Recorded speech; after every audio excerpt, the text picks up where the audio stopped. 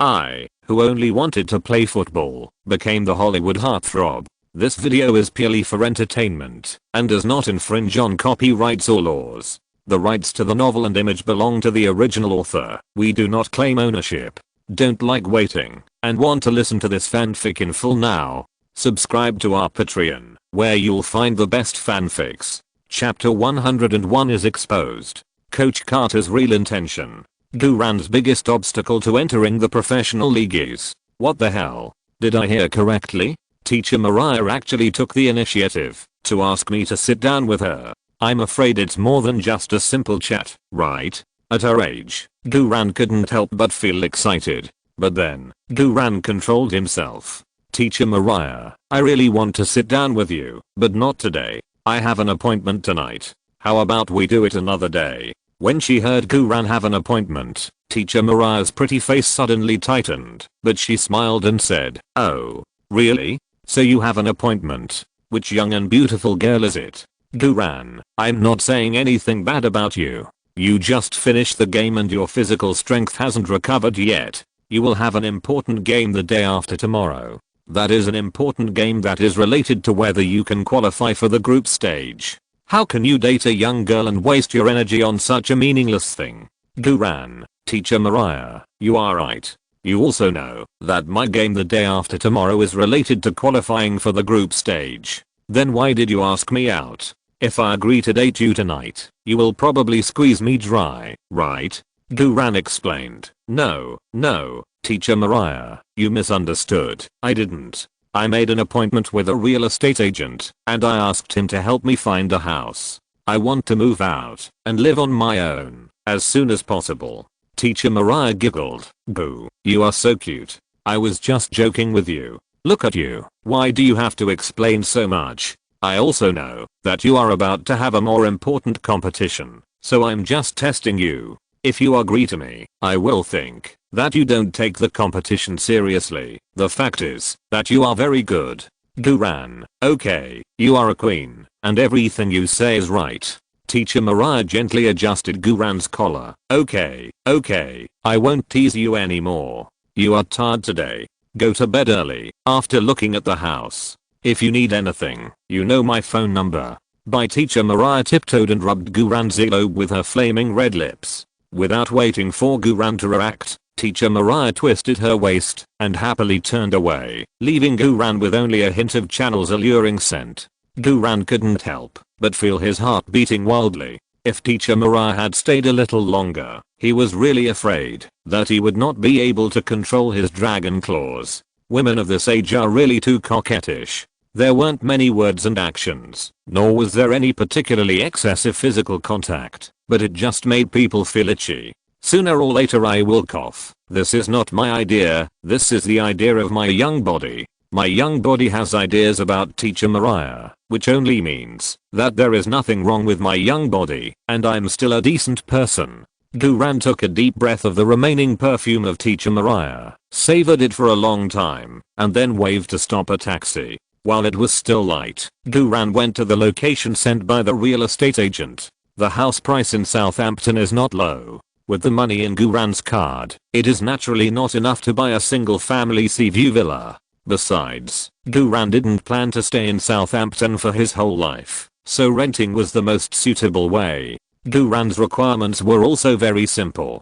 First of all, it had to be a single family villa with good privacy. Secondly, it had to be close to the sea, with its own beach, and it would be best if there was grass in the backyard for training. Sea view villas that met these conditions were very rare in the whole of Southampton, and the rent was extremely expensive. The real estate agent spent a day and only selected one villa that met the requirements for Duran. This villa is close to the famous sand dune beach, with the beach and the sea in the front yard and the hills in the backyard. Not only is there half a football field of open space that can be covered with grass for training, but it also has a swimming pool and a basement gym. There is also a simple pier leading to the sea in the front yard, and a small yacht is tied at the end of the pier. Other basic facilities are also available, and you can move in at any time. This villa itself is a villa hotel for family tourism projects, but the price is too expensive, so there is basically no source of customers. The real estate agent took Duran to visit it. Guran was very satisfied. Backed by green mountains and facing the sea, according to the Chinese Feng Shui, this is a treasure land. Guran asked the real estate agent behind him, "How much is this place for rent?" The real estate agent had a professional fake smile on his face. Before, this place was used as a family tourist hotel. The cost was £500 a day. Of course, if you want to rent it for a long time, Mr. Gu, it will definitely not be this price. I will do my best to help you lower the price. If you want to rent it for a month, you can count it as £10,000. If you rent it for half a year, you can get it for £50,000. Guran was too lazy to talk to him and went straight to the point. £80,000. Rent it for a year and take the yacht. The real estate agent was immediately shocked. What? This Guran turned around and left. If it doesn't work, forget it. The real estate agent hurriedly said, okay, Mr. Gu. But you have to pay a deposit in advance, and when you sign the contract, you have to pay a 1-year fee in one lump sum. Damn, it's too high. Guran took out his mobile phone directly. Give me your company's public account. The real estate agent quickly reported the company's account number. Guran directly transferred £80,000 at one time.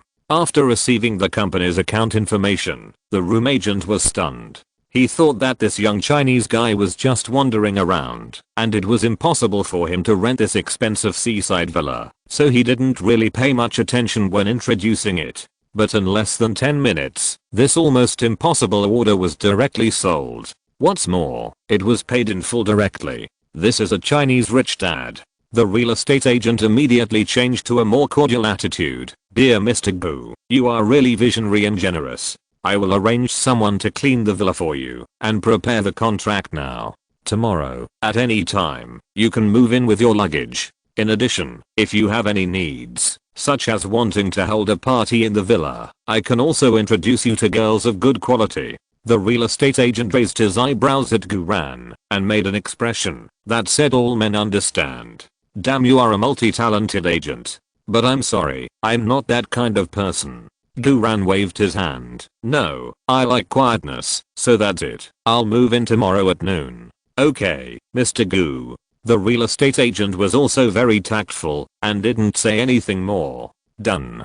Go home. Before going to bed at night, you can study the liquid nitrogen freezer and try to use it before the rugby golden fleece match. At that time, I have to ask teacher Mariah to help me operate it when night falls. Coach Carter walked into the old Pink Mermaid bar. Old Rice, wearing a fisherman's hat, was still sitting at the bar as before, holding a glass of milk in his hand that he had not started drinking yet. Same old, a glass of Captain Morgan. Carter walked straight to Old Len and snapped his fingers at the bartender. Old Len, it's your treat. Old Len turned around and rolled his eyes at Carter. Same old as always. Carter took the black rum that the bartender slid over, raised his head, and drank it all, and then let out a happy hiss.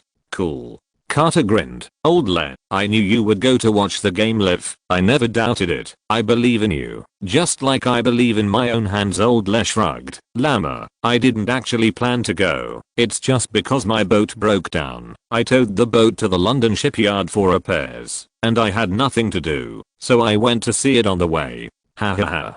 Carter laughed heartily. Oh my Old Len, you old guy who doesn't mean what you say.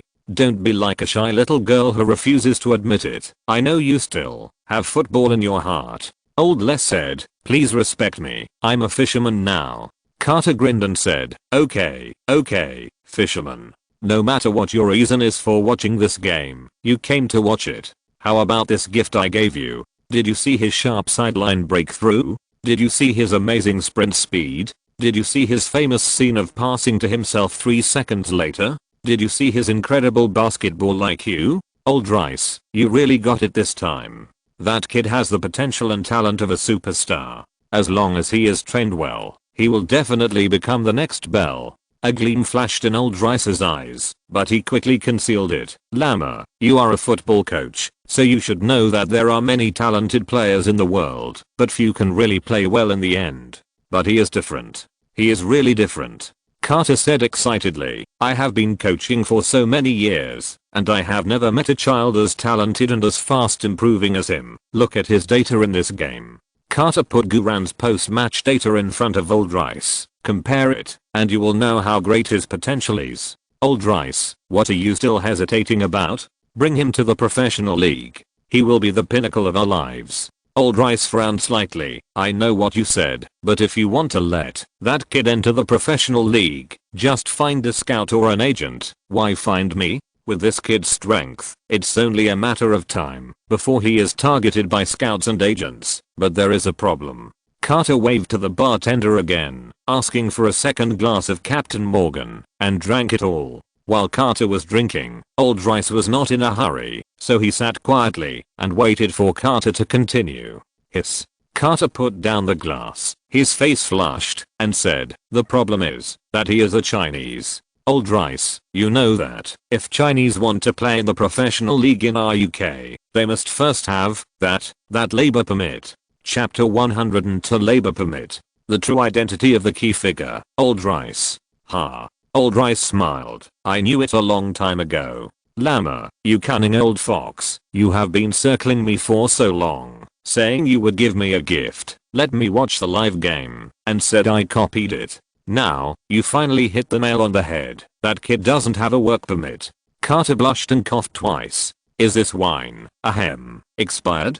Bartender. Bartender, what did you do? The bartender put down the rag in his hand and calmly picked up a fish knife from under the bar and slapped it on the counter. Carter immediately gave a thumbs up and said, bartender, your wine is really delicious. Old Rice, ahem, where were we talking about just now? Old Rice smiled and said, work permit. Oh, damn, work permit.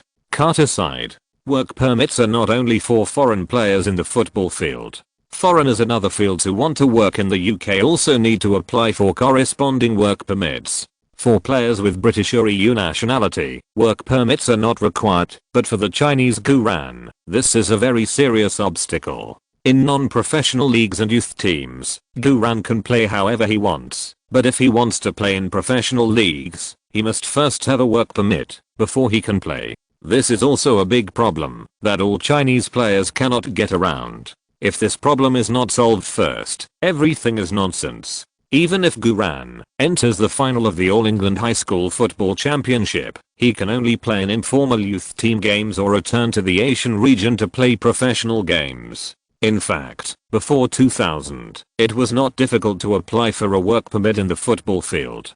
Players only needed to take an ability assessment test, which was also a basic football assessment project, such as endurance running, sprinting, running around the pole, passing and receiving the ball, kicking accurately, etc. As long as you pass the passing line, you can get a work permit. However, a major event in football occurred at the end of 1999, which directly led to the tightening of work permits. This event was on December 26, 1999, in the match between Chelsea and Southampton at home, when Chelsea's head coach Vialli directly sent 11 non-British players to play. The result of the day was that Southampton was defeated by Chelsea by a large score. For this reason, Southampton club appealed to the English Football Association. After review, the English Football Association believed that if this continued, the interests of British players would be greatly damaged, so a new work permit policy was immediately formulated. The new work permit policy has two requirements in a simple summary. First, the country's FIFA ranking in the past 2 years is in the top 75. Second, the applicant for a work permit must have represented his national team in more than 75% of international A-level events in the past 2 years. At first, such a work permit policy did not pose a big obstacle for Chinese players. In 1998, China's FIFA ranking was 37th. When it entered the World Cup in 2002, China's FIFA ranking was 50th. In 2005, it was 54th. Therefore, around 2005, many Chinese players could easily apply for work permits and play in the UK. For example, the famous Li Tai, Fan Cie, Dong Fang Suo, Zheng Zhi, Sun Jihei, etc. Sun Jihei even entered the Premier League Hall of Fame. However, after the Chinese national team fell out of the 75th place in the ranking, China's FIFA ranking in 2010 was 87th. Chinese players were almost nowhere to be seen in the British arena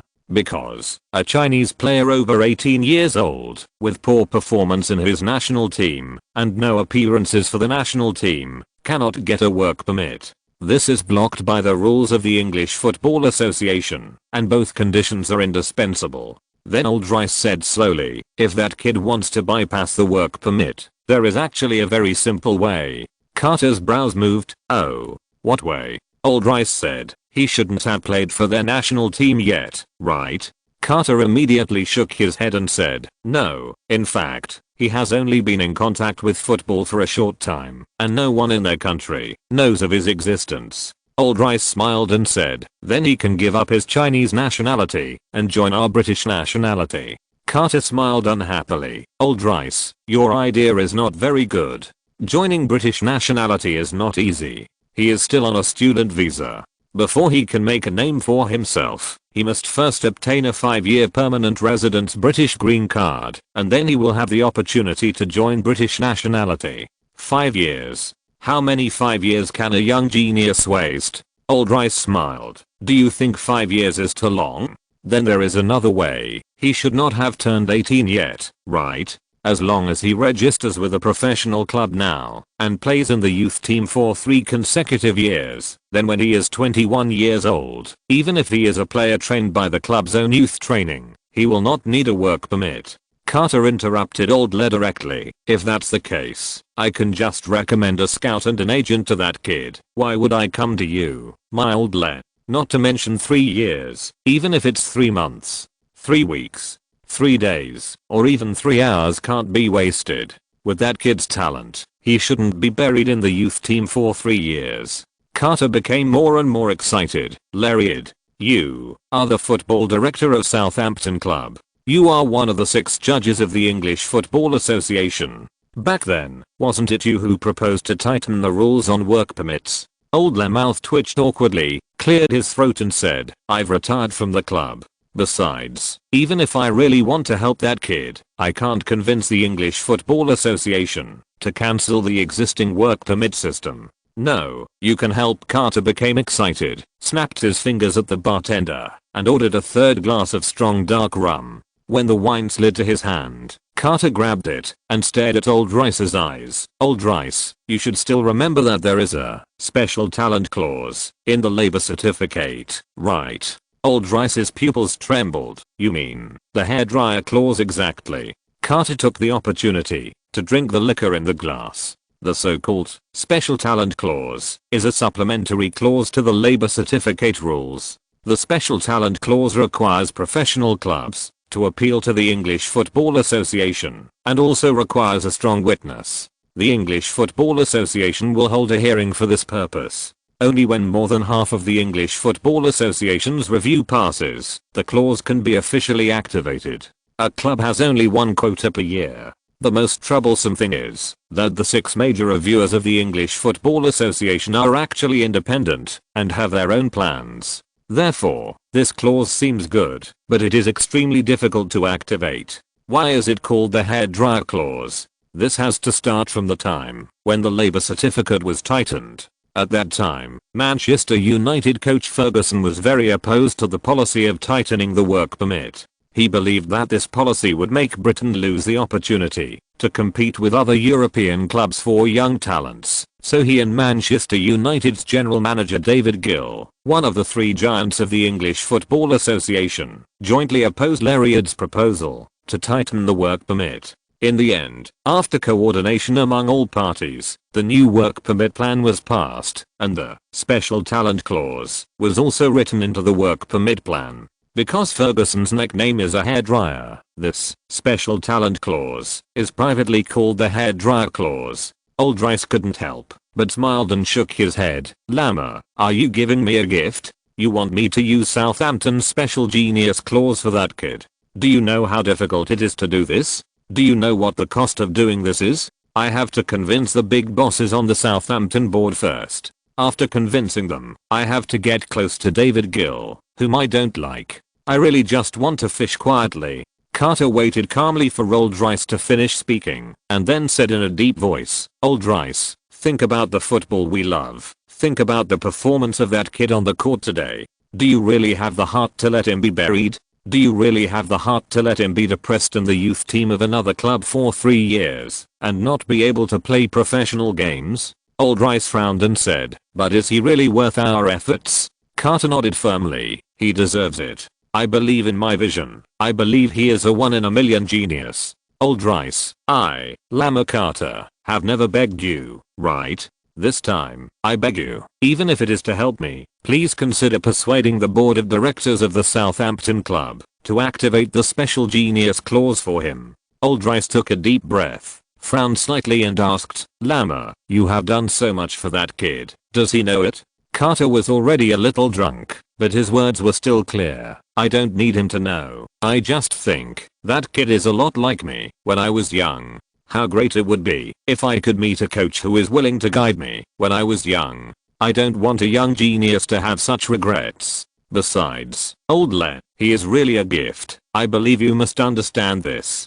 If you can help him enter the professional league, then he will definitely play for Southampton for a full year. Whether he continues to stay, or is poached, or sold after a year, the Southampton club will obtain a very high price difference profit, and you will regain control of the Southampton club board of directors. Old Le, what are you still hesitating about? Throw away your broken fishing rod. You are not born to be a fisherman. You are a football man." Coach Carter became more and more excited as he spoke, and raised his hand to ask the bartender for a drink. Old Rice said quickly, "Carter, you are drunk. If you drink again, it will be the 4th cup." Carter grinned and said, "I'm not drunk. This cup is for you." The corner of Old Rice's mouth twitched. "You spent my money to buy me a drink that I don't want to drink. Do you still want me to thank you?" Carter patted Old Rice on the shoulder. "No, I know you want to drink. Drink this glass of wine and recall the passion of playing football when we were young. I believe you will help me." After that, Carter staggered out. Today, he did drink a lot and talked a lot. "Wait a minute." Old Le turned halfway and said in a deep voice, "If you can make it to the top 4 in the country, and that kid can get more than 8 points in every game, I think I will seriously consider the hairdryer clause. But if he can't even average 8 points in the top 4, he is not a genius, and don't bother me with this kind of thing in the future." Carter's eyes were full of surprise, and he raised his hand to make a drinking gesture. "Le Reed, salute you. Although it is very difficult to make it to the top 4 in the country, there is still hope." Carter turned around gracefully and bumped into the doorframe. The Pink Mermaid bar burst into laughter. Carter himself laughed and walked out holding the door. Old Rice couldn't help but smile, looking down at the glass of strong black rum in front of him, and muttered, "Will that kid be the next Bale? No, I don't think so. Bale grew up under my watch, and no one knows Bale better than me. That kid should be better than Bale." Old Rice grabbed the black rum on the bar and drank it all in one gulp very skillfully. Hiss. Old Rice stretched his muscles happily. "Fuck, I'm alive again. Probably from 2021. The labor permit has been changed to a points system, and the rules are more detailed and complicated. Anyway, it is more difficult for Chinese players to obtain a Premier League labor permit. The labor permit written in this book is based on the labor permit policy around 2010. Chapter 103. This. Maybe it's God chasing after me to feed me. Pain, pain, pain. The next morning at 9 o'clock, Duran woke up from his sleep with pain. Yesterday's game was too intense and confrontational. Now his body was full of muscle soreness and fatigue. It would be great if Teacher Mariah was here at this time. Duran's first thought was to call Teacher Mariah and make an appointment, but Duran immediately held back. After yesterday's contact, Duran had clearly felt that Teacher Mariah had that intention, and he and his body also had that intention. What if the fatigue was not eliminated, but even the energy was drained? Then what's the point of playing woolen balls? At least, we have to wait until the group is qualified, right? Duran took a deep breath, endured the pain of muscle tearing, and struggled out of bed. Unfortunately, his current physical attribute has reached 64 points, which is 5 points higher than the end of the last game, which is equivalent to an increase of 500 hours of basic physical training results. So although the fatigue is strong, the recovery will not be too slow. Compared with other players, this training result growth rate is already super amazing. After these 2 actual combat matches, Duran realized that his physical attributes needed to be further improved. Every time he used ordinary football skills, he would consume a lot of physical energy, and every time he fought against a stronger opponent, he would consume more physical energy. So at the current stage, the focus of picking up should still be on the results of physical training. Although the physical training of the Bucks Steelhorns is very good, there is still a gap compared with professionals. Let's move out of Turner's house first. After getting up, Duran packed up, left a thank you letter and 3 months rent for Andrew and Sally, and then quietly left Turner's house with his gift backpack. From the moment he left Turner's house, Duran and his previous life's fate officially parted ways. A new life that he had never had in his previous life officially began. When Duran took a taxi to the Dune Beach Villa, the real estate agent had been waiting there for a long time. The 2.5-story single-family villa had already been cleaned, various basic equipment had been re-inspected, the swimming pool had been replaced with new pool water, and even the yacht at the pier had been polished to a bright shine. Duran signed the lease contract very readily. The real estate agent grinned and said, "Congratulations, Mr. Gu. This Dune Seaview villa is now yours. Here are your keys. If you need anything, you can call me at any time." "Okay, thank you. Oh, by the way, Mr. Gu," the real estate agent said as he walked to the door, "I forgot to tell you before that the yacht is broken." "Damn, you big profiteer. Why didn't you say it earlier?" Duran frowned and asked, "Broken? Can it be repaired?" The real estate agent shrugged. "To be precise, the engine of the boat is gone, but if you insist on driving it, you can use the oars." "Okay, I'll take my leave first and wish you a good mood."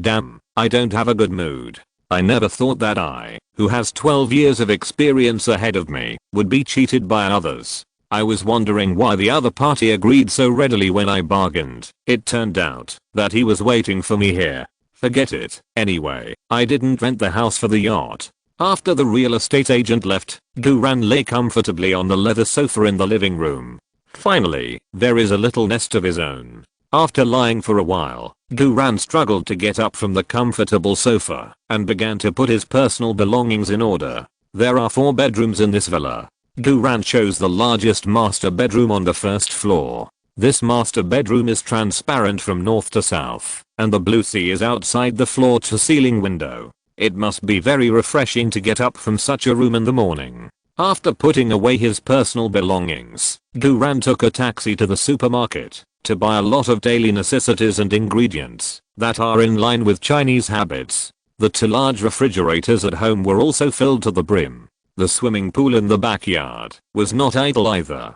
Duran bought a large group of kissfish and put them in. This fish can clean dead skin and bacteria in the swimming pool, which is good for maintaining water quality. After all the work was done, it was already past 3 in the afternoon. Duran had a simple meal and then took a taxi to the largest gym in Southampton, Glop Gym. The school team is on holiday today, so Duran should rest, but the progress of picking up items cannot be wasted. One more day of picking up items will give him 1 more talent point. A professional gym is the best hunting ground. After entering the gym, Duran couldn't help but secretly admire it. After all, it is a professional gym. Many of the equipment are Olympic level, and the people who come here to exercise are basically handsome men and beautiful women. Everyone's training method is very professional. After strolling around the gym, Duran began to think about how to get the training results for free. You can't deliberately provoke others to fight, right?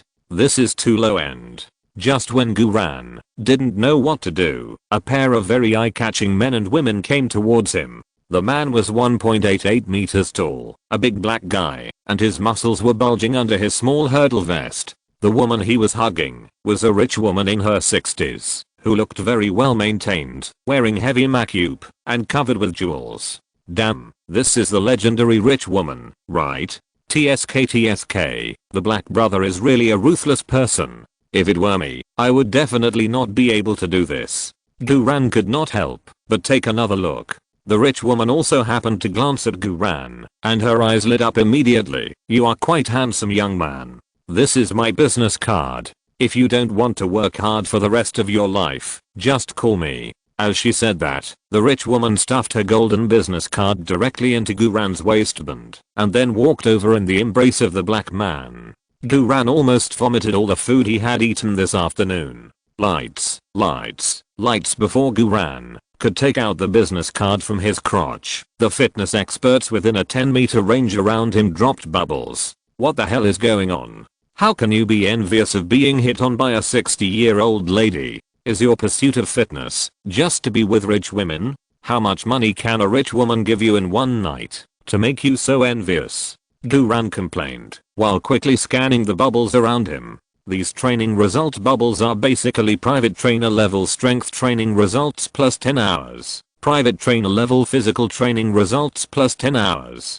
private trainer level core muscle group training results plus 10 hours. I thought it would be difficult to get something for free in an unfamiliar gym, but I didn't expect it to be so easy. Just go to this station and do nothing. Just rely on this handsome face, and you can get it. Guran couldn't help but sigh faintly. Maybe it was God chasing him to feed him.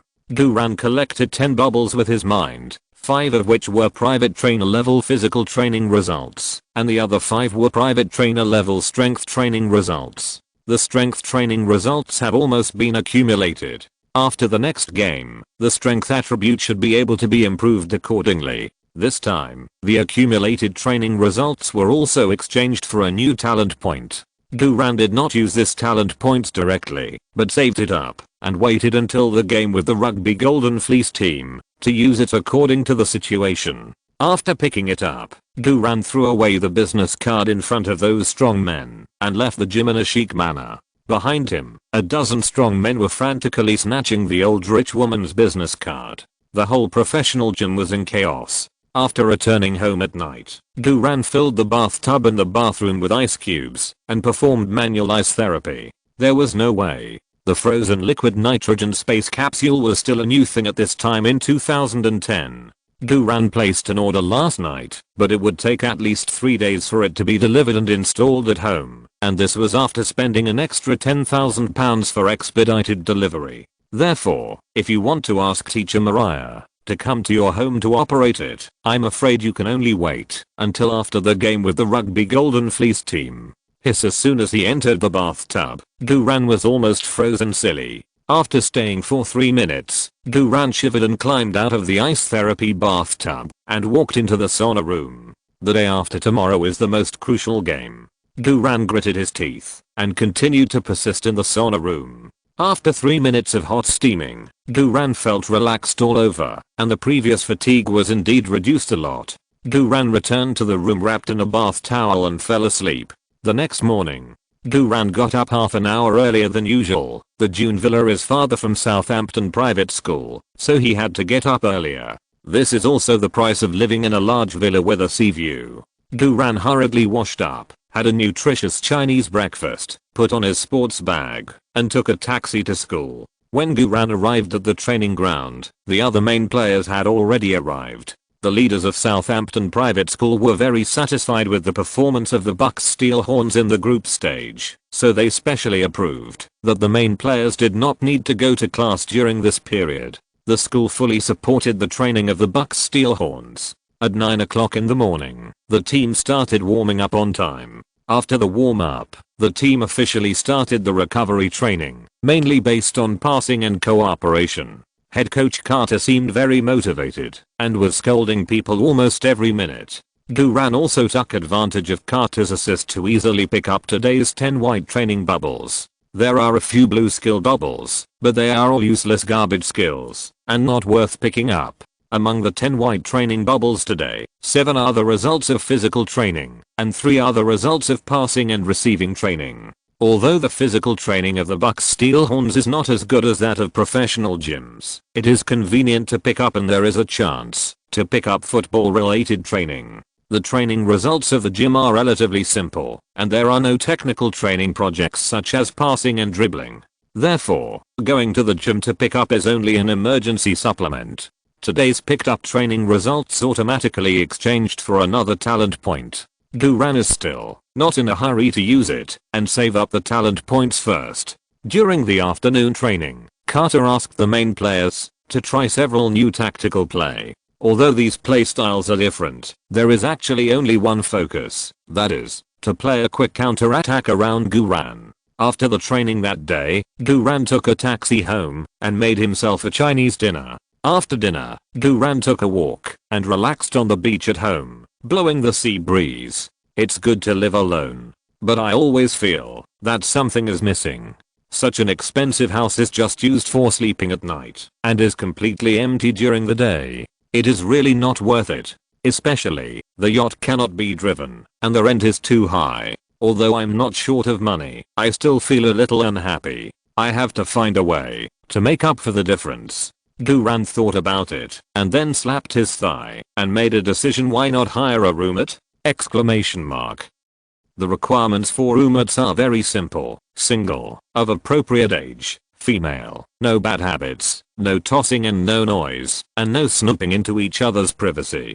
Provide a Chinese meal every day. The rent is £500 a day, and the minimum rent is 1 month. Finding a single female roommate of appropriate age is mainly for safety. In addition, for things like providing a Chinese meal, Guran just adds a pair of chopsticks, which is not troublesome. Anyway, girls generally can't eat much. As for setting such a high rent, in addition to the fact that the villa itself is worth the price, it can also avoid being ineffectively asked and harassed by most ordinary girls. After nailing the roommate sign, Guran returned to the villa. Chapter 104, Annie, I just want to be quiet and be an ordinary person. The next day, the day before the match with Rugby Golden Fleece, Guran still got up early, had breakfast and took a taxi to school. The excitement of the upcoming home game can be clearly felt throughout the campus. When Guran walked on campus, he would always meet strangers who greeted him in a friendly manner and cheered him on.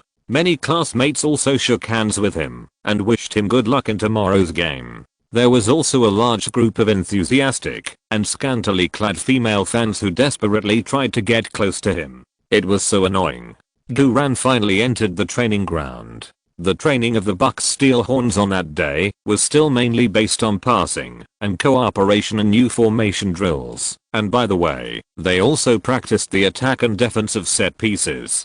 After a day of rest and 2 days of training, the coordination of the Bucks Steel Horns has improved a lot compared to before. The tactical play of the Bucks Steel Horns has also become completely clear after 2 actual battles. Before, when Arlen was still there, the Bucks Steel Horns used a left wing breakthrough play, which was a very simple play. After Arlen left, the Bucks Steel Horns could only temporarily switch to the 9.5 number play with Schumann as the new core. Now, Carter directly promoted Guran to the position of real core. Although the left back is still the engine, the play with Guran as the real core is full of on-the-spot changes. In the early stage, this play is still based on the 9.5 number, giving the opponent the illusion that Schumann is a core, but when Schumann is targeted, Guran can find an opportunity to start, and everyone else must actively cooperate with Guran's running position to respond. Although Guran can also break through from the left side, under normal circumstances, Guran, a left back with a weak foot, is more inclined to break through the half court and cut inside, then involve the opponent's defense line, and then make a pass to the opponent's weak area. The cut-in alone is several times stronger than the previous in-core tactics. Carter called this set of tactical routines with obvious changes the selling dog tactic. Schumann. Today, the Bucks Steel Horns have been practicing this set of tactics all day. Guran's performance was still eye-catching, without any flaws, and other players either failed to keep up with Guran's sprint, or failed to maintain a good offensive and defensive formation, causing Carter to rant. With Carter's assist, Guran easily got 10 white training bubbles today. The automatically exchanged talent points have also accumulated to 3. With these 3 talent points, tomorrow's game with the Golden Fleece team of rugby school will be more confident. Before the game starts tomorrow afternoon, it would be better if we can get a wave of Golden Fleece for free. After all the training today is over, Coach Carter called the main players together and gave a speech. Tomorrow is our last game in the group stage. We had one draw and one win before and got 4 points. According to the point situation in Group E, as long as we draw in the next game, we can qualify. Yeah. The players of the Bucks Steelhorns team are already eager to celebrate. Coach Carter frowned and said, "Don't be happy too soon.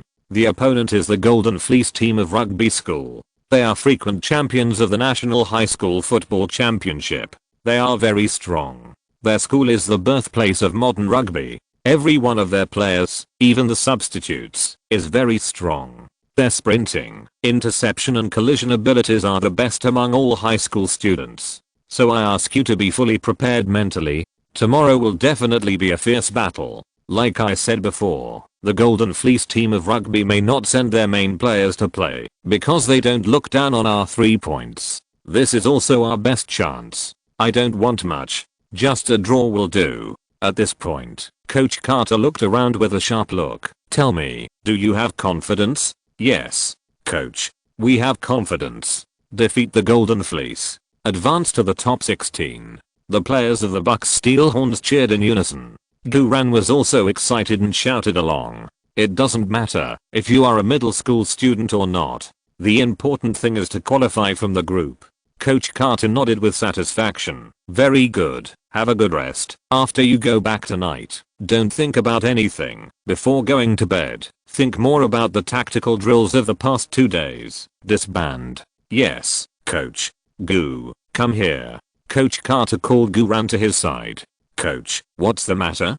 "Goo," Coach Carter said softly, "how have you rested recently? How is your physical reserve?" Guran immediately said, "Coach, my physical energy is full and my condition is completely fine." Coach Carter asked again, "You haven't made love in the past 2 days, right?"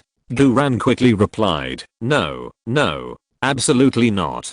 Coach Carter nodded with satisfaction. "That's good. Your physical fitness is your biggest shortcoming at the moment. If you need it, I can help you contact teacher Mariah and ask her to work overtime tonight and give you a good physical therapy." "Damn it, don't. Something will really happen. My body is not under my control." Duran said quickly, No, coach. I really have no problem with my physical fitness. No need to trouble teacher Mariah to work overtime." Coach Carter said, "Boo, you are now the core of our Bucks Steelhorns team. You have this privilege. Don't be embarrassed to ask for it." Duran said, "Coach, don't worry. When it's time to ask for it, I will ask for it myself." Coach Carter nodded. "Okay. Goo, to be honest, you are a good seedling. I knew it the first moment I saw you. Of course, if you can help the Bucks Steelhorns team qualify from the group and enter the top 16, then you will have the opportunity to take a step further on the road to professionalism. You know what I mean, right? Professional path." Why did the big spraying coach suddenly bring up this topic? Duran was stunned for a moment, then shrugged helplessly. "Coach, I'm Chinese. You know, your country's work permit has blocked me." Duran certainly wants to be a football superstar. But the reality is that, if you don't solve the work permit problem, don't even think about playing in the British Professional League. It is simply impossible to expect the national team to kick up the FIFA rankings in the next few years. Things like work permits are not something that Guran can handle alone. Carter showed a mysterious smile. "Boo, if there is such a club that can help you get a work permit, are you willing to sign with him?" Duran's eyes lit up, and he said excitedly, "Of course." "Coach, you mean?" Carter cleared his throat. "No, I'm just saying if." Damn, this made my blood boil, but the result was an if.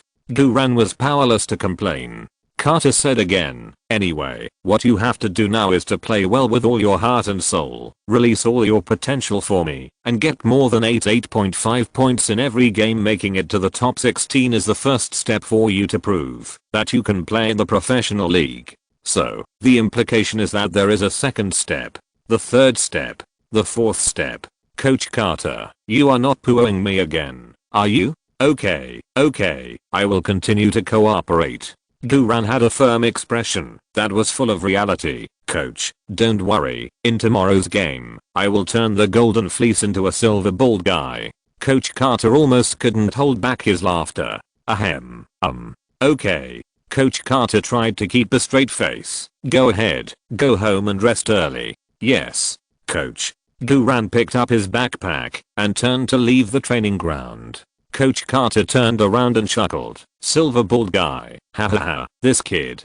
He really looks like me when I was young. When he got home that night, Duran sat by the swimming pool after dinner to soak his feet, and by the way, he felt the numb and tingling massage of the kissing fish. Not to mention, it's quite nice to have a large group of kissing fish bite your toes. Just when he was feeling comfortable, the phone rang. Duran picked it up and saw that it was from an unfamiliar number.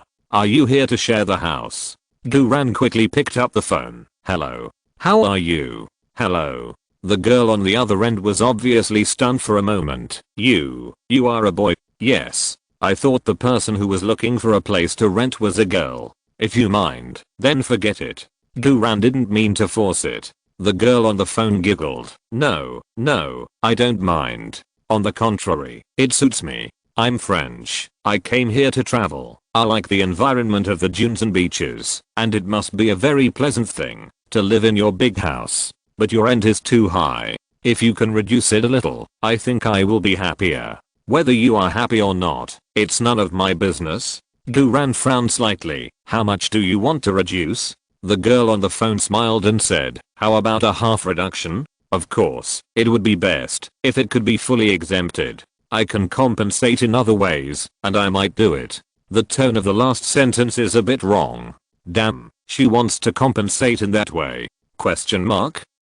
Who do you think I am? Duran immediately said seriously. I'm sorry, miss, I'm a serious person. I only care about money, not people. You've got the wrong person, so please don't call me again. Oh, how about I show you my photo first? Snap. Without waiting for the other party to finish speaking, Duran hung up the phone. Damn, what kind of class is it? And you actually want to get it for free? Duran threw the phone away and continued to enjoy the service of the kissing fish. On the other side, in a small hotel, a female assistant in a professional suit put down the phone and said to the woman sitting in the dark with a big hat brim covering half of her pretty face, we have completed the investigation. The landlord of the Seaview Villa is a boy, but he sounds very upright. He said he only recognizes money and not people. Boy, the beautiful woman said slowly in a melancholy voice. This is a bit troublesome, but if he is honest, then it can be considered. But to be safe, you can try another phone tomorrow and send him a few of those photos by the way.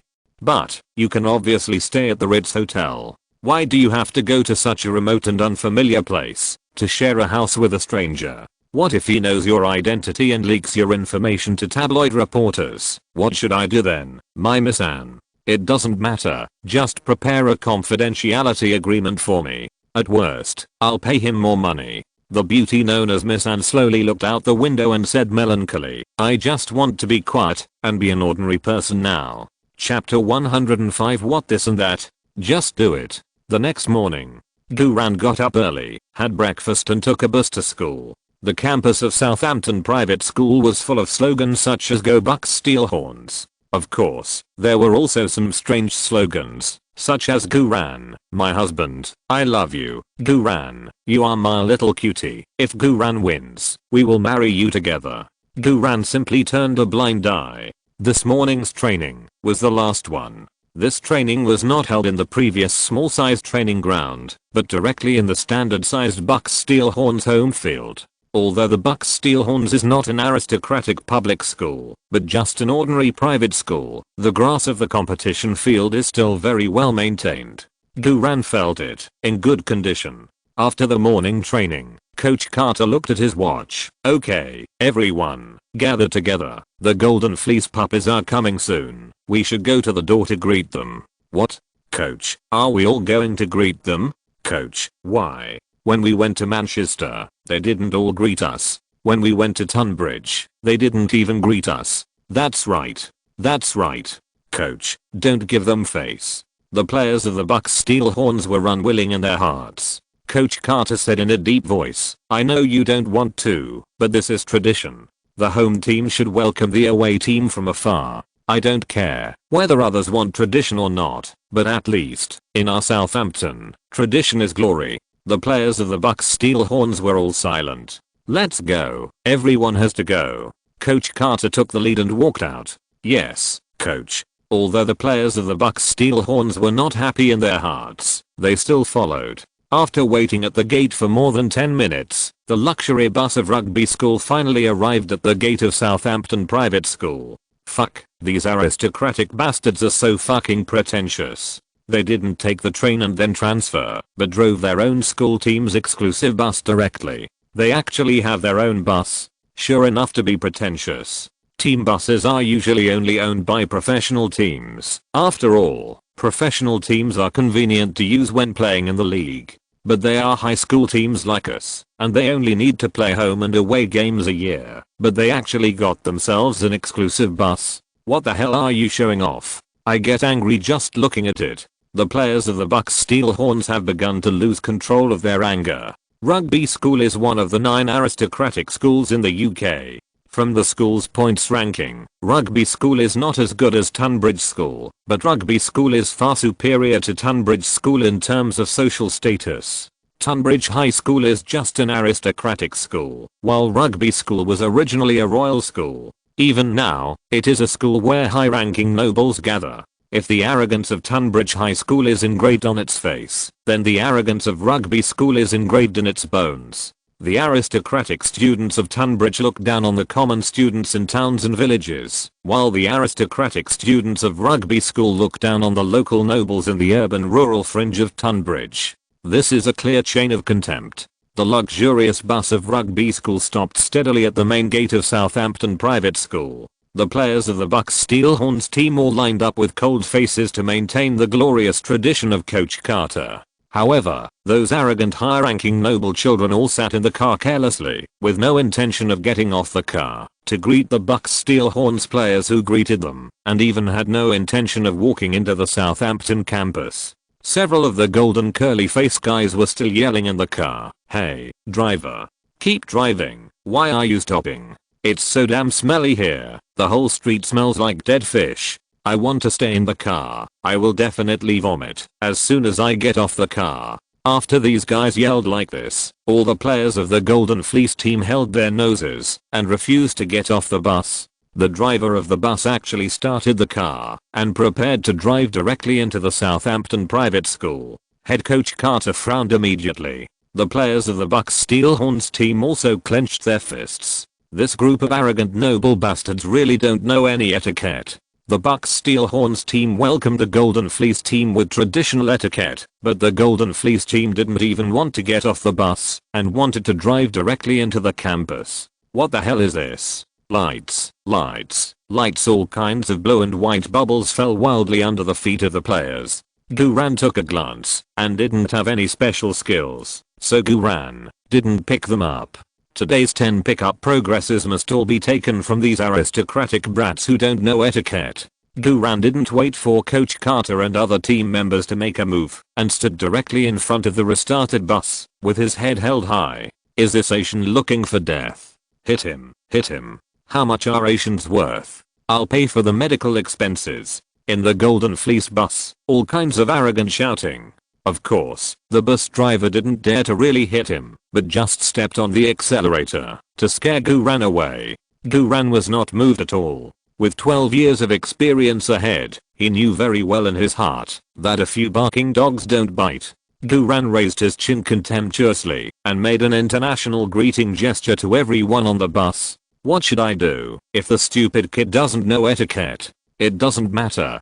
Today your Chinese wild dad will teach you. Before the driver stepped on the accelerator for the second time, all the players of the Bucks Steel Horns rushed forward and blocked the front of the bus. Guran is not alone. At this moment, the entire Bucks Steel Horns team became one. Coach Carter, who was a little annoyed, saw this scene, and the anger on his face was immediately replaced by a faint smile on his lips. That's right, my little ones, that's right. We have to do the traditions that we should do. However, when others dare to trample on our dignity, we must unite and do them. Coach Carter also stood beside Guran. All the players of the Bucks Steel Horns team were immediately excited. Guran shouted loudly, "Get off! Get off! Get off! Get off!" All the Bucks Steelhorns players followed suit and shouted. The windows of the Golden Fleece bus were vibrating and resonating. The students of Southampton Private School who learned about the confrontation at the school gate also rushed out of the campus at this time, standing behind the Bucks Steelhorns team, and shouted with the Bucks Steelhorns team, "Get off the bus! Get off the bus! Get off the bus!" With just this wave, all the nobles on the Golden Fleece bus were frightened, and their calves were trembling. They were used to being arrogant in their own territory. Where had they ever seen such a scene? At this time, the door opened, and the head coach of the Golden Fleece team of rugby school stepped out of the car. Coach Carter also signaled the players of the Bucks Steelhorns team to step back. After all, this is the home court of the Bucks Steelhorns team. If the Golden Fleece team of rugby school really cannot play because of fighting, then the Bucks Steelhorns team will be directly sentenced to lose a game 0:3. If the Bucks Steelhorns team wants to qualify, they must not lose, let alone fight. Obviously, the head coach of the Golden Fleece on the opposite side also knows this very well. The head coach of the Golden Fleece team touched his hairless hairstyle, then walked up to Carter with a smile. "Hello, Coach Carter. Long time no see." Carter smiled contemptuously. "Haha, Coach Wilkinson, the last time I saw you, you were still working for the Villas, right?" All the players of the Bucks Steelhorns team present smiled knowingly. The word Villas is the nickname of the Premier League team Aston Villa, but this word also has another literal meaning: villains, thugs. Coach Carter's meaning is very clear. Wilkinson, who once served as the coach of Aston Villa's youth team, is working for villains. The smile on Wilkinson's face was a little awkward. "I have been the head coach of the Golden Fleece team for a long time. Sorry Carter, I didn't know you were here to greet us just now. I thought your players were just ordinary students." Coach Wilkinson's words were also full of irony. After all, the players of the Golden Fleece team he brought were all very strong, and many of them were born in rugby. Coach Carter laughed. "Really? Sorry, I didn't know the people on the bus were the famous rugby Golden Fleece team. I thought they were squealing piglets." As soon as these words came out, Coach Wilkinson and the nobles who had just gotten off the bus behind him all looked embarrassed. Lights, lights, lights, lights. White bubbles fell all over the floor. These glass-hearted nobles were completely broken by just one sentence. "I'm the real deal."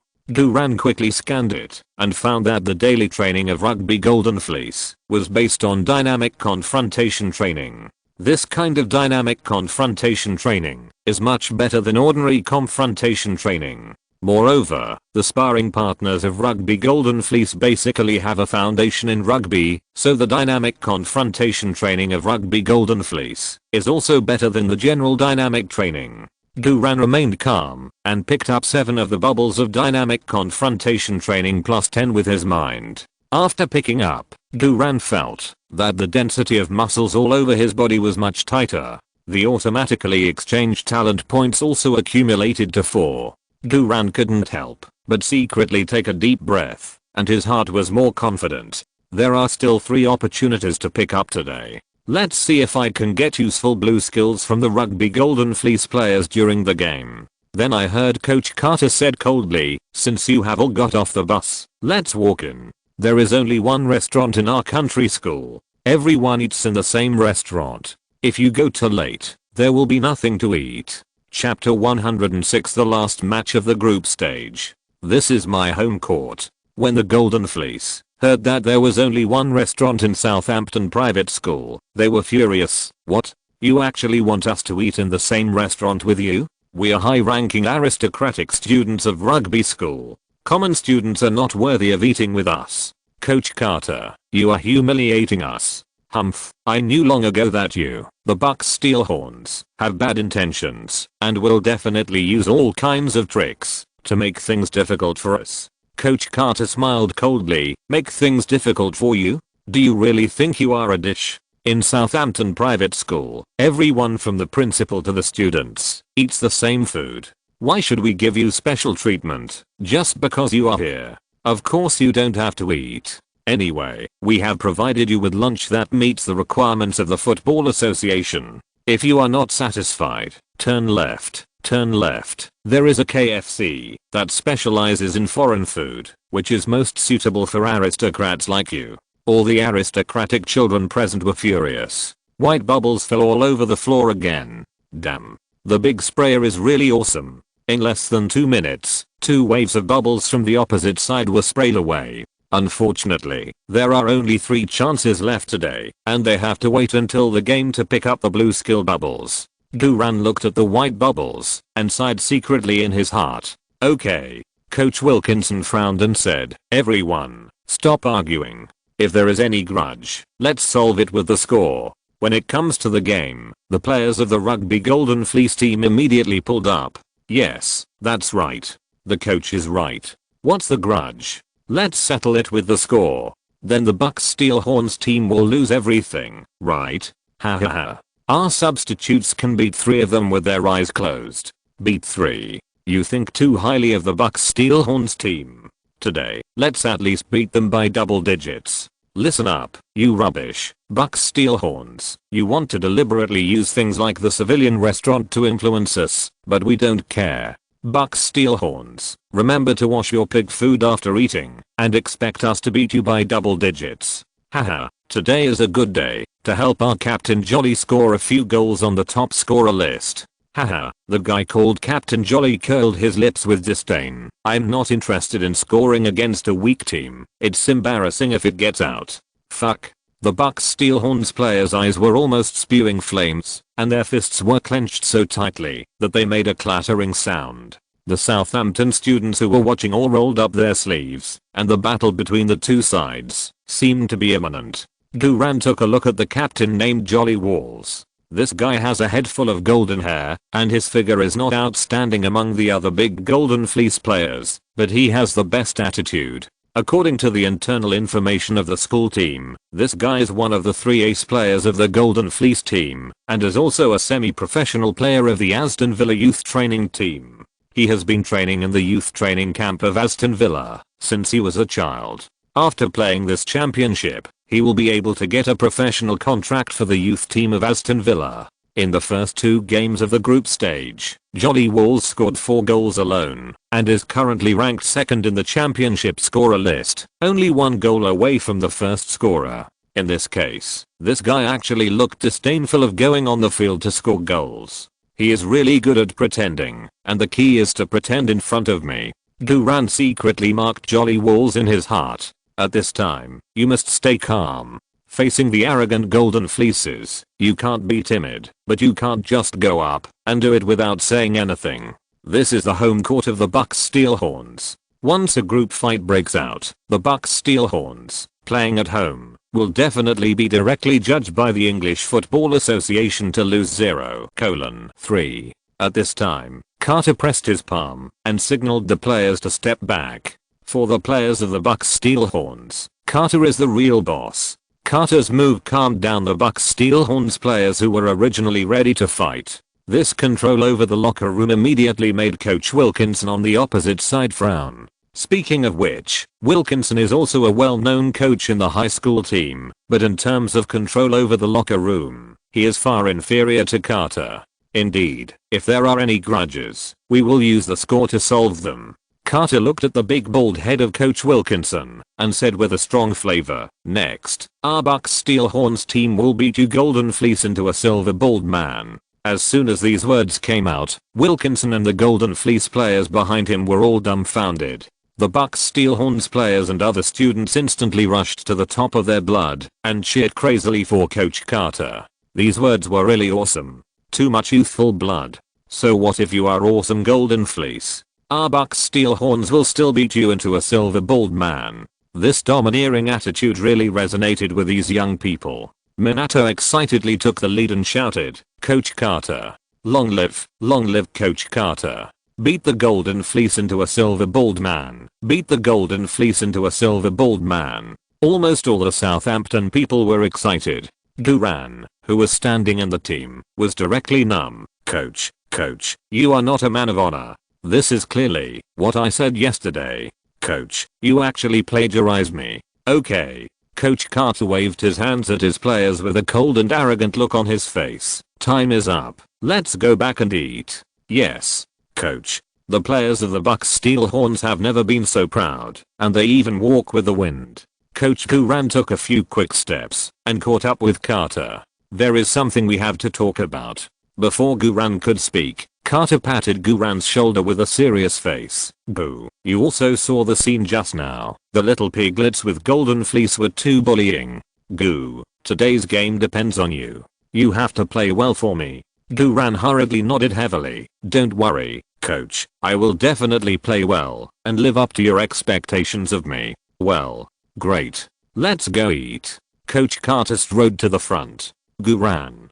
Damn, didn't I come here to talk to him? Why was he poor again? After the Bucks Steel Horns left, the Rugby Golden Fleece did not follow them in. There were some minor disagreements within the Rugby Golden Fleece. Some players agreed to go to the restaurant of the Southampton private school to eat something casually. After all, they had to rest after eating, and then they had to train to activate their game state. The other part of the players clamored to book a high-end steakhouse. If they went to book a steakhouse to eat, money would not be a problem, but the problem was that they would miss the time for rest and training. Only a few players were willing to eat in the school restaurant, and they were all substitute players. They finally got to start this time, so they didn't want to waste time. The majority of players wanted to go to the steakhouse, and almost all of them were the main players who didn't have to play today.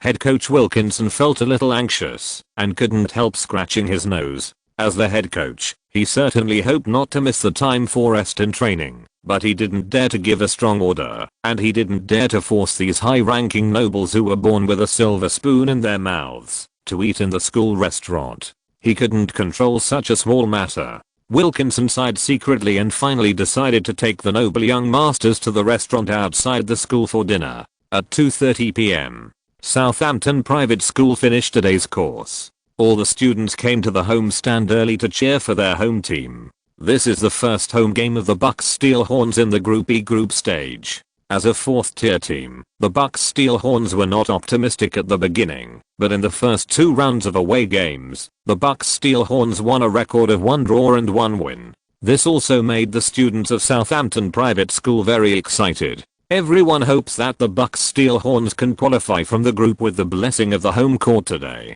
Therefore, the students of Southampton Private School gathered all their strength and cheered wildly.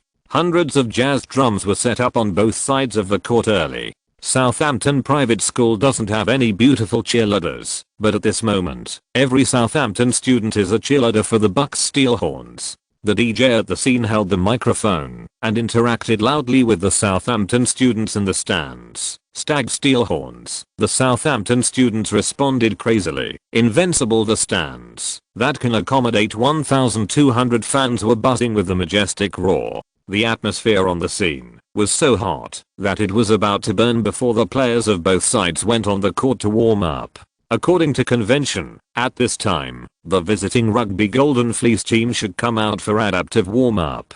However, when it was time to adapt to the venue, the Rugby Golden Fleece team was late to come out.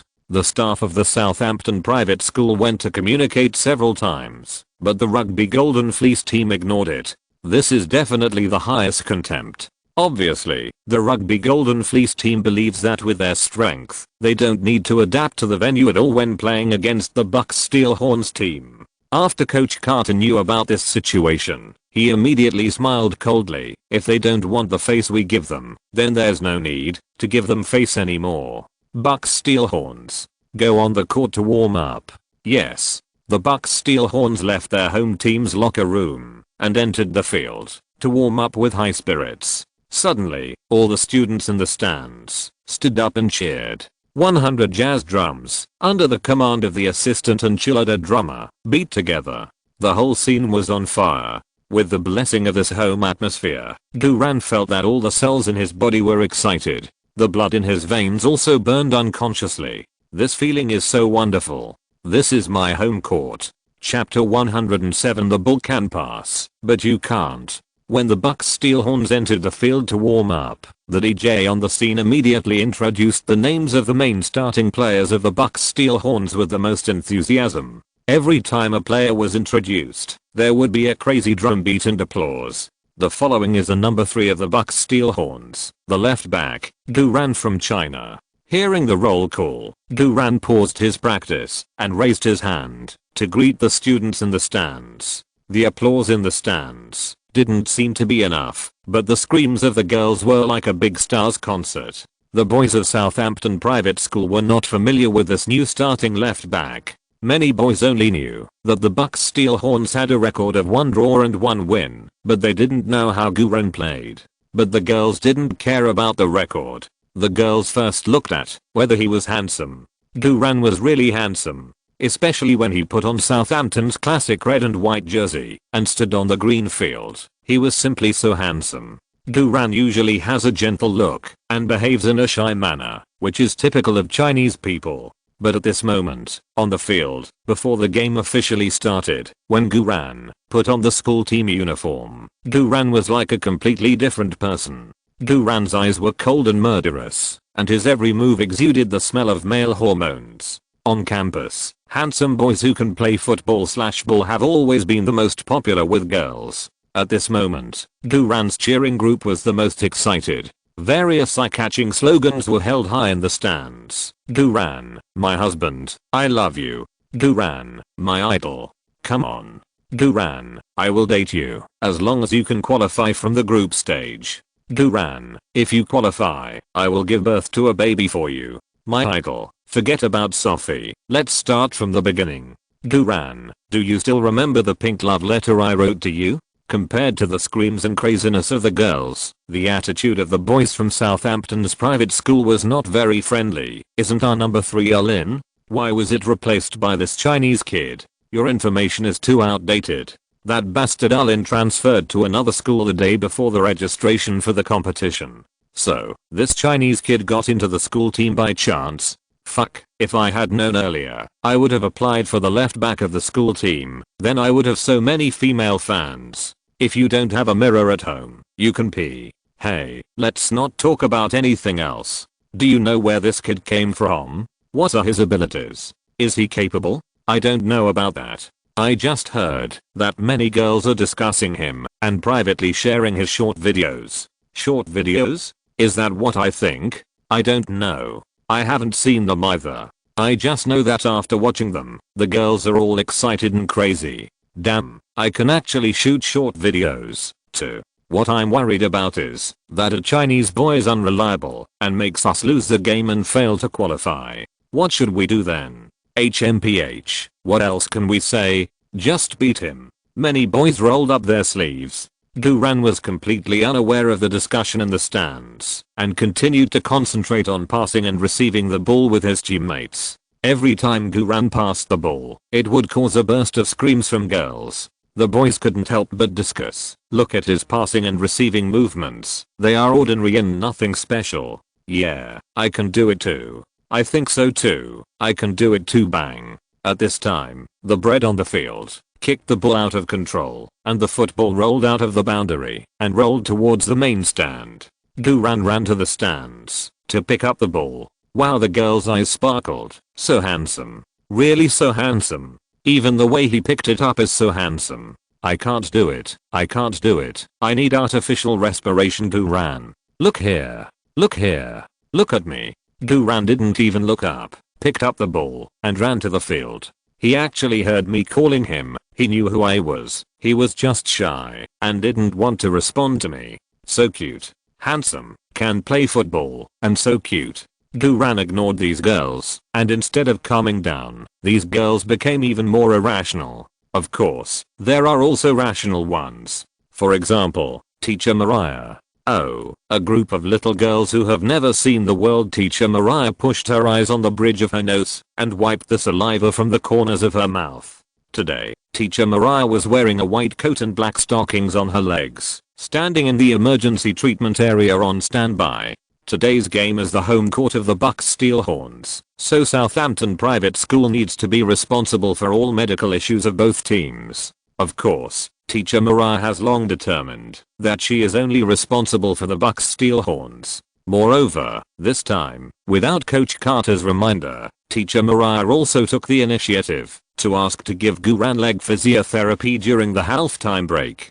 Coach Carter is very proud of this. Coach Carter believes that it is his own sincerity that has touched teacher Mariah. Until the time for adapting to the venue is over, the rugby Golden Fleece team did not appear. The players of the Bucks Steelhorns returned to the locker room to make final preparations for the game. Coach Carter said in a deep voice, "Now, everyone, close your eyes." The players were a little puzzled, but they still closed their eyes obediently. 10 seconds later, Coach Carter continued, "Okay, tell me, what do you feel?" The players looked at each other. Brett hesitated. "Coach, we didn't feel anything. We just heard the cheers from the stands outside." Coach Carter nodded. "Who can tell me what this means?" "I know." Rusty raised his hand excitedly and said, "Coach, this means the sound insulation in our locker room is not good." Coach Carter frowned. "Get out. No one will think you are dumb if you don't speak." "Duran, tell me, what does this mean?" Duran immediately raised his head and said, "This means that this is our home court, and we must live up to every shout. This means that we have to fight with all our strength for the home fans." "That's right," Carter said in a deep voice. "This is our own home court." The Golden Fleece's group of piglets not only disdain to eat in the same restaurant with us, they also disdain to adapt to warm up on our court. They are too arrogant. "Tell me, what should we do? Knock them over? Turn Golden Fleece into a silver bald man?" The Bucks Steelhorns roared, and everyone was excited. Carter waved his hand. "Okay. I won't say any more nonsense.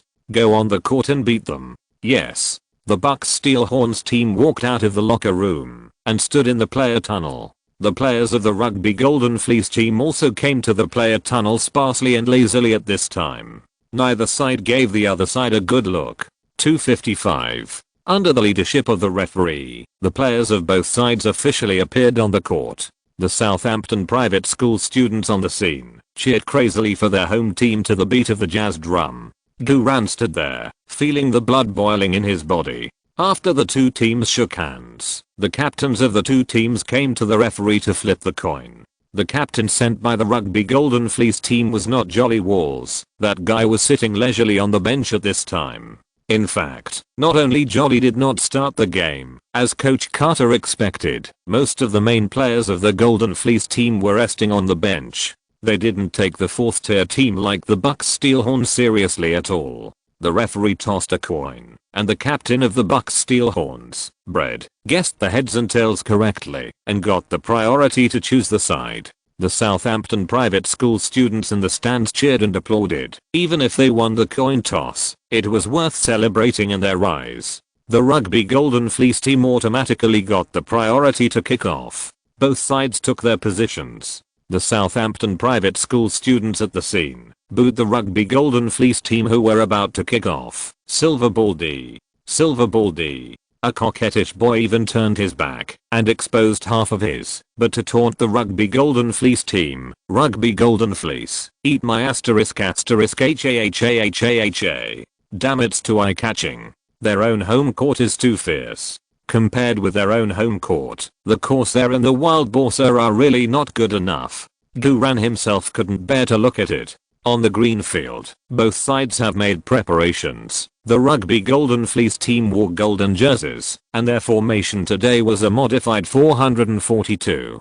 The formation of a football match has never been static. The 442 formation is the most basic formation, and the 442 formation is also the formation that has evolved the most on the spot. Specifically, the modified 442 of the rugby Golden Fleece team is to put the two wing forwards on the top and parallel to the forwards when attacking, turning them into wing forwards. The 442 formation also becomes a 424 formation of 4 forwards. When it is necessary to defend, the two wingers who have gone up will retreat and be level with the midfield defense line, continuing to act as wing forwards. This is very demanding for the two wingers. Not only must they have good physical fitness and fast speed, but more importantly, they must be strong in confrontation and be able to eat up the full backs of the opposing team.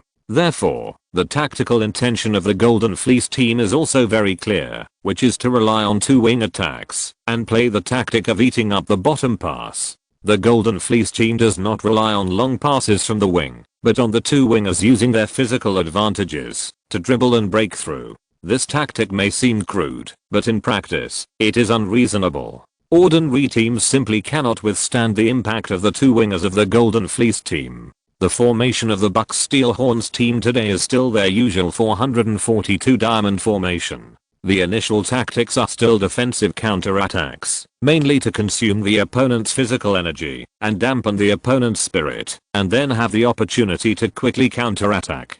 Beep. At 3 o'clock, with the referee's whistle, the third round of the National High School Student Competition Group E, the Southampton Bucks Steelhorns home game against the Rugby Golden Fleece team, officially began. After the kickoff in the center circle, the Golden Fleece midfielder directly kicked the ball to their right side. Although more than half of the Golden Fleece players on the field are substitutes, their cooperation and play are still very skillful, and their ideas are also very clear. When the right winger of the Golden Fleece received the ball, he used his strong body advantage to push and bump Zimmerly, who came to grab the ball, then easily controlled the ball, accelerated to get rid of it, and sprinted along the sideline with the ball.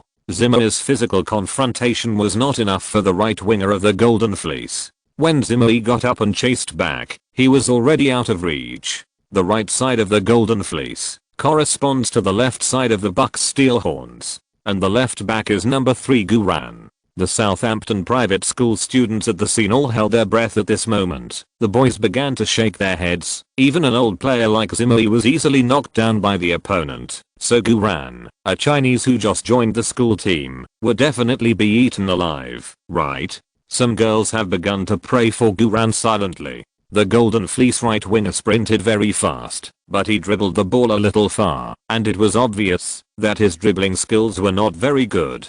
British football is so rough, and it pays more attention to physical confrontation.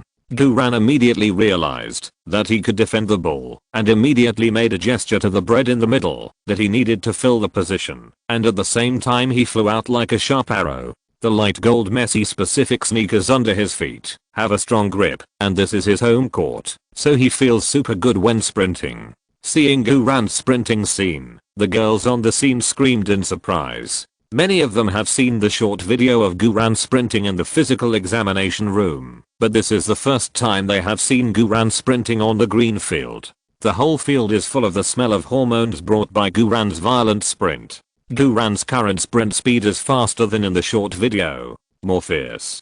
Too explosive. Too handsome. He must have heard my screams to fight so hard. So, the girls screamed even more crazily. Seeing Guran rushing up directly, the opposite right winger sneered contemptuously, not taking this Chinese boy seriously at all. In fact, when Guran was sprinting, if the Golden Fleece right winger could control the ball, he could stop suddenly and pass it horizontally to the middle, and the forward who received the ball could shoot directly. However, the Golden Fleece right winger's footwork was indeed a bit rough. In order to pursue the sprint speed and dribble less, he dribbled the ball 7 or 8 steps away each time. When the Golden Fleece right winger sprinted to a place 1 step away from the ball, Guran had already rushed up at high speed, blocking his passage to the side rib. Don't think this is just a very inconspicuous forward pressing, but this is exactly what Guran did with his super high football IQ, to grasp the details to the extreme.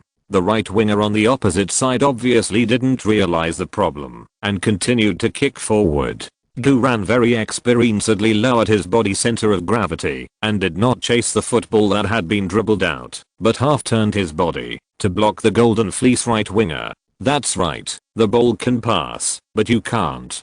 Chapter 108, the left wing breakthrough, that ignited the whole audience. No.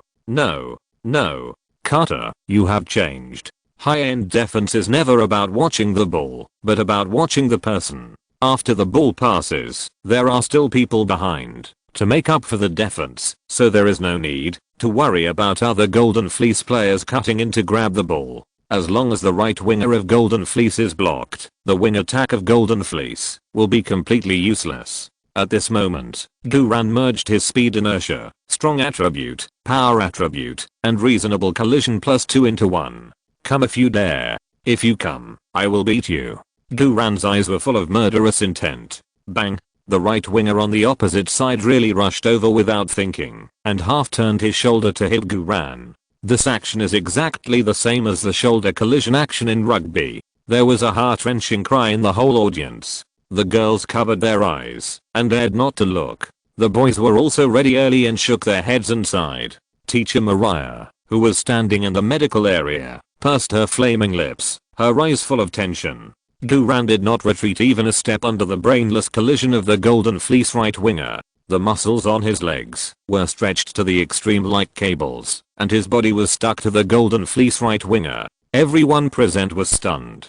The Golden Fleece right winger was a head taller than Duran, and his muscles were at least 2 dimensions thicker than Duran's. His shoulders and waist showed a solid inverted triangle structure. This was obviously the main right winger of the Golden Fleece team, and he must have practiced rugby before. But Duran withstood the full strength collision of the right winger. The boys in the stands suspected that there was something wrong with their eyes. The girls were so excited that their screams were stuck in their throats and they dared not let them out, for fear that, if they screamed out, their male god Duran would be knocked down. At the moment of the collision, Duran also felt an unprecedented pressure. It is not an exaggeration to describe this sense of pressure as a bulldozer. He is really a player of the rugby Golden Fleece team. If he hadn't picked up 7 dynamic training result bubbles in one go before the game, temporarily raising his own confrontation, he might not be able to withstand this wave of collision. Hehe, this is interesting. At this moment, Duran was not nervous or panicked at all, but his adrenaline soared. Duran concentrated his mind and added one of the 4 talent points he had accumulated to the strength attribute. At this time, you have to rely on strength to fight hard. The strength attribute was directly increased from 60 points to 61 points. Duran was equivalent to having 100 hours of special strength training results in this instant. The right winger thought he could knock the Chinese kid out in one wave, but it was like hitting a stone when he came up. What he didn't expect was that the Chinese kid could actually burst out with back force. The right winger's teeth were clattering, and all the muscles in his body were fighting against Duran with all his strength. The two squeezed together and ran and fought. This scene was explosive. Less than a minute after the start, the students of Southampton witnessed a real man-to-man showdown. This was a pure physical confrontation without any fancy calculations. 1 strength point is not enough. It doesn't matter, then add another one. Duran once again focused his mind and added the 2nd talent point to the strength attribute. The strength attribute immediately increased from 61 points to 62 points. Must. You. 1 wave. Dry. Duran's back suddenly exerted force. The muscle power was vented like an explosion. The right winger's strength was close to the end of his strength, and suddenly he was blown up by Duran's stamina, and his body flew out immediately, doing a textbook dog eating mud. The whole audience exclaimed. From the collision between the two, to the squeezing and running, to Duran squeezing the right winger to the ground, the whole process took only 5 seconds. But this 5-second confrontation was so damn good to watch. At this moment, everyone at the scene was suffocated.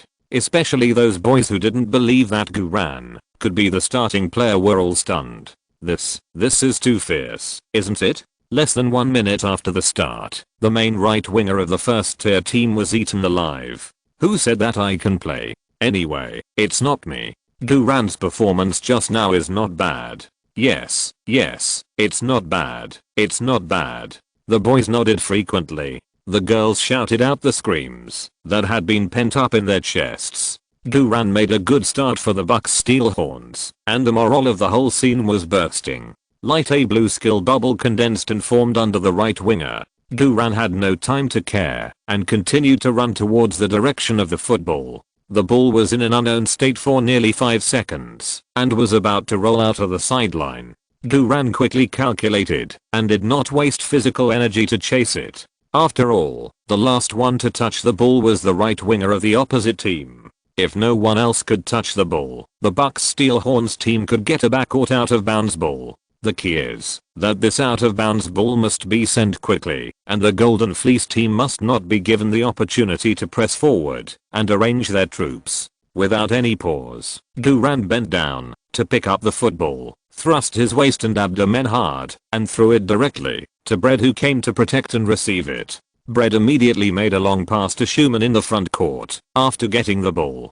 The tactics of the Bucks Steelhorns in the first half were still mainly defensive, relying on Schumann to play number 9.5 in the front court. The Golden Fleece team's defense speed was also very fast, and the zone defense was already quite professional. Schumann had no chance to break through in the front court and could only pass the ball to the left and right to find an opportunity. Duran jogged and followed the formation to keep a horizontal line while taking the opportunity to glance at the blue skill bubble dropped by the Golden Fleece right winger. The content on the bubble was immediately displayed. Reasonable collision +1. Damn. So cool. This is the third reasonable collision skill. This skill came at the right time. Duran immediately concentrated his mind and collected the bubble of reasonable collision +1 dropped by the Golden Fleece right winger into his mind. In this way, Duran's reasonable collision skill was superimposed to +3. In the case of system rating C, picking up the same type of skills can only stack up to +3 at most. If you want to improve further, you have to add talent points or upgrade to a higher system rating. However, in a game of the National High School Championship, a reasonable collision of +3 is enough. With the skill of reasonable collision +3, combined with the strength attribute that has just been added by 2 points, it is definitely easier to eat the opponent's right winger alive. The game continues. The offensive and defensive rhythm of both sides is not too fast. More than half of the Golden Fleece team today are substitutes, and they spent a lot of rest and training time for lunch. It is obvious that they have not fully adapted to the rhythm of the game at the beginning. However, the Bucks Steelhorns team was greatly encouraged after Duran won a wave of raw confrontation at the beginning and frequently kicked high balls into the Golden Fleece team's penalty area. It's a pity that the Golden Fleece's zone defense is indeed strong enough, and the Bucks Steelhorns team wasted several opportunities in vain. In the 17th minute of the first half, the Golden Fleece team seemed to have found the feeling of playing football. The right winger of the Golden Fleece team dribbled the ball back along the side. The right winger had a ferocious look on his face. He didn't believe that he could beat a Chinese man who was a head shorter than him. Duran didn't give him face and directly pushed forward to press. He still couldn't pass the ball. Bang! The Golden Fleece's right winger was directly pushed out. This time, it was even more neat and tidy than the last time. The male and female students in the stands were completely excited and cheered for Duran crazily. If he could withstand the collision of the opponent's right winger once, it would only be okay. But the second time he directly carried the opponent away, it was not okay, but awesome. The Golden Fleece's right winger knelt on the ground for a long time and couldn't get up, with a face full of doubts about life. Light another blue bubble fell from the Golden Fleece's right winger. Duran turned around and controlled the ball first, passed the ball horizontally to the bread, who came to support, and then glanced at the blue bubble. Reasonable collision +1. Too much. This bubble can be picked up, but because of the system's limitations, it cannot be superimposed with one's own skills, so it is useless to pick it up, and it will waste a pickup progress because of picking up an invalid bubble. It's a pity. It seems that I have to hurry up to improve the system rating. Duran frowned slightly and ran past the blue bubble. Wow, our male god is so great. This wave, he obviously defended very well, but he seemed very dissatisfied. He is too strict with himself. I like him like this. He really deserves to be a husband. The female students in the stands were all attracted by Duran's frowning expression. On the green field, both sides continued to make articles and look for opportunities in their respective side areas. Obviously, the Golden Fleece team's offensive has risen, and the Bucks Steelhorns team had to shrink their defense across the board. The game was in the 21st minute. The right winger of the Golden Fleece team dribbled the ball along the side for the third time. This time, in addition to the Golden Fleece right winger, there was also a Golden Fleece forward to support and prepare to respond to the 2-pass. Duran immediately saw through the opponent's intention and sprinted directly and neatly, blocking the right winger's 2-pass line one step ahead. The Golden Fleece right winger accelerated and dribbled, but before he could get up to speed, he was directly pushed away by Duran. As soon as Duran controlled the ball, the Golden Fleece forward rushed up from the side to steal it.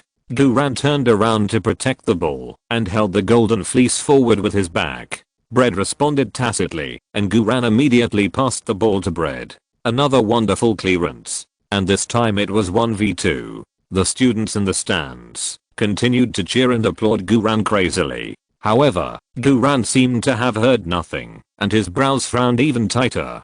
Damn, another reasonable collision +1. Big brother, is this the only trick you can use? Rubbish. TSK. Guran gave the Golden Fleece right winger a disdainful look. The Golden Fleece right winger felt deeply insulted. The Golden Fleece right winger's mentality was a little broken. Wilkinson, the head coach of the Golden Fleece team on the sidelines, touched his nose and fell into deep thought. What's going on? My main right winger has been beaten by a Chinese kid 3 times?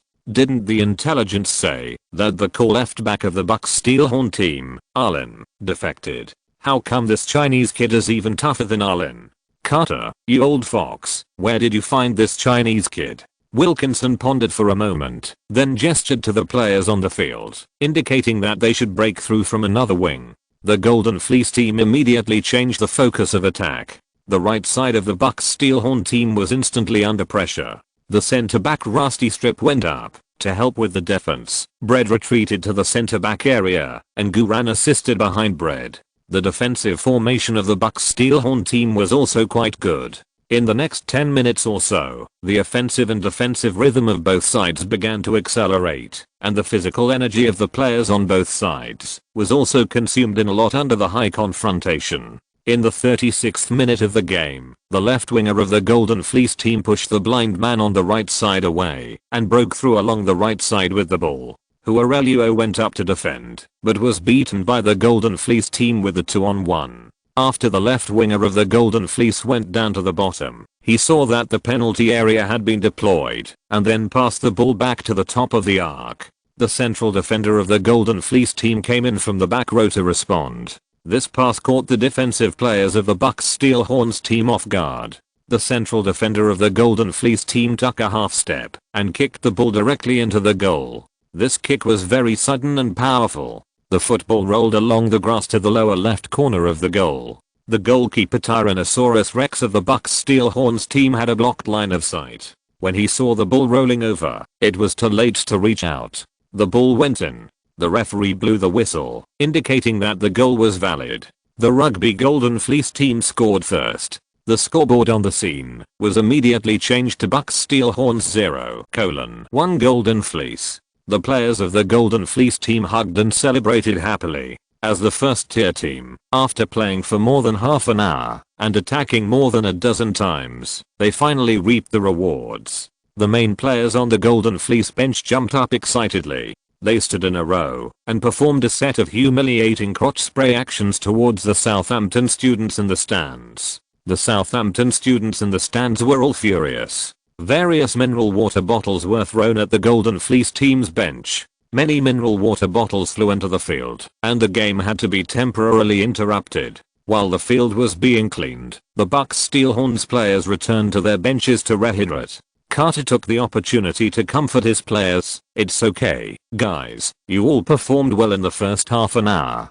Continue to defend well, hold on to the score, don't let the score expand, try to consume their physical strength, and we will change the formation in the second half. Do you understand? Everyone understands this tactical reason. It's nothing more than because our Bucks Steelhorns team is a weak team, so don't have unrealistic fantasies of playing against the first tier team. You must first consume the opponent's sharpness and physical strength, and change the formation at the critical moment of physical strength. But it's not fun. Especially, the main players of the Golden Fleece team are too arrogant. If we indulge those little brats, and don't give them a taste of their own medicine, how will the players of the Bucks Steelhorns survive in the Southampton private school in the future? Exclamation mark. Minato poked Bread, wanting him to fight for it. Bread hesitated for a moment, and didn't dare to refute Carter. After all, Carter was the absolute master of the locker room and he always had his way. Coach Kuran said directly, I can't wait any longer. I'm going to beat them now. The home team's bench was dead silent. Everyone knew that refuting Carter's tactical arrangements in person would offend Carter. Carter's mouth gradually pursed into a gloomy flatline. It's over. It's over. This time, Carter will definitely start to spray. If Guran has a nickname, he will hear Carter say, "Okay, I'm waiting for you to say this. Have backbone. Have courage. Like when I was young." The whole team? No, no, no, Carter, you have changed. You have changed. The mineral water bottles in the stadium were quickly cleared. The referee warned that if the students in the stands affected the game again, the Bucks Steelhorns team would be directly judged as the loser. The students in the stands were very frustrated, but they did not lose hope. Instead, they cheered even louder for their home team, the Bucks Steelhorns. Brothers of Bucks Steelhorns, what are you waiting for? Go after them. Brothers of Bucks Steelhorns, we don't ask you to win, we just ask you to play with the momentum of our Southampton students. Go after them. Go after them to death. Southern men, don't be cowardly. For the first time, the roars of the boys exceeded the screams of the girls. This game concerns the dignity of every Southampton private school student. Those arrogant noble sons must not be arrogant. Okay, Coach Carter said in a deep voice, since everyone wants to fight, then fight to the end. Listen to me. Selling dog tactics. Start. Yeah. The Bucks Steelhorns team suddenly burst into an unprecedented passionate roar. After Minato finished yelling, his brows furrowed. Why the hell am I so excited? The game resumed. The Bucks Steelhorns, who were 1 goal behind, kicked off in the center circle. After experiencing the humiliation just now, the entire Bucks Steelhorns team was also holding back their anger. It was indeed risky to play against a strong team so early. And once the physical strength of the team behind them could not keep up, it would be easy to collapse. But this is the home court. If the fans of their own home court are insulted, they have to fight back. Minato knocked the ball back to Bread. Bread dribbled twice in the middle, attracted 2 Golden Fleece players to come up and press, and then passed the ball to the left. Guran started sprinting directly to receive the pass. They have had such cooperation many times in actual combat and training. After Guran got the ball, he did not stop at all and dribbled directly along the left road at high speed. The right winger of the Golden Fleece team seemed to see a new opportunity and immediately accelerated to rush towards Guran. However, Guran did not want to brush him off, so he started dribbling at high speed.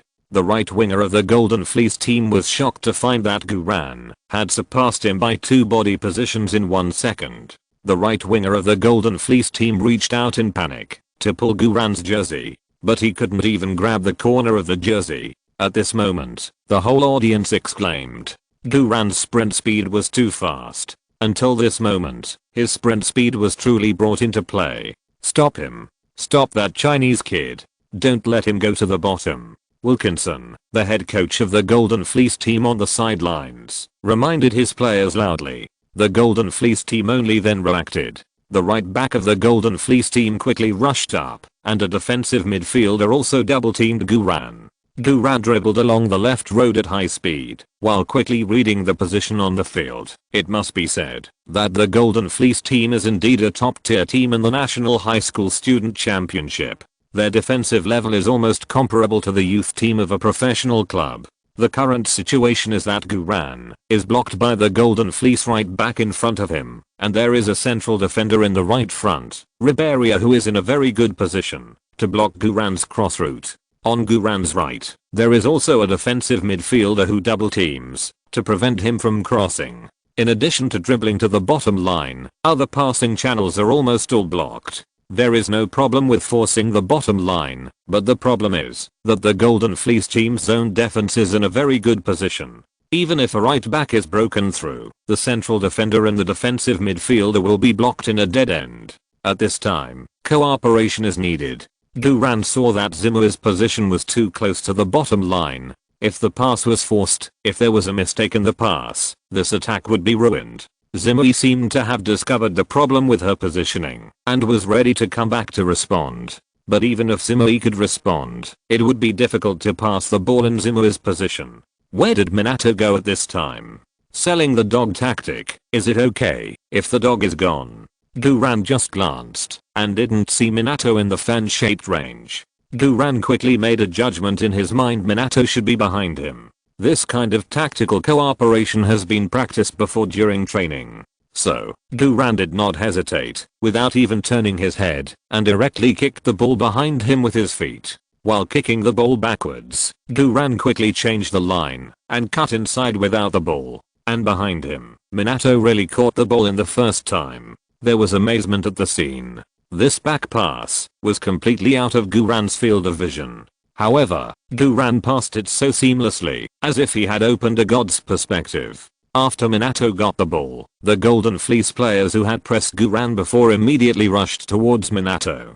Minato's position was not within the Golden Fleece's regional joint defense encirclement, so in order to block Minato, the entire Golden Fleece formation moved to the left, and their encirclement was indeed closed very quickly. Schumann didn't rush with the ball. He knew that the selling dog tactics was being implemented now. He was the one who attracted the fire. At this time, there were two Golden Fleece defenders between Schumann and Guran, but with Guran's fast running, a narrow passing channel appeared between the two defenders. Schumann didn't hesitate, and directly passed the ball between the two defenders. This was a beautiful set of back pass and cut inside two passes. And the one who was passed was not just a Golden Fleece player, but a whole area of Golden Fleece players in joint defense. This front court cooperation was so beautiful, especially Guran's passing without looking back and changing the line to cut inside and run. The ball IQ was too high. The strong defense line of the Golden Fleece team was instantly torn into a stalking hole. Guran sprinted to receive the ball, but the Golden Fleece team's defensive players were still concentrated on the left half to defend Schumann. Only a central defender and a left defender double-teamed Guran to block him. The entire Golden Fleece team didn't believe that a left defender could stir up any waves. They felt that, as long as they could keep an eye on the water gate, the Bucks' steel horns would not pose any threat. The right side was empty.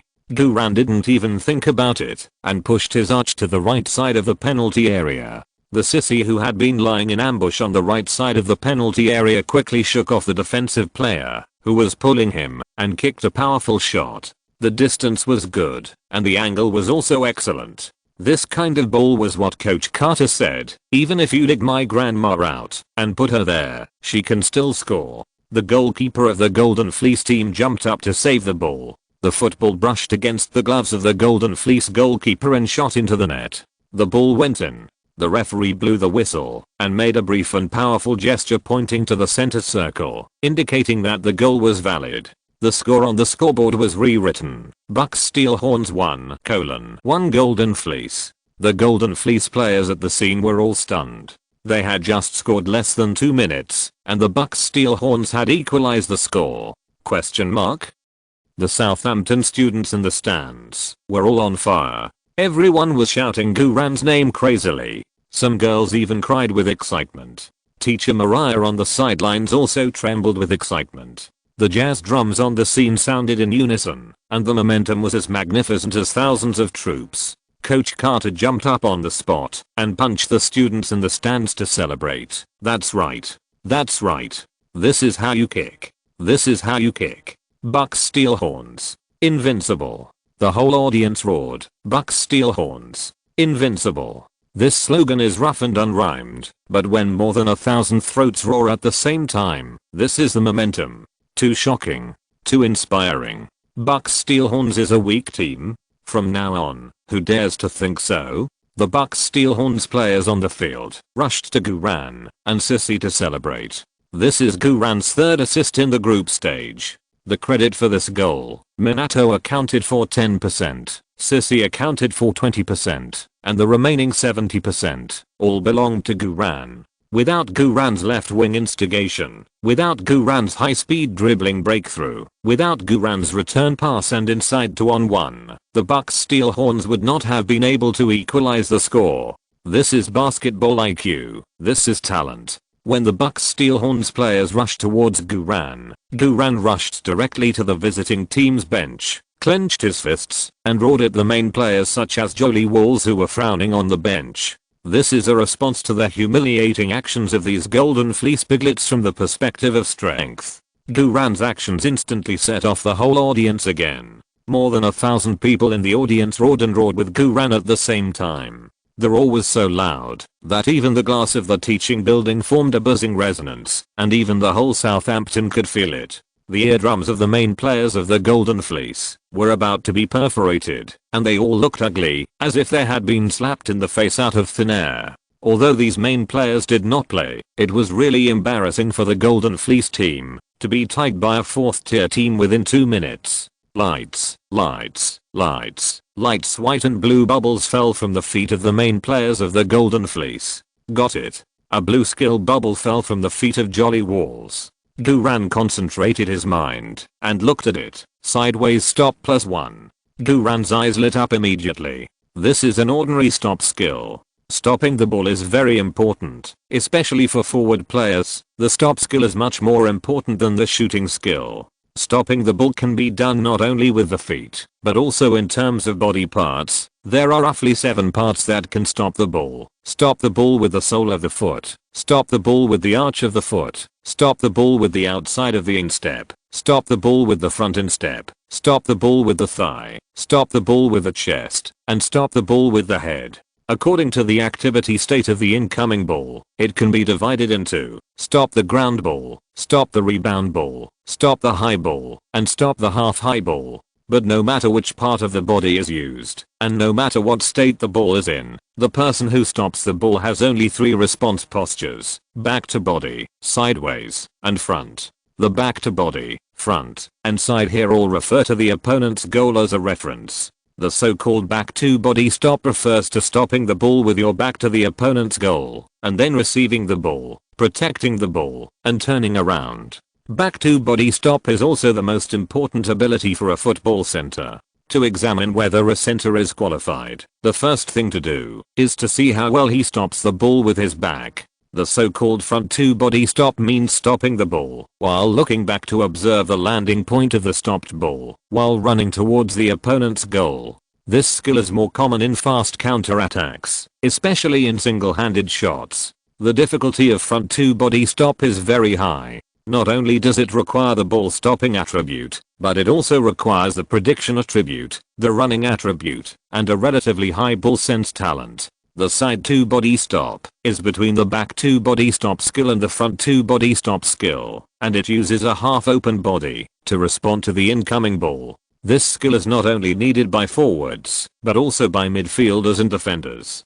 Sideways stopping is also the most basic and most commonly used technique among the 3 stopping states. Although Guran is not a striker, yet and does not have the right to fire, a defender who does not want to score is not a good midfielder. Moreover, sideways stopping is also a very practical skill when receiving the ball in the front court. With this skill, Guran can even boldly penetrate into the penalty area and make passes and connections in the penalty area. Received. Guran moved his mind and directly received Jolly Wall's sideways stop +1. Comfortable. There is only 1 pickup progress left today. Guran hooked his finger at Jolly Walls and then ran to take position. All the students at the scene were shouting Guran's name. Several boys stood in the most conspicuous place in the stands, singing loudly with the newly adapted school song. There is a handsome oriental man named Guran, and he also knocked down Jolly of the Golden Fleece. There is a handsome oriental man named Guran, and he also knocked down Jolly of the Golden Fleece. Jolly of the Golden Fleece. He also knocked down. Yeah. Suddenly, the whole audience sang along. Jolly Walls' face was red and white. This is simply a great shame. Jolly stood up from the bench angrily. Coach, let me play. I want to teach those stinky country bumpkins a lesson. This is a big chapter of 7,800 words. This is the only update today. I'm old, and my body can't bear to open 2 books at the same time.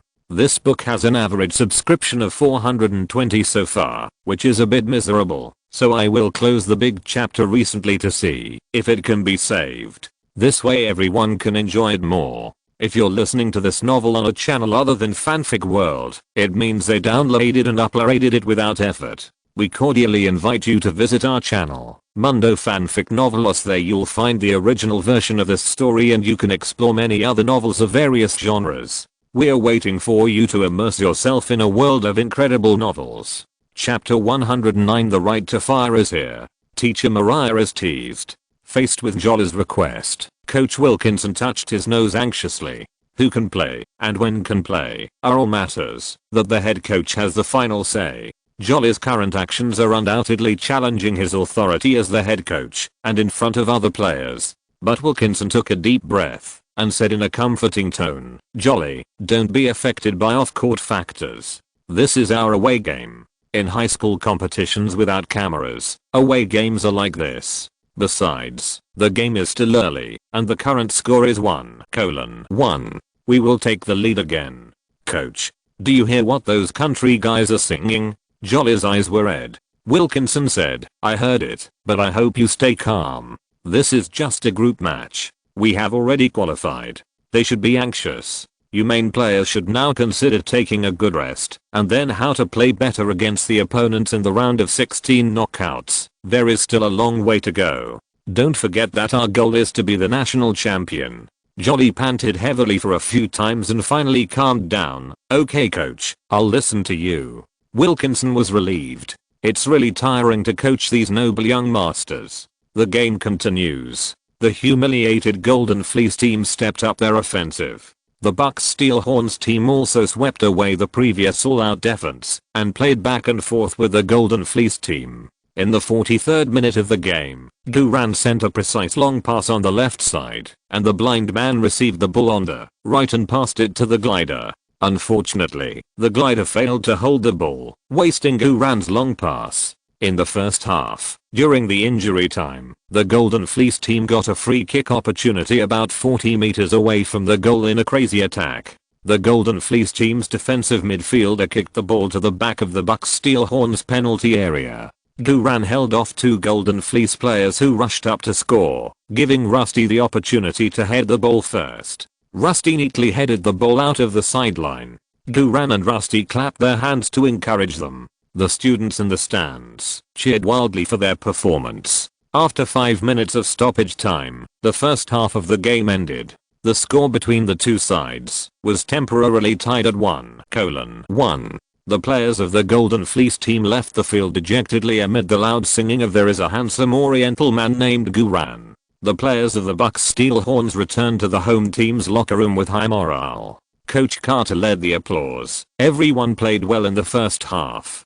Keep up this momentum in the second half." "Yes, coach," Coach Carter said again. "Hurry up and take a rest. I will take this opportunity to explain to you the tactical changes in the second half. Duran, I will tell you about your tactical deployment later. You follow Mariah to do physical therapy first." At this time, Duran's physical fitness has been related to the entire team, and there must be no problems.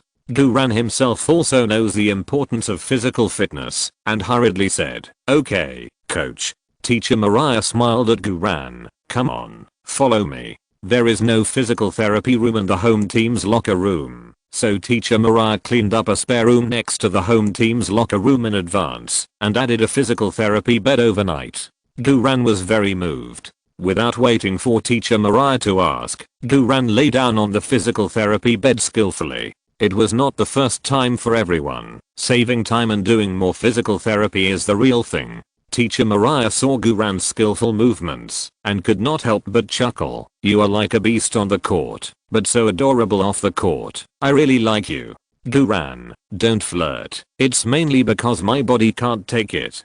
Teacher Mariah took out the therapeutic essential oil and skillfully gave Duran leg therapy while looking at Duran with stars in her eyes. "Boo, you are great. The player of the Golden Fleece team is so strong. He can't even knock you down. Why do I feel that your muscles are harder than the last time I gave you therapy?"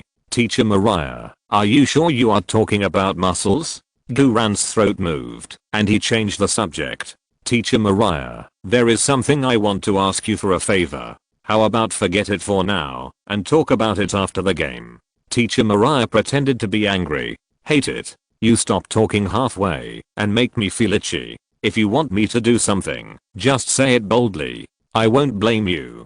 Duran thought for a while. Forget it. Let's talk about it after the game." "Ah." Teacher Mariah pinched Duran's thigh muscle. "Say it or not?" "Damn, so sour." Duran hurriedly said, "Teacher Mariah, let go first." Teacher Mariah then let go of her hand proudly. Duran panted for a while and said, "Teacher Mariah, I actually just want to ask, are you free tonight?" After asking this question, Guran suddenly felt his face burning. The atmosphere in the physical therapy room also became a little ambiguous. It shouldn't be like this. I'm an old hand. It's all the fault of my young body. Teacher Mariah tightened her pretty face and said in a cold voice, "Oh, Goo, did I hear you right? Are you taking the initiative to ask me out? You are a student. How dare you ask a teacher out? I told you to be bold, but you are too bold." As she said, Teacher Mariah pressed hard on Guran's calf. But Guran knew very well in his heart that if Teacher Mariah was really angry, it would be more than just this simple. As the saying goes, as long as you are brave, the teacher will let you go. Guran cleared his throat and explained, "You misunderstood Teacher Mariah. I asked you to come to my house because I bought a set of liquid nitrogen freezing space capsule equipment. They came to install it this afternoon. After the installation is completed, I would like to ask you to show me the actual operation path." Teacher Mariah laughed so hard that her body shook with laughter. Okay, look how nervous you are. I was just teasing you, you little fool. Besides, I'm not saying no. What excuses are you looking for? Liquid nitrogen freezing space capsule. Can you afford it as a high school student? Guran said seriously. Yes, I can afford it. Teacher Mariah smiled and said, okay, I know you can afford it. Are you satisfied? Don't worry, I promise you, I'll go. After the game is over, give me the address of your new home, and I'll go and operate your space capsule for you. As she said that, Teacher Mariah also winked at Guran meaningfully. Hey, why is it getting more and more wrong?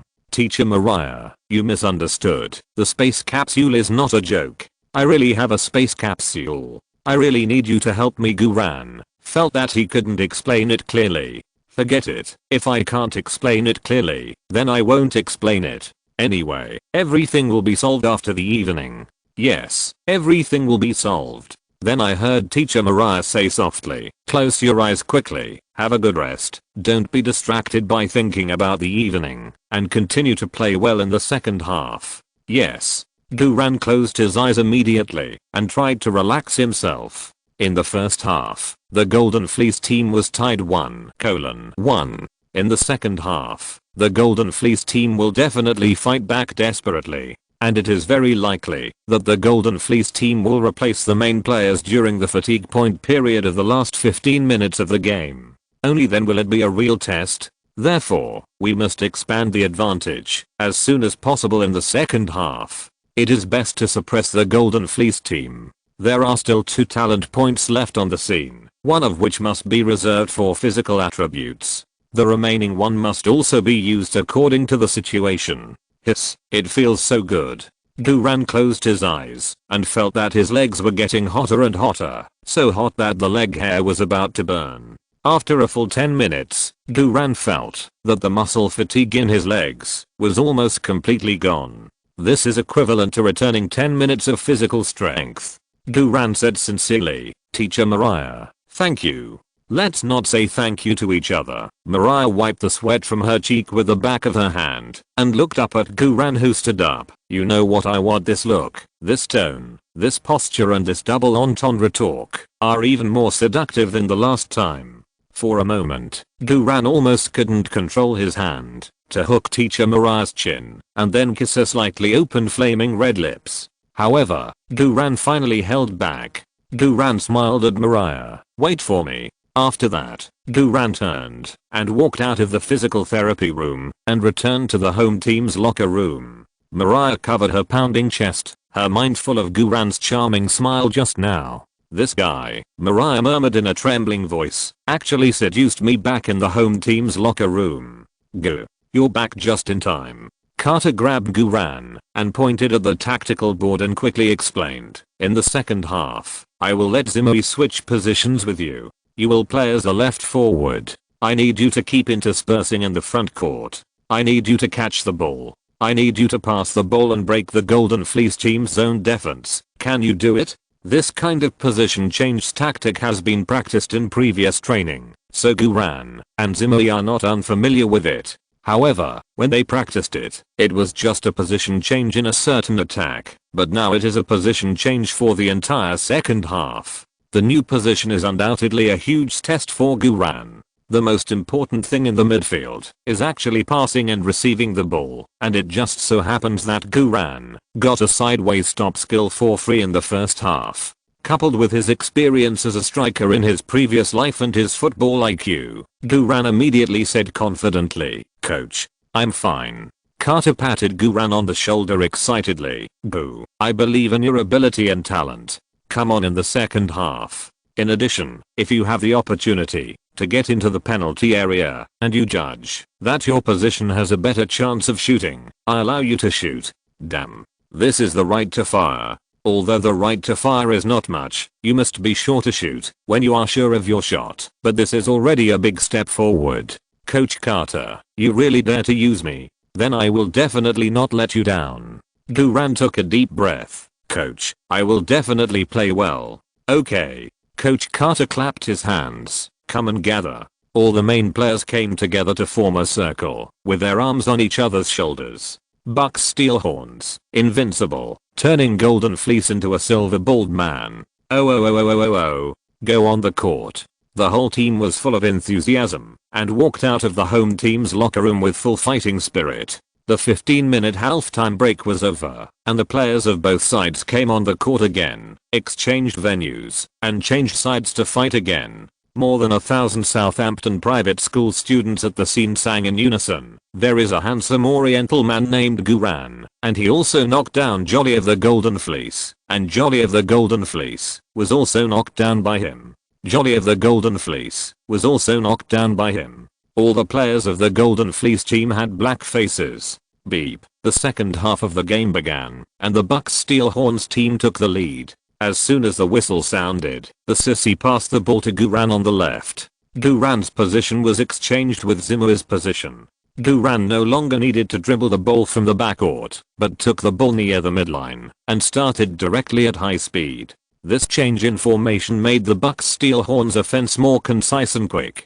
The Golden Fleece team didn't react at all. They never expected that Guran would be mentioned as a left forward. The Golden Fleece's left side defense was in a mess, and almost all the defensive players were gathering on the left side. The Golden Fleece's right winger slid towards Guran fiercely, and Guran kicked hard, then sprinted at high speed. Here it comes, the black-haired Bale. The famous scene of passing to himself 3 seconds later.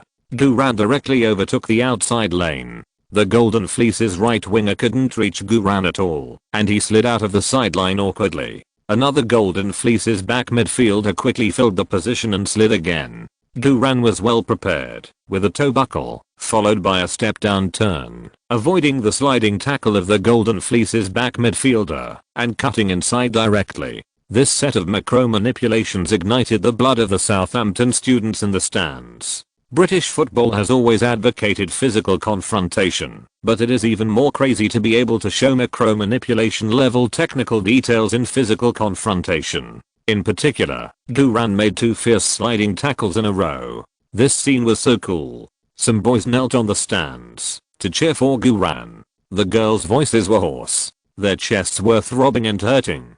Who would have thought that Guran would be so fierce at the beginning of the second half? Teacher Mariah leaned against the wall and murmured, "It's all my credit." In the blink of an eye, the 2 points of the Golden Fleece team's zone defense were out of position. The Golden Fleece's zone defense instantly became a mess. Guran dribbled directly at high speed and cut inside to the top of the arc outside the penalty area. Seeing that Guran was about to force his way into the penalty area, Coach Wilkinson on the sidelines couldn't help but yell and commanded the players to shrink their defense on the spot. The Golden Fleece team's players returned to defense quickly. When Guran looked up and read the scene, 2 Golden Fleece players had already come from both sides and were only 3 or 5 body lengths away from Guran. In front of Guran, the shooting angle was tightly blocked. The water gate was blocked outside the penalty area. Although Sissy and Glider had infiltrated the penalty area, they were surrounded by defensive players. Even the angle of passing the ball forward was blocked. In this case, the strength of other positions in the team is not strong enough, at least not as strong as the defensive players of the Golden Fleece team.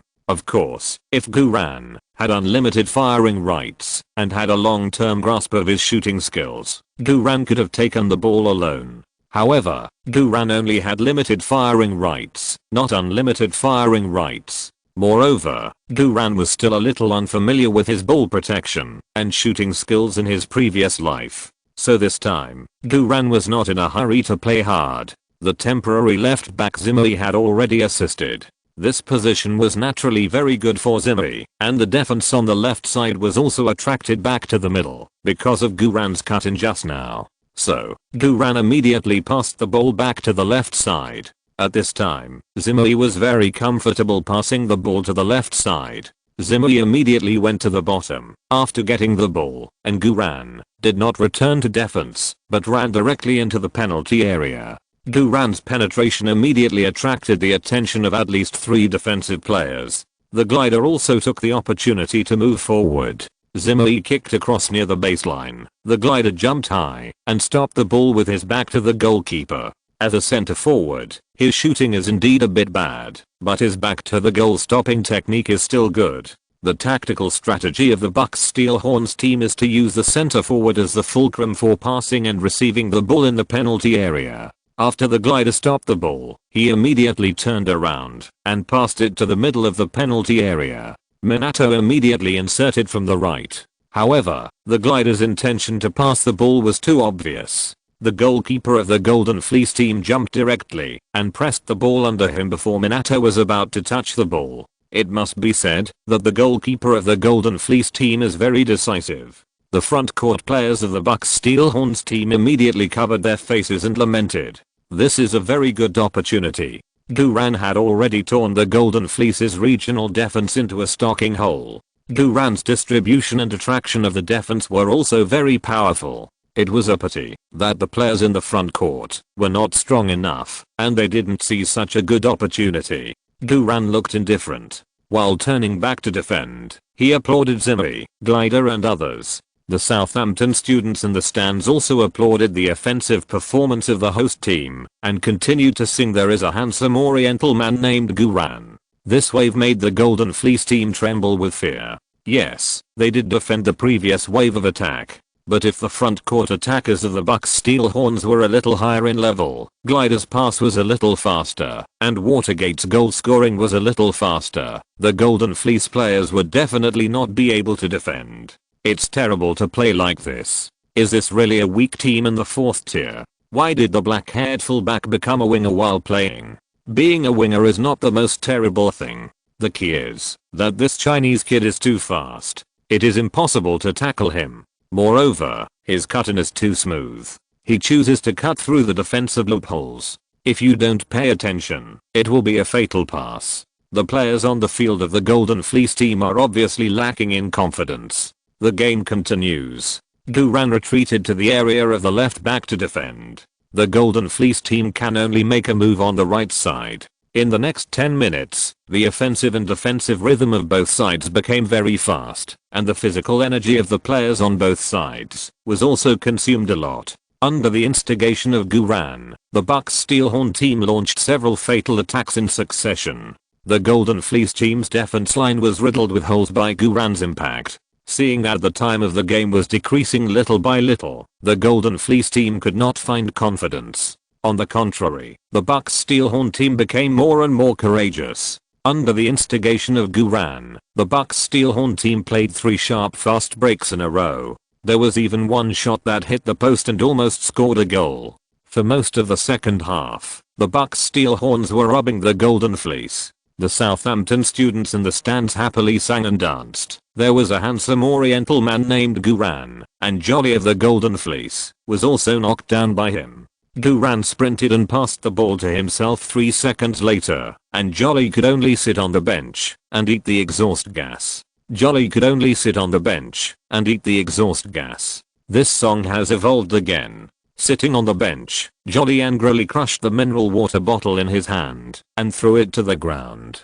"Coach," Jolly roared with red eyes, "I can't stand it. I want to play. I want to beat those country bumpkins. I want to make those country bumpkins leave this stadium crying."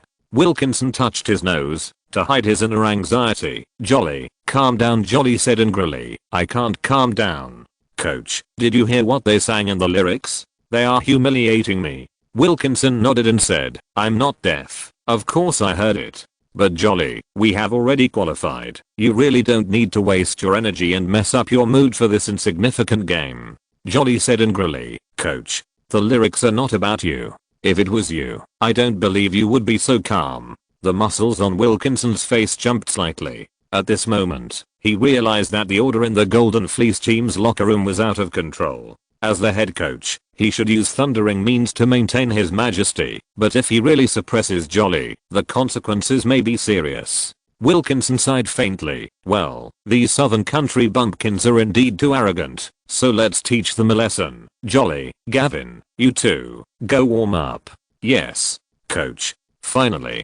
Ha ha ha. There are 20 minutes left. 20 minutes is enough to knock them down. We will make these arrogant and stinky country bumpkins pay the price. Jolly is the captain and forward shooter of the Golden Fleece team. And Gavin, who is 192 centimeters tall, is the main defensive midfielder / central defender. These two are the trump cards of the Golden Fleece team, and they are also semi-professional players trained by the Aston Villa youth team. When the two of them are on the court, the Golden Fleece team will immediately become different. When the two of them were warming up, the Southampton students in the stands booed wildly. Coach Carter frowned slightly and murmured, Wilkinson, you old bastard, do you still want to win all 3 games? This is the situation that Coach Carter is most worried about. The first half played too well, and the Golden Fleece team could easily replace the main players in the second half to compete. To be honest, with the strength of the Bucks Steelhorns, it is not enough to compete with the first-tier Golden Fleece team. Coach Carter's heart was tightened. At this time, the game on the field was still going on. Only when a dead ball is caused can a substitution be made. Now the game has reached the 73rd minute, and this time period is also the node where the physical fitness of the players on both sides begins to decline seriously. After a fierce battle on the side, Huarelio on the right side successfully intercepted the ball in the chaos and passed it to the back midfielder Bread. Bread did not even hesitate and kicked it directly to the left front court. The Bucks Steelhorns team's quick counter-attack is here again. Duran did not drag his feet at all. While running forward like the wind to chase the landing point, he concentrated his mind and added the third talent point directly to the physical attribute. The physical attribute was increased from 64 points to 65 points. At this moment, Duran felt like he had recovered a large amount of blood. Duran's sprint speed was even faster.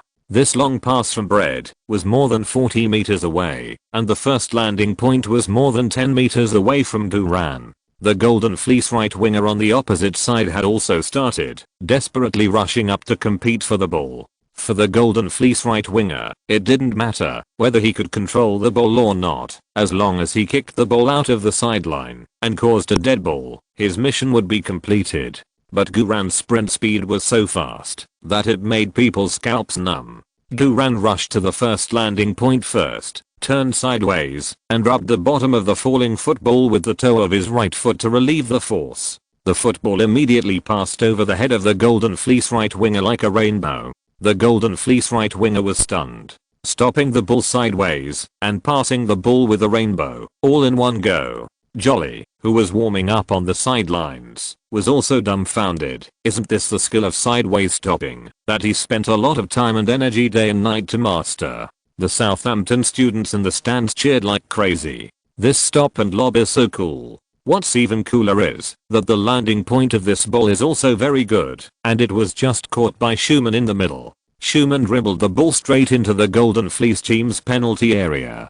The Bucks Steelhorns team's fast break is very sharp, and there are only 2 Golden Fleece center backs in the penalty area. After Duran lobbed the ball to Schumann, he also used his speed to quickly pass the Golden Fleece right winger and cut into the penalty area from the left. At this moment, it was 2v2 in the Golden Fleece penalty area. Schumann dribbled the ball to the left, attracting one of the center backs to come up and press, and then suddenly kicked a ground ball to the front of the goal. Schumann passed the ball to Duran. Duran accelerated and sprinted to the front of the goal to grab a point. There is a chance. There is a chance. Chapter 110. The whole stadium went crazy. Duran's first goal. The chaotic army volleyed from the side. Right to fire. In this opportunity, you can definitely shoot. Duran felt the adrenaline in his body explode instantly. Speed up to meet the football that was passed horizontally. Another golden fleeced centre back had a great sense of position. He rushed up and stretched out his foot to intercept the ground ball in a big split. The football immediately flew up from the instep of the golden fleeced centre back. The golden fleeced centre back intercepted it, but did not completely intercept it. At the same time, the goalkeeper of the golden fleece team immediately attacked. After being blocked by the centre back, there was almost no time and angle to stop the ball, let alone shoot. The Southampton students in the stands were ready to cover their faces and lament. But, at this moment, Duran still didn't give up. Duran's shooter instinct in his previous life seemed to have awakened. Duran's sprint speed once again broke through himself, using inertia to jump sideways, and before the golden fleece goalkeeper was about to touch the ball, he took the lead to volley. This is the perfect combination of sideways stop and volley. If the ball was in the air and his back was facing the goal, it would be a golden hook. The football passed through the goalkeeper's face like a sharp blade out of its sheath. The goalkeeper screamed and stretched out his hand to intercept it. At this moment, the whole audience was suffocated. The goalkeeper's hand was a whole beat slower. The football was shot from close range and hit the net. The ball went in. The ball went in. When Duran fell sideways on the grass, he heard the referee's whistle that the goal was valid. He heard the wild shouts of more than 1,000 Southampton students at the scene. He felt the violent shaking of the entire green field under him. 2:1. Overtaken. The Bucks Steelhorns team led the Golden Fleece team 2:1. From falling behind by 1 goal, to struggling to tie, and then to overtaking the score. Duran completed the home counter-attack for the Bucks Steelhorns team. The Bucks Steelhorns players rushed towards Duran frantically, desperately pressing Duran under them to celebrate. Although head coach Carter forbade them to celebrate like this, at this moment, no one cared so much. Teacher Mariah shouted anxiously to the court, "Don't press him. Don't press up. Oh, I'm so anxious." Teacher Mariah wanted to rush up immediately. Everyone at the scene was crazy. Even Coach Carter excitedly clenched his fists and waved them in the air. Many of the drum heads of the 100 jazz drums on the sidelines were broken. The interlayer of the stands was swinging like noodles and was about to collapse. This goal was too cool. Whether it was from the perspective of grabbing points in front of the goal or from the perspective of technical movements, it was perfect. Especially for a 4th tier team like the Bucks Steelhorns, it was really cool to be able to kick the 1st tier Golden Fleece team like this in front of their own classmates. Yes, this is all thanks to Duran. Who can imagine that Duran has just joined the Bucks Steelhorns for less than 2 weeks? Duran was pressed under a group of big men, almost unable to breathe, but his mind and body were extremely excited. Adrenaline and dopamine rushed into his brain. It was so cool. Of course, it wasn't the coolness of being pressed, but the coolness of scoring a goal. In his previous life, he had scored many goals as a striker of the Wild team, but none of them were as cool as this goal. Yes, this was his first goal after his rebirth. A sideways volley shot. The first goal was so beautiful. And this will definitely not be the last. With this first goal, the right to fire will definitely be greater in the future. It was so cool. On the other side, the Golden Fleece team was silent, standing on the green field with numb faces watching the Bucks Steelhorns team celebrate wildly. For this ball, the Golden Fleece team really tried their best. You can't blame the central defender or the goalkeeper. You can only blame the Chinese kid on the opposite side, who is too strong and too amazing. This kid, sprinting too fast, strong in physical confrontation. The key is the smell in front of the goal. The goal rushing is so good. Is this kid really a defender? Which defender has to practice the smell in front of the goal and the goal rushing? It is normal for a defender to sprint fast and have strong physical confrontation, but you are a defender. How can you smell in front of the goal and rush in front of the goal like a striker? Don't you think it's too much? Too much. At this time, the 4th official raised a sign. The Golden Fleece team began to make substitutions. Before the substitution, the score was still tied. In the warm-up time, the first tier team, the Rugby Golden Fleece team, which was aiming for the national championship, was beaten to 2:1. The Golden Fleece team's underperforming right winger and underperforming defensive midfielder were both replaced, and the forward captain Jolly and the main defensive midfielder Gavin were replaced at the same time. The Southampton students in the stands continued to sing, "There is a handsome oriental man named Guran. He knocked down Jolly of the Golden Fleece. Jolly of the Golden Fleece was knocked down by him. Jolly of the Golden Fleece was knocked down by him. Oh, oh, oh. Jolly of the Golden Fleece was knocked down by him." Jolly of the Golden Fleece team quickly ran into the green field, waved to gather the players around him, and shouted, "It doesn't matter if you lost before. Now I'm here. Everyone cheer up. We are the proud Rugby Golden Fleece. In the history of our school team, we have never lost to the 4th tier garbage team. Don't let those stinky country bumpkins ride on our heads and sing. Come with me, knock them to the ground and break their singing necks. We must let them understand what the real king is. Roar. Long live the Golden Fleece." After Jolly's speech, the morale of the Golden Fleece team instantly exploded. The game continues. After the Golden Fleece team kicked off in the center circle, they directly made a long pass to the right side of the Bucks Steel Horn. The Bucks Steel Horns quickly retreated to defend. The two sides engaged in a fierce melee on the right side, and both sides made very large moves. The fighting power and fighting spirit of the Golden Fleece team were significantly improved after the captain Jolly came on the court. Guran also retreated from the left forward position to the middle to help support the defense.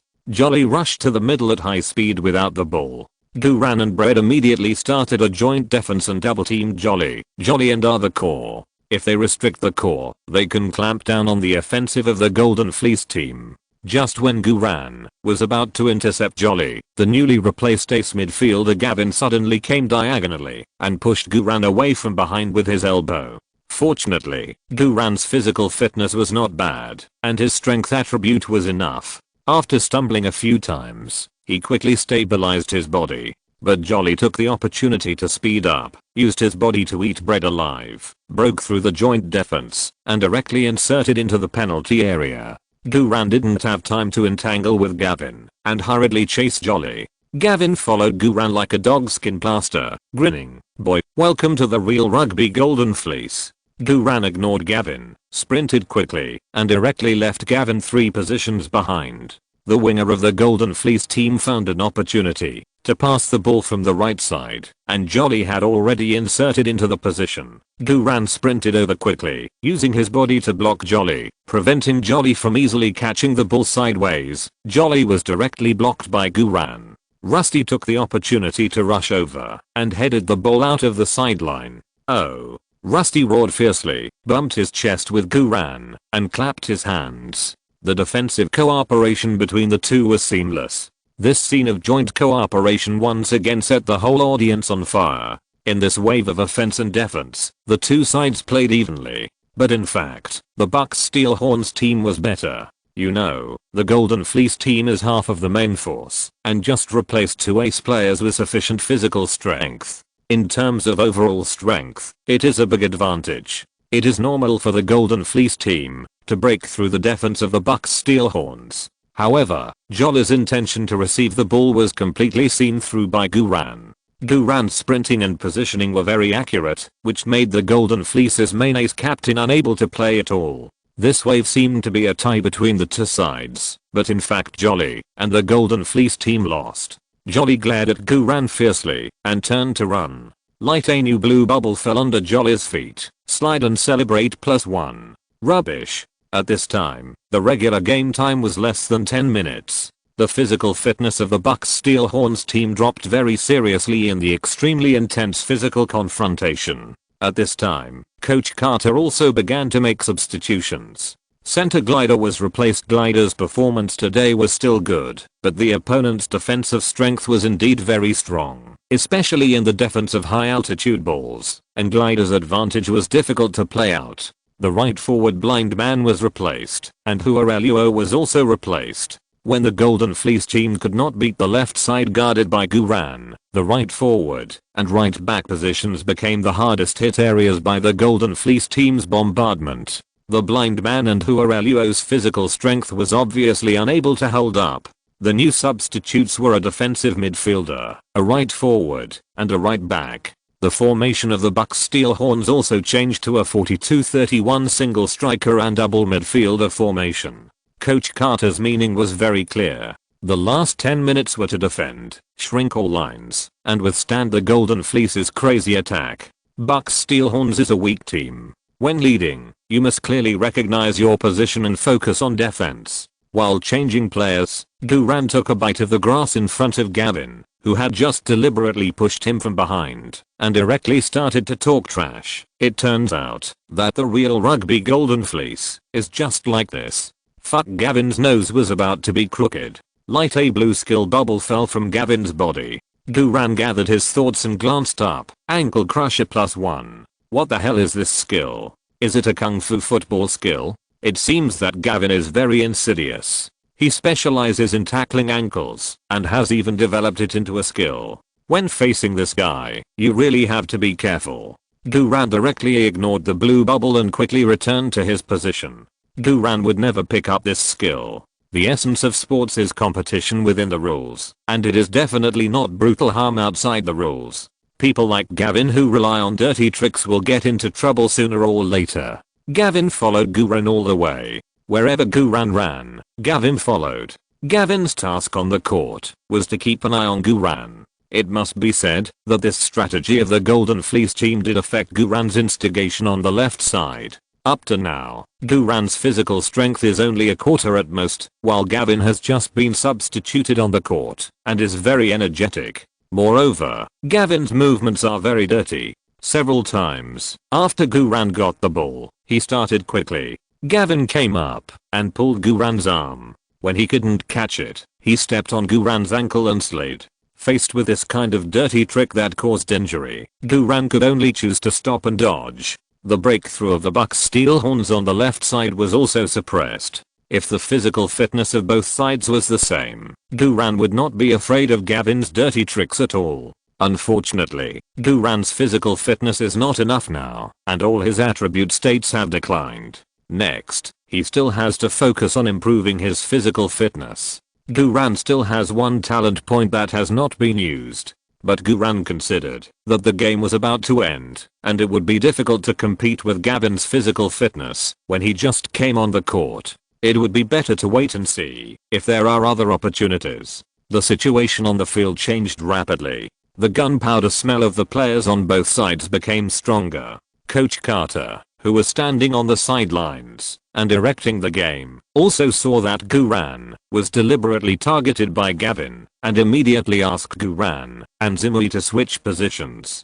The Bucks Steel Horns are still leading. The more times like this, the more they need to protect the core ace Guran in the team and not let him get hurt. However, after the change of position, as soon as Guran approaches the center line, Gavin immediately follows him. This guy's really disgusting. The fourth official raised a card and 6 minutes of injury time was stopped. In the 92nd minute of the game, the Golden Fleece team pressed forward with all their strength.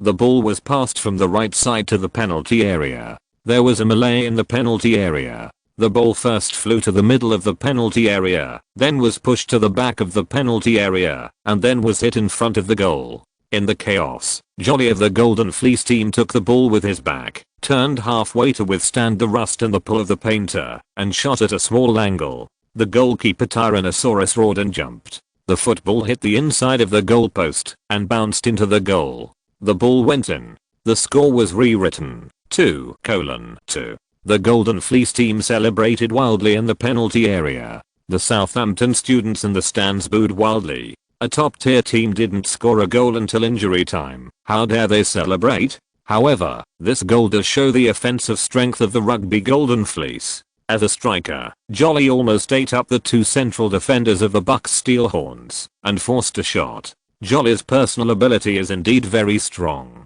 For a semi-professional player, to play in such an amateur high school competition is almost equivalent to a dimensionality reduction attack. This goal also allowed Jolly to jump to the first place in the national competition scorer standings. Coach Carter on the sidelines applauded and comforted the Bucks Steel Horns players. From a tactical point of view, a draw is acceptable. As long as they can hold on for the last 3 minutes, the Bucks Steelhorns can qualify as the second in Group E. At this time, Caroli deliberately ran in front of Guran and laughed contemptuously. "Did you see that, Chinese guy? I can tie the score in 15 minutes. If I'm here for the whole game, I will kick the hell out of you stinking country bumpkins. We tied this game, but don't think you are on the same level as us. It's our coach who told you to do that." After saying that, Caroli ran away. Fuck. The game is not over yet. Guran ran directly to Zimri. "Zimri, let's switch positions again." Zimri was stunned. "Wait, boo," the coach said. "If the coach starts scolding after the game, let him scold me." Guran said in a deep voice, "This kickoff is a last chance to attack. Do you want those golden wool piglets to leave Southampton laughing?" Zimri's teeth were clattering. "Okay. Go. I'll listen to you. Beat them." Other Bucks Steelhorns players also gathered around. "That's right. Beat them. This is our home court. It's not their turn to be arrogant." Guran's blood rushed to the top, and he roared loudly, "Bucks Steelhorns fight to the end." Guran directly changed the slogan of the Bucks Steelhorns. It was no longer invincible, but fight to the end. The morale of the Bucks Steelhorns team was instantly full, and the whole team shouted, "Bucks Steelhorns, fight to the end." The Southampton students in the stands were originally prepared to accept a draw, but when they saw the Bucks Steelhorns players cheering, they immediately responded crazily. Everyone in the stands stood up, even the players on the Bucks Steelhorns bench stood up, and thousands of throats shouted at the same time, "Bucks Steelhorns, fight to the end." The students of the Southampton private school have made their attitude clear. Even if it is the last second, they will fight to the end with the Bucks Steelhorns team. Coach Carter took a deep breath and covered his pounding heart. "These little guys, are they crazy? Ha ha ha ha." Then, Coach Carter also shouted passionately, "Bucks Steelhorns, fight to the end." All the Bucks Steelhorns players instantly felt full of strength. Beep. The Bucks Steelhorns kicked off from the center circle. At the moment of kicking off, Guran sprinted directly to the left. The Golden Fleece team's defensive players immediately blocked the left side, and Gavin even reached out and pulled Guran's arm. But Guran was extremely fast, not giving any defensive player a chance to touch him. Schumann got the ball in the middle and dribbled it towards the Golden Fleece half. Almost all the Bucks Steelhorns players were pressing forward to assist. The ball was first knocked back to Bread, who then moved to Zimri, who was crossing the half on the left side, and Zimri looked for an opportunity to pass it to Schumann in the middle. During this process, Guran patiently sprinted back and forth on the left side. As the Bucks Steelhorns pressed forward more and more, the Golden Fleece team's central defensive pressure became greater and greater. The Golden Fleece defensive players who had previously assisted Guran returned to the middle to block in case Schumann suddenly shot. In these last 2 minutes, the first tier Golden Fleece team demonstrated their most powerful zone defense capabilities. Most of the Golden Fleece team's defensive players shrunk to the penalty area, and the entire penalty area was almost like an iron barrel. At this moment, Guran suddenly burst out from the left side, cutting inside the top of the penalty area, while reaching out to Schumann for help. Schumann immediately retreated to a safe position with the ball, and pushed the ball to Guran. Gavin desperately chased after Guran. There was always a gap of 3 body positions between the two. Gavin wanted to pull Guran, but he couldn't. There was only 1 minute left in the game. The referee was already looking at the clock. After Guran controlled the ball, he was ready to dribble into the penalty area. Gavin made a fierce sliding tackle from behind and shoveled towards Guran's left ankle. Guran was prepared for Gavin's ankle crusher. The moment Gavin fell to the ground and shuffled, Guran immediately ignored the football and quickly pulled back his left leg. "Don't get hurt." Bang. Gavin's raised toes rubbed against Guran's left leg guard. Guran's body suddenly lost balance and rolled to the ground. There were heart-wrenching screams and exclamations in the stands. Coach Carter's face turned red, and his heart almost stopped beating. Teacher Mariah was already holding the first aid kit, ready to rush into the court. The game was interrupted, and the players of the Bucks Steelhorns rushed up one after another. Rusty and Grilly confronted Gavin, who was half a head taller than him. The two sides were on the verge of a fight, and they could fight at any time. Beep beep beep. The referee blew the whistle to signal both sides to calm down. At the same time, the team doctor was called in. Teacher Mariah and another school doctor rushed into the field. "Gu, how are you?" Teacher Mariah asked anxiously, while carefully groping Guran's ankle. Guran shook his head. "Teacher Mariah, I'm fine." At this time, Minato also ran over and asked with concern, "How is it?" Guran said, "It's okay, really." I retracted my legs quickly, and he just rubbed my shin guards. As he said that, Guran pulled out his shin guards and took off his socks. Sure enough, there was nothing wrong with his left leg except for a little redness, swelling and broken skin. Teacher Mariah gently pinched the muscles and bones around Guran's redness and swelling, and finally breathed a sigh of relief after confirming that it was okay. "I was scared to death just now. But it's broken skin, so I still have to bandage it." Guran, "No need, Teacher Mariah." Teacher Mariah said angrily, "Be obedient. Be good."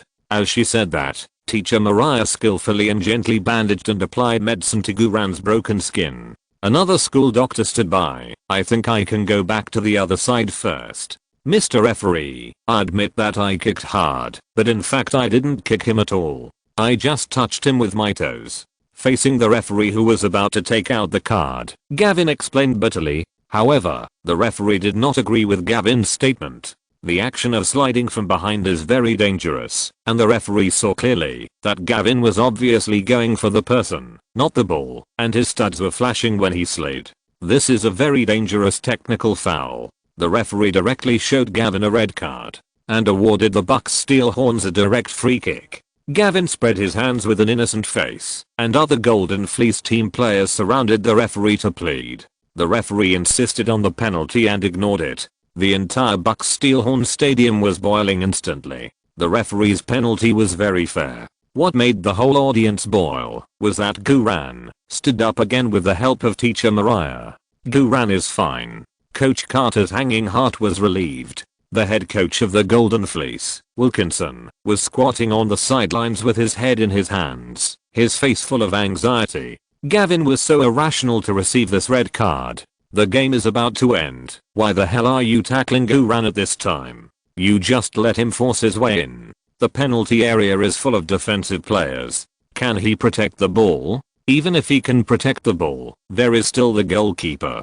Gavin, what the hell are you crazy about? This is it." Directly sent off with a red card and suspended for 3 games. The next time Gavin can play, he can only wait until the final. The round of 16, the quarterfinals, and the semi-finals will all be missed. Without an ace main midfielder, Rugby Golden Fleece will be very passive in the following games. It will be very difficult to play. If I had known this would happen, I should have insisted on not changing the main players in the second half. Wilkinson really wanted to spray Gavin's mouth. I really wanted to smash a mineral water bottle on Gavin's face. Gavin bowed his head and walked off the field with full of resentment. He ignored Wilkinson and other Golden Fleece players and walked directly back to the player tunnel. This guy can definitely drop bubbles, but Guran is now more than 10 meters away from him, so it is not displayed. Even if it is within the pickup range, this guy's skills are probably ankle crushers. After Gavin was sent off, Teacher Mariah and another team doctor also left the field urgently. The game resumed. There was less than 1 minute left in injury time. The Bucks Steelhorns team still had a good front court free kick. As long as this free kick is taken, the game will be over. This means that regardless of whether this free kick goes in or not, the Bucks Steelhorns team can qualify from the group. The Southampton students in the stands have already started celebrating. The team song "There Is a Handsome Oriental Man Named Guran" was sung again. The Golden Fleece team lined up a human wall in their own penalty area with a depressed look on their faces. Brett from the Bucks Steelhorns team stood in front of the penalty spot for the free kick. This free kick was on the left side outside the top of the penalty area, about 25 meters away from the goal. At this distance, a free kick can be shot directly. At this time, Guran walked in front of Brett, turned his back to the crowd, and said in a low voice, "Brett, give me this free kick." Chapter 111, Shocking Reversal. Crescent Moon Scimitar. Guran became a legend with 1 goal at Southampton Private School. Hearing that Guran wanted to take the free kick, Bayoman couldn't help but be stunned for a moment. The order of penalty kicks, corner kicks, and free kicks for professional teams is determined in advance, and in the Bucks Steelhorn school team, it is also based on professional rules. Bayoman has the best free kick training results, so the Bucks Steelhorns team's free kicks are basically taken by Bayoman. After Bayoman, Shumen is the second in line to take the penalty, and Nyangpeo is the third in line to take the penalty. As for Guran, because he has been in the team for too little time, he has not had time to train free kicks, so naturally there is no arrangement for his free kick order.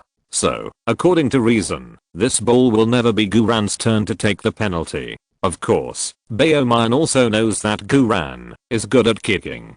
Before, when he was tested for joining the team, Guran once kicked an incredible crescent moon scimitar ball in front of the whole team. However, having a good kicking result does not mean that you can kick a free kick well. Testing and actual combat are two different things. What's more, free kicks are defensive, how to break the human wall, how to pass the ball to teammates, all require training. Especially at the position of 25 meters away. Although it is close, the defense of the human wall will be more advantageous. Such a free kick is difficult to kick. However, Bread hesitated. Boo. Are you sure you want this opportunity? If you don't kick it well, Coach Carter will scold you. Guran smiled. It doesn't matter, I will take the initiative to explain to the coach after the game, and I feel good. Let me try. Having said that, Bread naturally couldn't refuse. The reason why Bread can be the captain of the Bucks Steelhorns, in addition to his good strength in all aspects, is that he has a good temper and is easy to discuss everything. What's more, this free kick was originally fought for by Guran, and for this ball, Guran almost got injured. Moreover, there is only half a minute left in the game. Even if this ball really can't be kicked in, it will not affect the Bucks Steelhorns qualification. Why not? Bread smiled. Boo. Just kick. If you kick well, it's your fault. If you kick badly, it's mine. I'll go explain to the coach. Guran high-fived Bread. Thank you, Bread. Bread smiled and said, what are you thanking me for? Kick well. Come on. Yeah. Bread patted Guran on the shoulder and walked away from the penalty spot. Guran stood in front of the football and bent down to adjust his socks. When the Southampton private school students in the stands saw that Guran was taking the free kick, they screamed and cheered with great excitement. Husband. Go. Go. Go. My male god. Let me experience the feeling of flying to the sky. Bucks Steelhorn. Fight to the end. Go. Score a goal. I recognize you as my big brother. Go. As long as you can score a goal, I will call you dad from now on. The stands were silent for a moment, and then there was another crazy roar. Before the start of this game, almost no boys were optimistic about Guran, the new left back. There are even many people who think that I can play. However, in the first minute of the game, those who were not optimistic about Guran were all shocked. Guran led the Bucks Steelhorns team to the powerful Rugby Golden Fleece team with one pass and one shot. It can be said that Guran became famous in the Bucks Steelhorns home court. Now there is only less than 1 minute left in the game, and the score is still 2:2. If Guran can really score this penalty and reverse the score again, then Guran's status in Southampton private school will be sealed in one battle. Many boys have already knelt in the stands to watch the game. The girls clasped their hands in front of their chests and silently prayed for their male god husbands. The glider who was substituted secretly took out his mobile phone and prepared to record this free kick scene. Coach Carter also made a cross on his chest. If someone else wanted to grab this free kick, Coach Carter would have started to spray. But Guran is the only exception. Guran's performance in these few games is indeed worthy of his special treatment from Coach Carter. On the green field, after Guran arranged his socks, he turned the ball on the penalty spot and rearranged it. Guran turned the air nozzle of the football towards the goal. This is the experience of kicking a set piece in the previous life. The position of the football air nozzle is the relatively hardest position of the football. If you want to kick a set piece of more than 35 meters, it is best to point the ball nozzle towards the position of your foot. When your foot kicks on the relatively hardest air nozzle, you can maximize the conduction force. so you can kick farther and the accuracy is easier to control. For a set piece of about 25 meters, the flight speed of the ball is not the most critical, but how to make a crescent-shaped arc is the most important. So at this time, you can't kick at the air nozzle position, you can't pursue power and speed, but you should pursue the arc angle. Only by kicking out a crescent-shaped arc can you bypass the wall and shoot directly. That's right, it's time to show my star skills set piece, crescent-shaped arc. After Guran placed the football, he took 3 steps back diagonally, then put his hands on his hips and looked closely at the wall. The other 2 tricks to kicking a set piece are the distance and angle of the run-up. The distance of the run-up must be the position where your advantage foot can touch the ball perfectly. Everyone has different heights and strides, and the frequency of sprinting is also different, so everyone's perfect touch point is also different. Beckham's scimitar requires the left foot to support and the ankle to bend as much as possible with the body. It looks like a sprained ankle, so the supporting foot position for this kick is best 10 to 15 centimeters away from the side of the football. The greater the bending of the left ankle and the body, the greater the arc of the right foot. Therefore, Beckham's scimitar is the classic curved banana ball. Every player can kick a curved ball, but Beckham's curved ball requires too much control of the details of the body. 10 people imitated it, 8 of them were injured, and 2 of them failed to imitate it properly. This is a star level skill. In addition, the angle of the run-up is not completely fixed. The angle of the run-up is actually related to the distance of the set piece. If the distance is within 25 meters from the goal, the run-up angle can be parallel to the goal, and at a right angle of 90 degrees to the football. If the distance is more than 25 meters from the goal, the run-up angle can be 45 degrees to the goal and the football. If you want to kick a real crescent moon, the swinging leg and the point of contact are also particular. First of all, you need to exert full force. In addition to the inertia of the sprint run-up, you also need to swing your thighs. Use your thighs to drive your calves, and fold your calves to the extent that your heels hit your buttocks, and then swing them out suddenly at the right time, relying on the drive of the thighs and the force of the calves to kick the ball away. Left-footed players should kick the lower left part of the football, and right-footed players should kick the lower right part of the football. When the ball is just kicked away, the calf is also sent out, using the curvature of the body to make an angle. This will make the arc larger. The point of contact with the ball is also particular. Generally speaking, if you want to kick a curved ball, you need to touch the ball with the inside of your foot. If you want a big arc, use the lower part of the arch to make the arc. If you want a fast speed, use the position above the arch near the shoelaces. Generally speaking, if the arc is big, the speed will be relatively slow, and if the speed is fast, the arc will be smaller. Beckham is the representative of the big arc, and Pirlo is the representative of the small arc.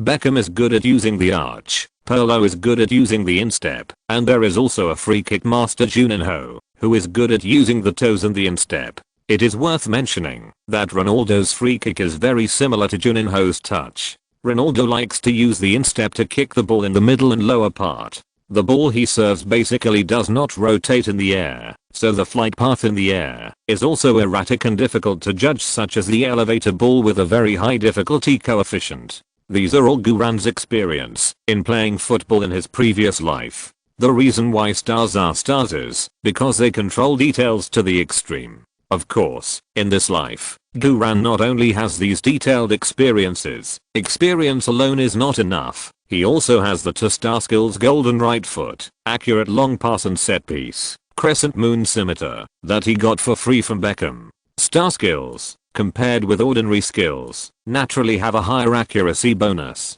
Therefore, even if Guran's own shooting accuracy is not high, as long as there is a star skill bonus, his performance in this amateur competition will not be bad.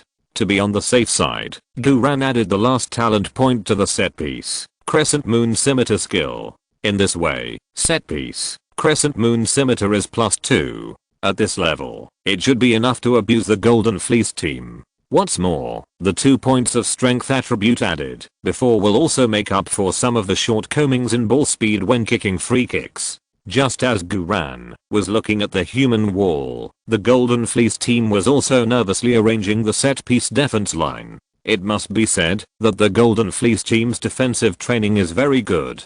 They first deployed the first human wall with 3 tall players at a distance of 9.15 meters from the set piece. The distance of 9.15 meters is the minimum distance required by the set piece rules. This first human wall is slightly to the left, responsible for blocking Guran's near angle route. Behind the first human wall, there are 3 midfielders standing in the middle near the small penalty area to defend Guran's long-range shot from the middle and cooperate with the goalkeeper to compete for the first penalty kick in the threatening area in front of the goal. There are also 2 defensive players standing on the left and right sides of the small penalty area to prevent other offensive players of the Bucks Steel Horns from inserting into the dangerous area to respond. Finally, there is a player standing on each side of the goalpost, ready to block the left and right blind spots of the goal at any time. It can be said that this 3-layer defensive position is almost at the level of a professional team's defensive position. However, there is a loophole in this 3-layer defensive position for set pieces. Guran's football IQ in his previous life keenly observed that the height of the human wall on the far right of the first layer is not enough. Logically speaking, this place should be the most important position to defend against curved balls. The player standing here should be the tallest and the one with the best bounce. This person should be someone like Gavin. And Gavin was sent off. This is the weak area of the human wall. The channel for curved balls can pass through here. Guran slightly adjusted the angle of his position. At this time, after the goalkeeper of the Golden Fleece was ready, he raised his hand to signal the referee. The referee immediately blew the whistle and allowed Guran to take the penalty kick. Guran took a deep breath and held his breath. At this moment, the whole audience held their breath with Guran. Start. Guran suddenly sprinted to help, rushed to the front of the football in a few steps, stepped his left foot on the outside of the football, and stretched his body to the extreme like a strong bow pulled by full strength. He swung his right leg and exerted force on his calf to scoop up the lower right part of the football. Bang! The football flew up while spinning. Guran's body was twisted to the extreme, and all the weight of his body was pressed on his left ankle at this moment, and his left ankle was almost completely twisted. Guran's center of gravity instantly leaned forward, and his raised right foot quickly landed to relieve the pressure on his left ankle. At this moment, the first and second walls of the Golden Fleece team jumped up almost at the same time to compete for the header. The speed of the football's rotation became faster and faster, and in the first half of the journey, it accurately flew through the rightmost weak area of the first wall. When the goalkeeper of the Golden Fleece team saw the ball flying towards the goal, he was stunned for a moment, and then quickly jumped up to save it. The football was clearly flying through the right side of the wall and towards the right post, but when the goalkeeper of the Golden Fleece team jumped up to the right goal post, the football suddenly seemed to be controlled by remote control, turning and flying towards the left goal post. After passing the 2 walls of people, the football directly drew a classic crescent-shaped arc in the air and hit the center of the goal. The goalkeeper of the Golden Fleece team was dumbfounded.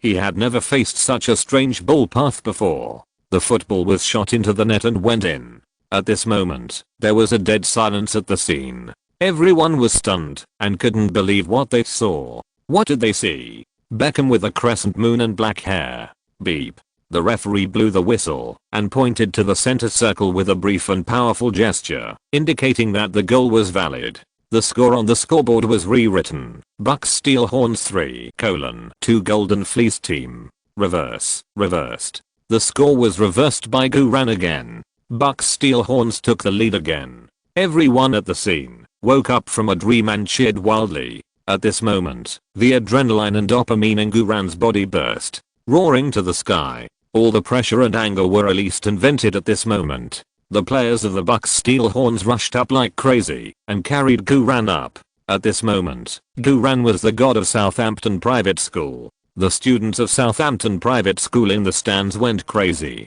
The entire stand was almost about to collapse. More than 1,000 throats shouted Guran at the same time. Now, not only the girls were shouting Guran I love you, but some boys were also shouting Guran I love you. This time, all the students in the school learned an authentic, accurately pronounced, and clearly pronounced Chinese sentence, which is, Gu-ran. This ball was so explosive. Southampton Private School was so proud. This was not only a goal to kill the top tier team Golden Fleece, but also a goal that established the group's qualifying ranking.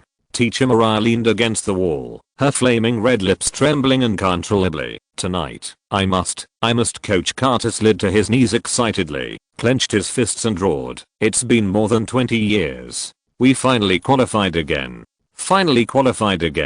After roaring, Coach Carter seemed to have thought of something, and hurriedly stood up, turned back and grabbed the glider's shoulder. Did you take a picture of that ball just now? The glider hurriedly said. Coach, you know, I never play with my phone. Carter said angrily, I don't have time to talk nonsense with you. If you take a picture, I will give you a big reward. If you don't take a picture, you're dead. The glider opened his mouth. Coach, I took a picture. Quick, show me. Carter shouted anxiously. This crescent-shaped scimitar-like goal can make the FAR judges add points to Guran's labor permit. After seeing the not-so-clear video on Glider's phone, Carter was so excited that he almost cried. Ahaha, thank God. Thank God.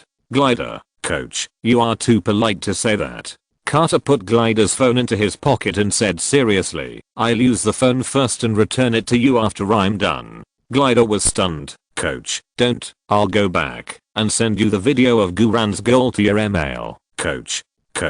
On the other side, the entire Golden Fleece team was extremely depressed. They thought the game was a draw, at least it was acceptable in terms of face, but in the last half minute, Guran reversed it again. And Guran's goal was too amazing. This is just an amateur game. How could such an amazing goal appear? How did the Bucks Steelhorns, a bottom-ranked country bumpkin team, suddenly become so strong? In such a game, the biggest loss of the Golden Fleece team is not just an unnecessary defeat, but the Golden Fleece team also lost a defensive midfielder ace and their mentality. No one in the Golden Fleece team was willing to admit that they would lose to a weak team like the Bucks Steelhorns, let alone to a Chinese kid, but that was the fact. Guran's kick with the crescent-shaped scimitar just now was really a fatal blow. There was no solution. Beep, beep, beep. Amid the revelry of the students from the Southampton private school, the referee blew the whistle to end the game. The score was frozen. The Southampton Bucks Steelhorns beat the Rugby Golden Fleece 3:2 in an upset. So far, all 3 rounds of Group E have ended, and the group ranking has been announced. The Bucks Steelhorns, with 1 draw and 2 wins and 7 points, ranked first in the group, surpassing the first-tier strong team Rugby Golden Fleece's 2 wins and 1 loss. Yes, the Bucks Steelhorns not only qualified, but also qualified as the first in the group. This is a dark horse upset, a situation that no one had expected before the start of the group stage. Even the Bucks Steelhorns themselves definitely did not expect it. The Southampton private school Bucks Steelhorns team qualified from the group again after 20 years. The Rugby Golden Fleece team could only finish second in the group. Although the Rugby Golden Fleece team also qualified from the group, no one in their team could laugh. This should be the worst record in their history since the team was founded. For them, qualifying is a common occurrence, and even reaching the quarterfinals should be a matter of no suspense. If they had followed the deployment of head coach Wilkinson and played this meaningless game with a substitute Lanoop, perhaps it would not have been so miserable. But they just wanted to step on the Bucks Steelhorns team. But the Bucks Steelhorns team not only did not back down, but slapped their faces. Being slapped in the face by the country bumpkins they looked down on, the Rugby Golden Fleece team couldn't swallow this breath. The players of the Rugby Golden Fleece team were still dissatisfied in their hearts. Especially the captain of the Golden Fleece team, Jolly, who walked off the field with his head held high, muttering things like a country bumpkin who has never seen the world and a country bumpkin who has never won. Hey, you. Just as Jolly was about to leave the field, Guran called him from behind. Jolly said angrily, if you want to exchange jerseys with me, I'm sorry, I'm not interested in exchanging things with the Chinese guy. Guran sneered, you really think too much. Even if you want to exchange jerseys with me, I don't want to exchange with you. Jolly raised his eyebrows and said provocatively, why, do you want to fight? Before he finished speaking, a large group of Bucks Steelhorns players who were celebrating immediately stood behind Guran. Jolly immediately said, fighting is wrong, and although the game is over, the referee still has the power to show a red card. Guran sneered. Don't be afraid, we can solve any problems with the score, and you have already lost. The muscles on Jolly's face trembled slightly. This is simply a slap in the face. Guran continued to say bluntly, I know you are not convinced of your defeat. It doesn't matter, as long as your Golden Fleece team plays well in the next game, and doesn't get eliminated, then we will eventually play against each other. By that time, I will make you lose with a sincere heart. Jolly's fist clenched and creaked. Okay, then we'll see. After saying that, Jolly turned around angrily, slammed the door, and walked into the players' tunnel. The players of the Bucks Steelhorns team booed happily. Light at the entrance of the players' tunnel, Jolly dropped a full blue bubble. Guran quickly concentrated his mind and looked. Sideways stop +1. Finally got it. This is what I've been waiting for. 2 brush sideways kick skill successfully. This is also the last pickup progress of the day. Today is too perfect. If it can be more perfect tonight, it will be awesome. Guran then concentrated his mind and collected this skill from a distance and then turned around to continue the carnival with his teammates. The collective carnival of the Southampton private school students lasted for more than half an hour and no one was willing to leave. Finally, it was Coach Carter who came out and called all the players back to the locker room, saying that he had something important to announce. The students left the court reluctantly. Rusty was far behind. When he was about to run back to the player tunnel, a girl waved at him at the fence. Hi, Rusty, hello, can I meet you? Rusty's body trembled. Is spring finally here? Is it true that, if you play football well, girls will come to you? Guran Sheng is not lying to me. Chapter 112. The order of free kicks has changed. Mariah Sensor's advice. Hi, I'm Rusty. Rusty tucked his hair and leaned against the fence. The girl on the other side of the fence smiled and said, Classmate Rusty, you don't need to introduce yourself. I've known you for a long time. You performed really well today. Really? Ha ha ha. Rusty tucked his hair again. I think so too. But I'm even happier when you say it. Can I be considered a beauty? The girl's expression was a little excited. Although the girl's appearance and figure can only be rated 7 points at best, this does not affect Rusty's ability to pick up girls. What's wrong with a 7-point appearance? As long as she is a girl, she is a beauty in Rusty's eyes. As a big man who has confessed 50 times and none of them succeeded, Rusty is not concerned about the girl's appearance, but the success rate. Ahem. Beautiful girl, we are going out to celebrate tonight. I wonder if you are free. Rusty asked boldly. The girl's eyes were full of surprise. Really? You guys are going out to party? Can I really go too? Shiro was overjoyed. Of course. The girl said excitedly. Great. I'm free. I'm very free. I don't even have to go home tonight. Shiro's brows were immediately overjoyed. It's okay not to go home at night. Doesn't this mean that Guran really didn't lie to me? As long as I play football well, I will naturally have a girlfriend. I'm not even ready, and spring is already here. Ha ha ha ha. At this moment, the girl carefully took out a letter from her pocket and handed it to Shiro. Okay Shiro, can you please help me give this letter to my male god Guran? Shiro. The smile on Shiro's face rose. This turn of events came too fast, and his excited heart didn't have time to react. What? The 7-point girl was full of shyness. Please help him, tell him that I can do anything tonight. Please. Rusty held the love letter that was not written to him and said with trembling lips, okay. The 7-point girl said happily, thank you, Rusty. You are such a good person. After that, the girl jumped away. Rusty's face was full of grief and indignation, and he shouted to the sky, no, no, no, in the locker room. The excitement of the players of the Bucks Steelhorns has not cooled down yet, and they continue to hug each other and sing and dance. After 20 years, they have reached the top 16 again. This sense of excitement and honor is difficult to describe in words. From today on, they are the heroes of Southampton Private School. The entire Southampton Private School, and even the entire Southampton, will be proud of them. This is the charm of football culture. At this time, Rusty returned to the locker room with a sad face and handed the 7-point girl's love letter to Guran. What? What else could it be? A love letter? Shiro shouted with tears in his eyes. The originally noisy locker room suddenly became quiet. The players all looked at Xiao with strange eyes. Minato came over and asked with a smile, "Xiao, you wrote a love letter to Guran?" "Xiao, awesome. Xiao, you can't chase girls, so you finally want to do it to boys. Oh my god. How can I take a shower with you in the future?" "Xiao, I support you."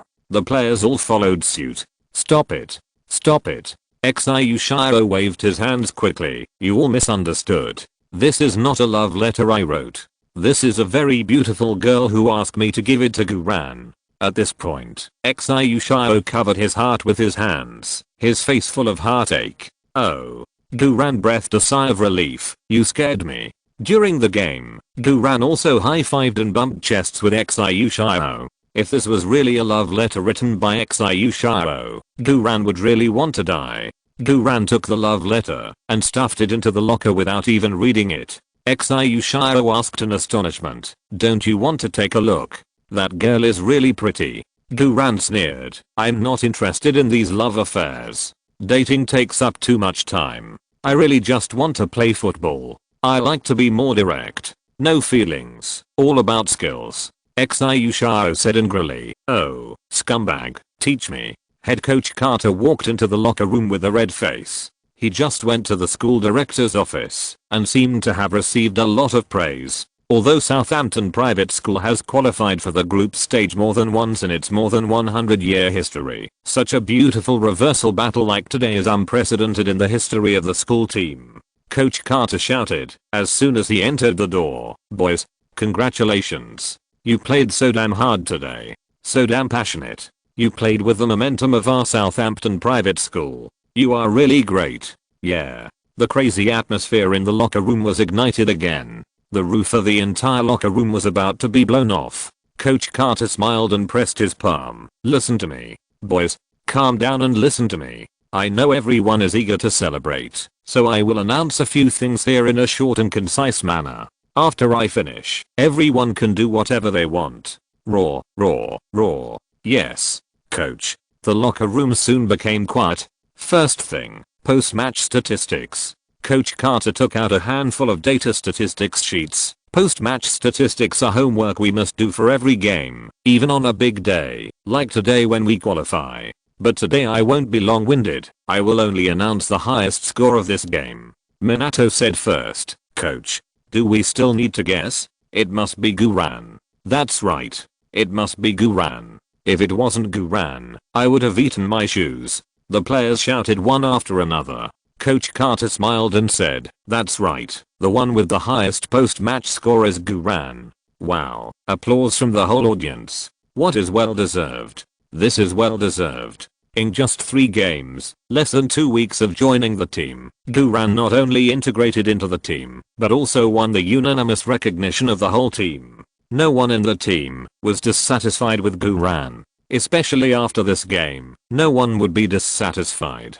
Guran played bravely in this game. Not only did he make many key clearances, but he also made many accurate long passes and sideline breakthroughs. Moreover, Guran ran all over the field, and his running distance, sprint distance, and number of successful confrontations were definitely the highest on the field. What's more important is that Guran had 1 assist and scored 2 goals. According to the weight ratio of the post-match score, Guran's score must be higher than the post-match score of the previous game. The post-match score of the previous game was 8.5, so the post-match score of this game should be at least 8.6, right?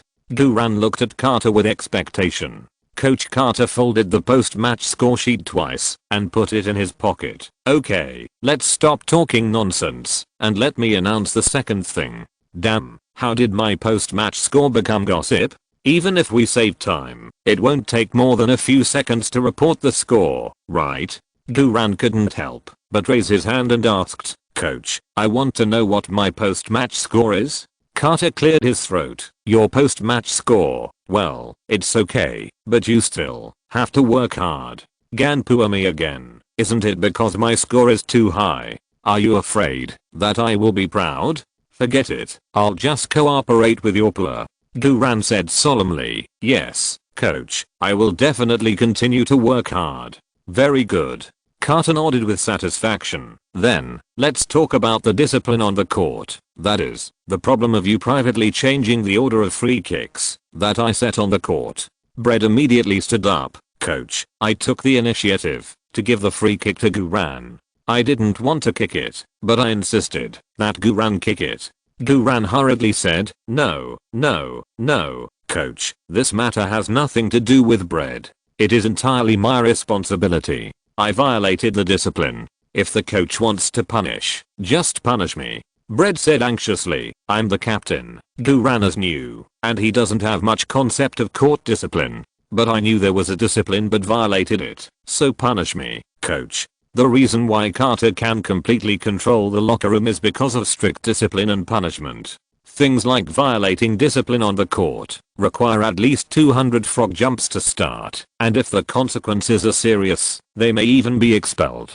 The Bucks Steelhorns had this kind of thing before. A player with good qualifications was too sticky on the court and refused to pass the ball to his teammates. As a result, he was fired by Coach Carter after a game. So this kind of thing is really serious in the eyes of the players of the Bucks Steelhorns. Coach Carter didn't get angry, but nodded slightly in approval. Yes, you two don't shirk responsibility, but take responsibility for each other, which is very good. This is the core idea of our Bucks Steelhorns team. I should have held you two responsible for this matter, but boo, your crescent-shaped scimitar is so handsome, and with that kick, we finally won the game. If I still punish you, it would be too unkind.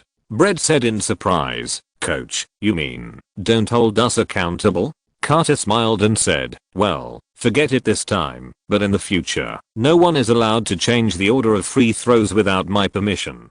Do you understand? Yes, coach. The players of the Bucks Steelhorns responded in unison. Guran felt a little depressed. Although Carter was not punished for the disciplinary issues on the field, the rule that the order of free throws cannot be changed in the future, wouldn't this make his crescent moon knife useless? Then Coach Carter continued, the third thing I want to announce is about the order of free kicks. From today, Brett is the second ranked free throw shooter, and Guran is the first ranked main penalty shooter. In addition, the first main penalty shooter on the left corner is also Guran. The order of free throws for the right corner kick and penalty kicks will remain unchanged for the time being. Do you have any opinions? No opinions. The players of the Bucks Steelhorns shouted excitedly. Guran's crescent moon knife lore at the last moment of the game was absolutely convincing. With Guran's crescent moon knife, Coach Carter's tactical deployment naturally has many more options, and can even let the players work harder on the offensive end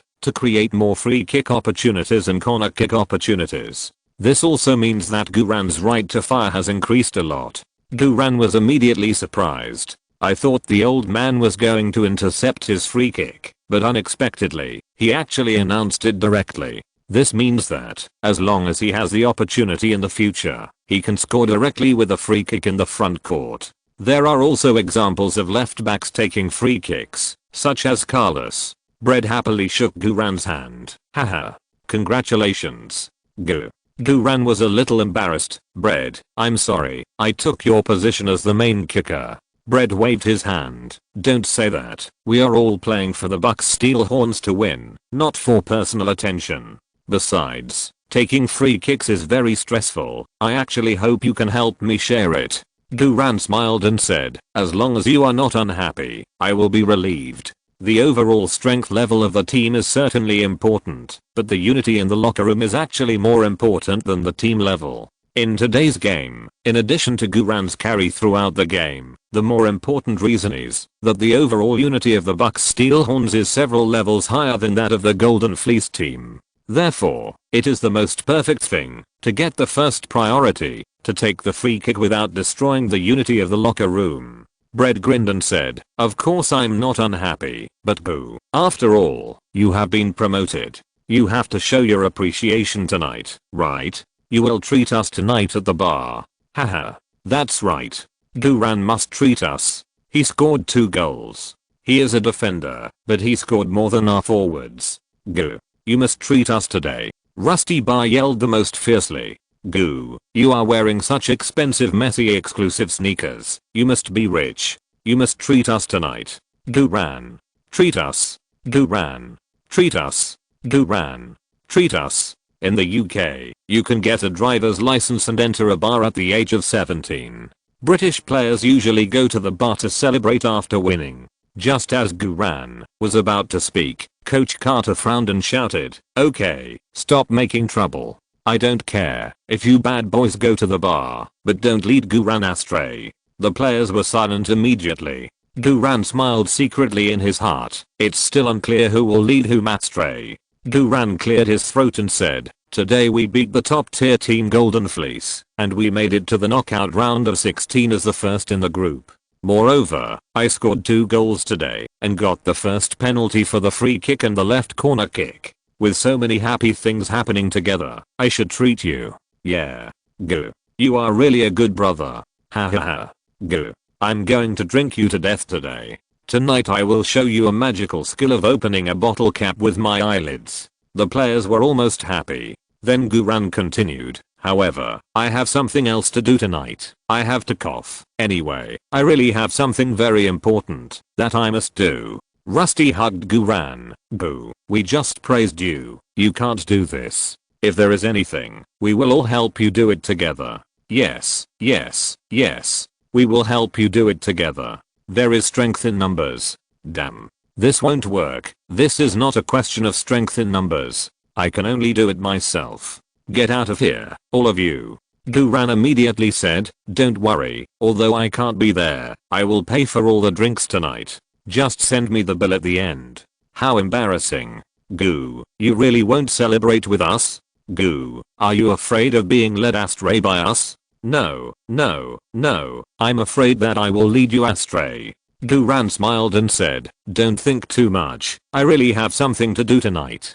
Tonight, I will show teacher Mariah the space capsule. And there is a high probability that she can have a full range of physical therapy. Isn't this more interesting than watching Rusty Strip open a bottle of wine with his eyelids?" Alright. Coach Carter pressed his palms and said in a deep voice, "I have no right to interfere with your partying in the bar, but I require you not to go home after 12 o'clock at night and not to fight in the bar. Remember, qualifying for the group stage is not our ultimate goal. We still have very important games coming up. If you miss the game because of drinking and making trouble in the bar, you will be the sinner of Southampton Private School. Do you understand?" "Yes, coach. I understand." The players of the Bucks Steelhorns answered excitedly. Coach Carter continued, "The fourth thing is, we have qualified from the group, so as the first place in Group E, we will play against the second place in Group D, so our next game date will be June 9th. There are still 5 days left. As for which team is the second place in Group D, the Football Association has not yet issued an announcement. Tomorrow morning, I will ask the drummer to send the information of our new opponents to your email addresses, and everyone must check it carefully." "Yes, coach. In addition, since we have achieved such a good result of qualifying as the first place, the school has decided to give us 2 days off." Wow. So cool. The players of the Bucks Steelhorns were also happy. Carter pressed his palm and said seriously, "You can play as you like these 2 days, but after the holiday, you have to get your mind back and train hard. Although we won today, we must clearly realize that the Golden Fleece is indeed stronger than us in all aspects. If it weren't for Guran's last kick of the Crescent Moon Scimitar, we would never have been able to reverse the game at the last minute. The next round of 16 is a knockout match. If you lose a game, you can only go home obediently, so I ask you to devote yourself to training after the holiday and strive to enter the top 8. "Yes, coach." The players of the Bucks Steelhorns responded confidently in unison. "Oh, by the way, there is one more thing." When Carter was about to leave, he suddenly remembered something. When Guran scored the first goal, you were stacked on him on the court. You will be fined 200 frog jumps each. Ah. The players of the Bucks Steelhorns screamed. "Coach, don't blame us for this." "Yeah, coach. Blame it on us. That sideways volley goal by Gu was so cool." "Damn, you're blaming me? You idiots. Anyway, I'm the victim, so I shouldn't need to do frog jumps, right?" Guran couldn't help but chuckle. Then Coach Carter added, "Rusty, add 100 more." Rusty was surprised and said, "Why, coach?" Carter said angrily, "Because you were the last one and the pressure was the most fierce." Rusty looked up to the sky and shouted, "No, no, no." Carter paused and then said, "Of course, you can keep the frog jump account first and make up for it when you are eliminated." Minato asked quickly, "What if we never get eliminated and make it to the finals?" Carter sneered, "Make it to the finals? If you can really do it, the coach will personally pay for the frog jump." Suo. "Yeah, coach. You said it." Brothers, in order to make the coach wrong and not to be eliminated, work hard. Buck steel horns. Fight to the end. Oh oh oh oh. This group of middle school students became excited again, as if they were injected with chicken blood. "Okay, holiday. Everyone go back and have a good rest. See you the day after tomorrow. Goodbye, coach." The players cheered collectively. Coach Carter turned around and walked out of the locker room with the post-match ruling. Glider chased after him as if he had lost his soul. Coach, my phone, let's take a shower." "Hey, Boo, you really don't want to go to the bar with us tonight?" No, Guran smiled. "I really have something to do." "Then you'll miss your chance to pick up girls." "I really don't want to pick up girls, and I don't know how to pick up girls." Guran walked into the shower room with his teammates. There were sounds of water splashing, boys playing with each other, and soap falling to the ground in the shower room. After taking a shower, Guran opened the locker and took out his mobile phone. There were 7 or 8 missed calls and more than 50 text messages on the phone. Most of these text messages were from students from Southampton private schools. The content of the text messages was varied, such as, "My male god, are you free tonight? When are we going to have a baby? I'm an F-cup. I want to get to know you." Guran ignored all such straightforward words. There were also 2 other text messages. The first one was from teacher Mariah. "Boo, you should be taking a shower now, right? Don't forget our agreement. I've been waiting for you. If you dare to forget our agreement, I'll see how I'll deal with you next time I see you." At the end of the text message, there was also a dynamic kiss emoticon. This is no longer a hint, but an explicit statement. While just looking at the text message from teacher Mariah, Guran felt numb all over. Teacher Mariah's royal sister expression lingered in Guran's mind. Guran's heart was rippling, as if he could smell the scent of teacher Mariah's channel from the text message. "Alas, my young body has experienced too little after all." Guran immediately sent the address of his villa to teacher Mariah and replied, "Teacher Mariah, please come to my place at 8 o'clock in the evening. My space capsule will not be in place until 8 o'clock in the evening." On the other side, teacher Mariah, who had already returned home, was putting on makeup. When she heard the text message on her mobile phone, she immediately put down the eyebrow pencil in her hand and picked up her mobile phone to check. "Puchy." Teacher Mariah giggled at the phone. "Let me go there at 8 o'clock in the evening? This little trick is just to take advantage of the night and leave me there overnight. What about the space capsule being in place? Isn't it just to make him prepare more fully? This little milk dog is so cute." This address turned out to be the June Villa Luxury Resort Hotel. He really thought it through. Teacher Mariah immediately replied, "Okay, then we'll meet at 8 o'clock in the evening. I'll wait for your space capsule to be in place. I want to eat it tonight." Guran was numb all over after receiving the text message. What? Chapter 113. The liquid nitrogen freezing capsule is in place. Tonight's battle will definitely not be easy. "Hey, Boo, let's go." The teammates called Guran to leave together. Guran came back to his senses and put away his phone. "Okay, you go first. I'll pack up and leave later." "Okay, see you after the holiday." "Yeah, goodbye. Remember to send me the bill for your bar consumption tonight." Haha, I can't forget such things. The teammates left the locker room happily. Guran dried his body, put on his clothes, packed his backpack, and was the last one to leave the locker room. When he walked out of the court, before turning to the main road of the campus, Guran felt something was wrong. Guran looked over the wall. He saw a large group of girls holding cheering signs, blocking the entrance of the campus and looking around. The eyes of these cheering girls were full of excitement like hunting. Guran's scalp suddenly tingled. After this game, the cheering team has grown to more than 200 or 300 people. Moreover, there are many boys among them. Isn't this fucking crazy? I was the one who carried the Milwaukee Bucks throughout the game, and led them to a comeback against a strong opponent with a buzzer beater. Are they chasing me like a star? What should I do? It is definitely impossible to walk out of the school gate directly. But if I don't leave, it will delay the important things tonight. Let's go for it. Duran took out a towel from his backpack, put it on his head, covered his face, walked out along the wall, lowered his head and walked fast. At first, everything went smoothly. Duran felt that he should not be recognized. When he was still more than 10 meters away from the school gate, he heard a girl shouting sharply, "Duran. He walks so handsomely, it must be him." The girls screamed and rushed towards Duran. Duran panicked immediately. This is more dangerous than facing the Golden Fleece team. Duran didn't care about disguising himself and immediately ran out of the school. Duran. Don't run. We love you. My male god. I want to have a baby with you. Now. Husband. Husband.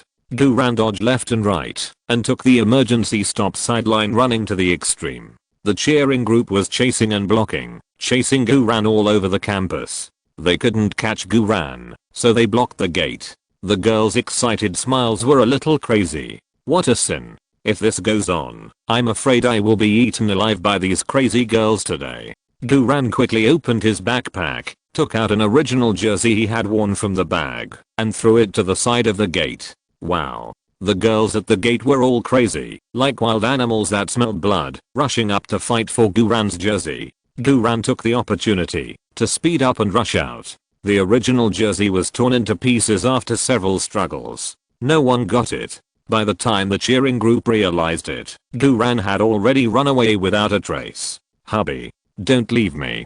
Damn it. Our male god is so cunning. But I still love him so much. This sleeve is mine. Give it to me. Mine. Mine. All mine. The girls in the cheering group started to fight for it frantically again. Duran ran a kilometer in one breath and finally stopped in a remote dark alley to breathe heavily. This is more energy consuming than playing a game of football. I can only say that the football culture atmosphere of Southampton private school is really too strong. Of course, reflecting on it, it is probably because I'm too handsome, and strong. It would be strange if I didn't attract bees and butterflies. It seems that I have to wear a hat, a mask, and big sunglasses when I go in and out in the future. Alas, I really just want to play football, but I didn't expect that I would experience the life of a star so soon. After Duran took a breath, he walked out of the alley with a grin, waved and took a taxi home. Sitting in the car, Duran began to put aside distractions and seriously summarize today's game. This game was very rewarding. In addition to getting the skill of stopping the ball sideways twice, I also got the right to take the free kick in the team. Facts have proved that the skills of stars are indeed stronger than ordinary skills, so if there is a chance in the future, I should still get more star skills. Of course, ordinary skills are the basis. If ordinary skills are not complete and cannot reach the level of +3, it will be difficult to gain a foothold in the professional league. Not to mention the Premier League, it is difficult to gain a foothold even in professional leagues of the level of English League One and the English Championship. In addition, today's physical energy consumption is greater than that of the previous 2 games. Physical energy consumption is not fixed in every game. The more you encounter a strong team, the more physical confrontation you will consume, and the more physical energy required for ordinary skills will be consumed. Moreover, with the establishment of the main position, the physical requirements of the left back position are definitely higher than those of other positions. Therefore, the next focus is still to improve physical fitness and increase the speed of physical recovery. The liquid nitrogen freezing space capsule will be installed tonight, and I hope to solve the problem of physical recovery speed. After the game, the strength attribute was automatically increased by 1 point through actual combat, reaching 63 points. In this way, Duran's muscle strength is stronger. Another gain from this game is trash talk. Gavin of the Golden Fleece team was sent off with a red card, which has a lot to do with his own mentality. In fact, the Golden Fleece team performed very well today. The offensive support and zone defense were better than the Bucks' Steelhorns. The real turning point was Gavin's malicious sliding tackle from behind after he came on the court, which led to his being sent off with a red card. Trash talk is actually part of football culture. The most famous example of trash talk is the time when Zidane headbutted Materazzi in the 2006 World Cup in Germany. Trash talk can affect the mentality of players. There are not too many such examples in high-level professional leagues, and both sides are more restrained in trash talk in front of the camera. However, in low-level professional leagues, even excessive trash talk is very common. Therefore, it is the best choice to stabilize your mentality and not get carried away when encountering trash talk, but to use trash talk to spray back and kill the opponent. If I have enough talent points in the future, I can also add a few points to skills like trash talk. Alas, when will I have enough talent points? I really hope to find another big star to use as a tool for robbing points. Not long after Guran returned home, the factory staff responsible for installing the liquid nitrogen freezing space capsule arrived. Under Guran's command, 4 staff members installed the liquid nitrogen freezing space capsule in the large bathroom on the first floor. There are 2 bathrooms in this dune villa, one on the first floor and one on the second floor. However, the bathroom on the second floor is not big, only a dozen square meters, while the bathroom on the first floor is more than 30 square meters. The bathroom on the first floor not only has a special water wave massage double bathtub, but also a Norwegian log sauna. It is naturally very suitable to install the liquid nitrogen freezing space capsule here, so that you can take a sauna immediately after quick freezing to speed up the recovery rhythm. It took the staff 2 hours to finally install the liquid nitrogen freezing space capsule, and then proceed to the last step, filling the liquid nitrogen raw materials. The person in charge said as he was filling the tank, "Mr. Gu, this liquid nitrogen can be used about 80 times. We suggest that you call us to refill it when you have used it for 60 times. Please do not ask a third party to refill it, otherwise it will cause irreparable damage to the space capsule, and we will not be responsible for it." Guran asked, "How much does it cost to refill it once?" The person in charge smiled and said, "Only £30,000.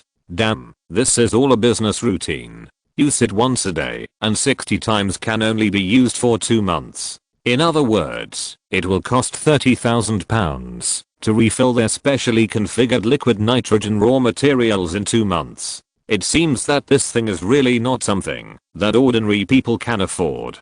Tomorrow I have to go to the gambling company to withdraw money. Fortunately, the 2010 South Africa World Cup will start on June 11th, and I can take the opportunity to win more by then." "Okay, Mr. Gu, now the filling is complete. Do you need me to explain how to use it?" "Oh, no, someone will come to show me how to use it." Guran paused. "By the way, I have a question." "Oh, Mr. Gu, please." Guran asked in confusion. "I just asked casually, can your space capsule be eaten?" "Ah." The person in charge was stunned for a moment and then answered very professionally, "Mr. Gu, our space capsule is made of special steel and special resin, and it is not edible." "Oh, then I understand." Guran couldn't help but smile. The person in charge was confused. He had never met a strange customer who would ask such a question, but he didn't ask in detail. "Well, Mr. Gu, this is our after sales phone number. If you have any questions, you can call us. We will serve you wholeheartedly 24 hours a day." "Well, okay." After the staff left, Guran simply tidied up the room and made himself a meal. Then he rested and waited for the night to fall in Southampton. Coach Carter pushed the door and walked into the Pink Mermaid bar. As soon as he entered the door, the drinkers raised their glasses to greet Carter enthusiastically. "Hey, old Carter. I heard that your kids made it. Not bad, not bad. This drink is for you." "Bartender, give old Carter a glass of his favorite dark rum. Put it on old Rice's account." "Fuck, do you need to tell me that?" Carter rolled his eyes at the guy who was talking and walked to sit next to old Rice with a smile. Old Rice was still sitting in his old seat with a glass of undrunk milk in front of him. Without waiting for Carter to order a drink, the bartender directly slid a glass of dark rum over, and Carter took it and drank it all in one breath. "Shaha, it's so refreshing." Carter couldn't help knocking on the table of the bar. "Today is such a proud day. Old Rice, you should have heard about it, right? We defeated the Golden Fleece 3:2. That's the top tier team, the Golden Fleece. Today, that kid performed so well. If you were there, you would be excited for him too. Haha, old Rice said slowly. I still have to go fishing. How can I have time to watch amateur football? However, now the whole of Southampton is talking about your game this afternoon. I have to say, Llama, you actually beat the Golden Fleece. You did a really beautiful job this time. More than beautiful?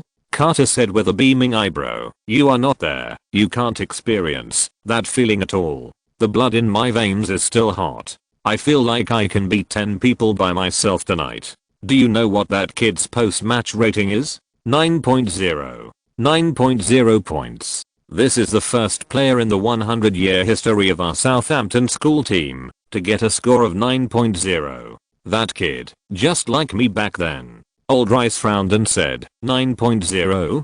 This is indeed a high score. Considering that your opponents are only high school amateur players, the pressure and confrontation are not high, so 9.0 points are easier to get than professional players. Of course, this kid is really capable to get such a high score. But didn't you say that he is the only one in the history of your school team to get 9.0 points? Then why do you still say that he is the same as you back then? Did you also get 9.0 points back then? That's not the case. But, Carter said confidently, but he has a good coach like me. I didn't have a good coach like me back then. Old Rice smiled and shook his head. Llama, look at you. You can't stop talking about that kid. You are almost a loyal fan of that kid. Carter said seriously. Old Rice, don't laugh at me. My today may be your tomorrow. When you get to know that kid, you will lick him more than me. I'll show you a short video. Old Rice waved his hand quickly. I don't watch that stuff.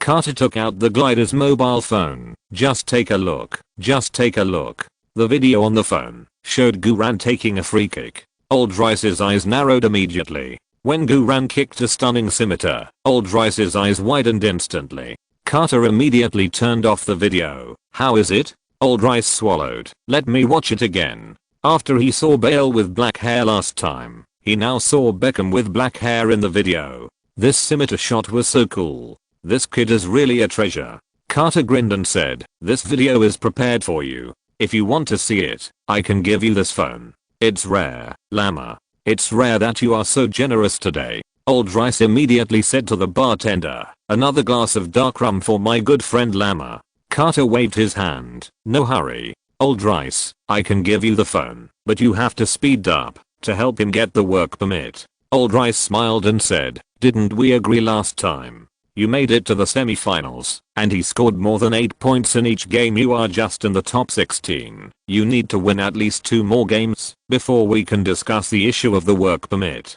Carter said, last time was last time. Did you know that he could kick a crescent moon scimitar last time? Old Rice, you and I are both knowledgeable people. You should know that for a talented player like him, there will soon be a large group of clubs scrambling to use the special talent clause for him. If you don't hurry up, are you going to give this big fish to others for nothing? As far as I know, the fish-plagued scabs in Portsmouth have begun to inquire about the details of our Bucks Steelhorns team's victory over the Golden Fleece team. As soon as he heard Portsmouth, old Lester frowned. Portsmouth and Southampton are 2 famous South Coast rivals in British football. In fact, in the 1960s, these 2 neighboring port cities were quite friendly, and the teams on both sides could not be considered mortal enemies. However, in 1965, the ports of both sides had agreed to strike together to denounce the capitalists, but the start and end times were not coordinated well, which led to Southampton's strike in full swing, while Portsmouth had not made any moves. The dock workers in Southampton felt betrayed, so they hastily ended the strike. As soon as Southampton ended, Portsmouth's strike began in full swing. In the end, both sides failed. Both sides called each other scabs. That year, the 2 sides happened to have a League Cup knockout match, so all the conflicts broke out in that game. Fans from both teams threw coins, fireworks, and bottles into the stadium. Players from both teams were beaten to a pulp, and a large-scale fan brawl broke out. Since then, the feud between the 2 teams has been completely sealed. Southampton and Portsmouth have become one of the most famous rival derbies in the UK, the South Coast Derby. So, if Manchester United is mentioned to pay attention to Guran, it's fine. But when it comes to Portsmouth paying attention to Guran, Old Rice can't stand it. Old Rice is the former sports director of Southampton Club, and he is still one of the shareholders of Southampton Club and a member of the board of directors. The sense of glory of the club is deeply rooted in Old Rice's heart. Old Rice said coldly, "It's strange that those idiots from Portsmouth could get any information from Southampton." Carter shrugged and drank the second glass of dark rum. "Haha, I've already said it, Old Rice. I sincerely advise you to hurry up." After that, Carter took out Guran's post-match statistics, along with Glider's phone, and left them to Old Rice, then staggered out of the Pink Mermaid bar. After Carter left, Old Rice quickly grabbed his phone and watched the Crescent Moon Scimitar video again. "This kick is too strong. This is definitely enough for professional competitions. Hahaha. Southampton really copied it this time. I really have to hurry up." Old Rice took out his phone and quickly dialed the number. "Hello, Alan. Yes, it's me. What do you think about what I told you the day before yesterday? I tell you, we must hurry up. I hope that before next week, we can hold a board meeting to discuss and determine this topic because, according to reliable information, the group of scabs in Portsmouth are also interested in that kid. Yes, we must not let Portsmouth steal the fruits of our victory. Next week, we must hold a board meeting." After hanging up the phone, Old Rice quickly dialed the second number. "Hello, Marcus. What do you think about what I told you the day before yesterday? What? Are you sick? Very serious? Then we really have to hurry up. I hope that before next week, we can hold a board meeting to discuss and determine this topic. If you can't be there, I hope you can appoint an heir to represent you at the board meeting. Hello, Marcus? Marcus, are you okay?" 7:59 p.m.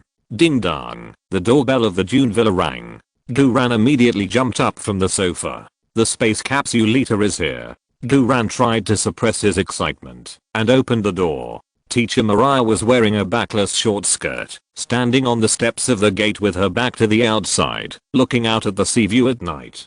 Her back was as smooth as white jade, and you could even see the beautiful curve of a certain part exposed to the side. Guran's dragon claw hand was a little out of control. Fortunately, Guran finally controlled it. The cool sea breeze at night blew, ruffling her hair and her thin, moonlit gauze skirt. So beautiful. The kind of beauty that is beautiful with a hint of coquettishness. The kind of beauty that is more deadly than the beauty in the general sense. Guran swallowed hard and didn't rush. Teacher Mariah turned her head back tenderly, her eyes full of anger and smile. Why don't you invite me in?" Guran then hurriedly said. "Teacher Mariah, please come in." Teacher Mariah chuckled and casually stuffed a bottle of beautifully packaged gin into Guran's hand. "Here, it's for you." Guran's scalp numbed. This kind of wine is very strong, and it is easy to black out after drinking it. Moreover, Guran has heard of this brand of gin, which seems to be a very famous gin in London. It is also hundreds of years old and worth at least £400 or £500. Teacher Mariah, you are really willing to spend money. Actually, you don't need to bet at all. Guran smiled and said, "Teacher Mariah, you are so polite, but I don't like drinking, so let's put it away." Guran then put the bottle of gin up high. Teacher Mariah chuckled and said, "We won't drink tonight, so how do we start?"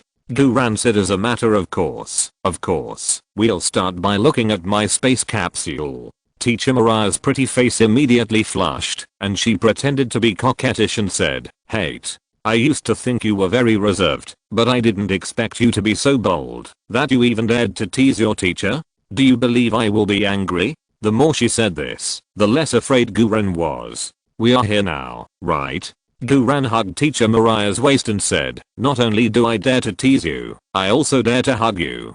Teacher Mariah's breathing became obviously heavier. She said, "Hate, your hands are really dishonest," but her body leaned on Guran's solid muscles without any intention of struggling. Guran smiled mischievously. "Let's go. I'll take you to see my space capsule first. My space capsule is big and beautiful, and it has just been filled with liquid nitrogen." Teacher Mariah said coquettishly, "Why are you still bragging? Okay, I really lost to you, then come on." Teacher Mariah closed her eyes slightly and put her shoulders in front of Guran. With the lift of the two shoulder straps, the whole backless short skirt can slide down smoothly. Very convenient. Guran smiled mischievously in his heart, but said seriously on his face, "Teacher Mariah, we have to go to the bathroom. My space capsule is installed in the bathroom on the first floor." Ah. Mariah was stunned. Is this some kind of metaphor? Guran held back his smile. "No, you will understand if you follow me." Guran held Mariah's waist and led her to the bathroom. Mariah's waist was very strong when she walked. Just by putting his hand on it, Guran immediately realized that tonight's battle would never be that simple. Chapter 114. The Chelsea star who was invited by St. Paul's Boys' School to kick off the match was. The closer she got to the bathroom, the more Mariah's heartbeat became. She felt that her body had never been so excited as it was tonight. "Are you ready?" Guran gave Mariah a mysterious smile. Mariah was full of royal sister style, and she winked. "Do I need to prepare? I'm just afraid that you are not ready. Damn, this is really unbearable." Guran took a deep breath, tried to control his heartbeat, and gently opened the bathroom door. Dang dang dang. Look. A brand new liquid nitrogen frozen space capsule. Guran turned back to admire Mariah's expression. Mariah was petrified. What's going on? How could there really be a brand new liquid nitrogen frozen space capsule? Did I get it wrong? Did Guran really just want me to come and see his newly bought space capsule instead of with me? Oh my god. How can I still be a human being? I actually thought he was teasing me. I even tried to tease him back and told him that I wanted to eat his space capsule. Too shameful. Too shameful. Mariah now just wants to dig a hole in the floor and bury herself in it. Guran even deliberately asked mischievously, "How is it? Teacher Mariah, is it what you expected?" Mariah's face was as red as a tomato, and her royal sister aura was crushed to pieces. She stood there and opened her mouth repeatedly for several times, and finally said with difficulty, "It's different from what I imagined." Guran laughed in his heart and said, "Teacher Mariah, I will go in and feel it now. Please help me operate it outside." "Oh, okay." Mariah nodded with her face covered. "Then I'll start." Guran took off his shirt, revealing his strong tendon meat. Mariah's heart skipped a beat, and her breathing became rapid. Guran only wore a pair of sports shorts, and then put on the hat and gloves that matched the space capsule, and half lying in the liquid nitrogen freezing space capsule. Opposite Guran was a split screen panel, which displayed the temperature, timing, and various indexes of the space capsule. Once an index exceeded the line, the liquid nitrogen freezing chamber would immediately activate the protection mode. Mariah came over with a red face and helped Guran adjust the liquid nitrogen freezing temperature. "This is your first time using liquid nitrogen to freeze the space capsule. Don't be too aggressive at once. Try -150 degrees first. After getting used to it a few times, gradually reduce it to -180 degrees.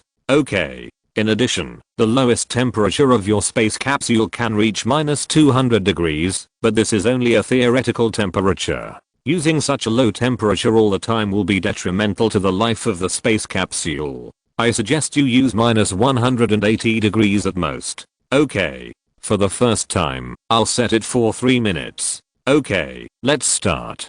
Guran took a deep breath and prepared himself wholeheartedly. Mariah helped Guran adjust the parameters conscientiously and then clicked the start button on the control panel. Sizzle, the liquid nitrogen freezing space capsule immediately started running. The hatch was completely closed and sealed, and the low temperature liquid nitrogen at -150 degrees began to spit and vaporize in the space capsule. It is fatal for the body to directly touch liquid nitrogen, but after liquid nitrogen vaporizes, it will form a protective film on the surface of a human body to isolate low temperature damage. The low temperature environment in the space capsule is real. This low temperature environment can quickly eliminate the accumulation of hydroxyl acid in the body and allow muscles and blood to reach a coagulation and repair state. The liquid nitrogen freezing space capsule can not only quickly restore physical strength, but also delay aging and revitalize the cells in the body. It is expensive, and there is a reason for it. In 2010, this liquid nitrogen freezing space capsule was not popular, but around 2020, this thing is the most common body beauty equipment in high-end beauty salons. Guran felt as if his body had entered another space. There was even a moment when Guran seemed to feel that time and space were reversing, and his body was growing backwards. Mariah asked, "Boo, how do you feel?"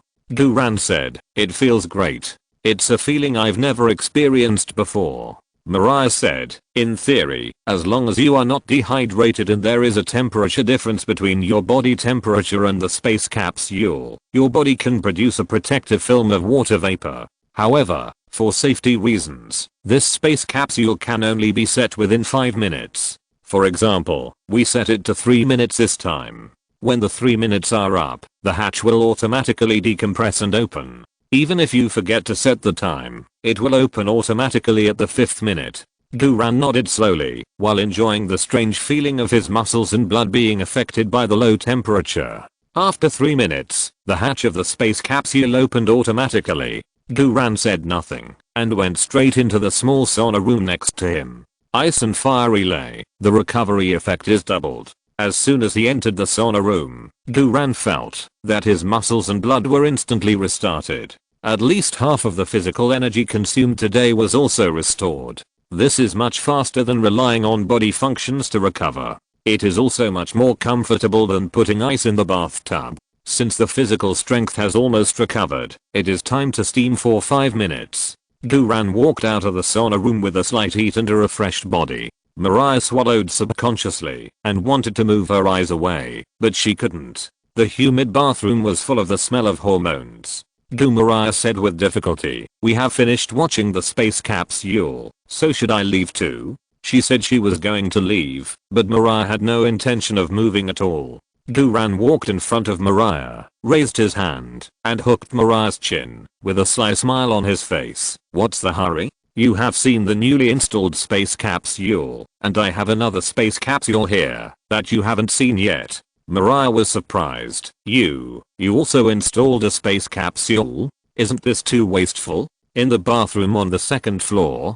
Guran smiled. "No, in my bedroom." Mariah smiled helplessly. "Boo, you are really, the space capsule is so expensive. You can install one, why install two?" "Well, anyway, I'm here. Take me to your bedroom, I will help you debug it." "Okay, I'll take you there." Walking to the door of the bedroom, Guran smiled mysteriously. "Are you ready?" Mariah smiled and said, "What's there to prepare for this?" Guran opened the door. The big bed in the bedroom was covered with rose petals, and outside the floor-to-ceiling window, you can directly see the waves hitting the rocks. The stars were reflected on the sea, and the stars in the waves illuminated the romantic bedroom together. Mariah was stunned.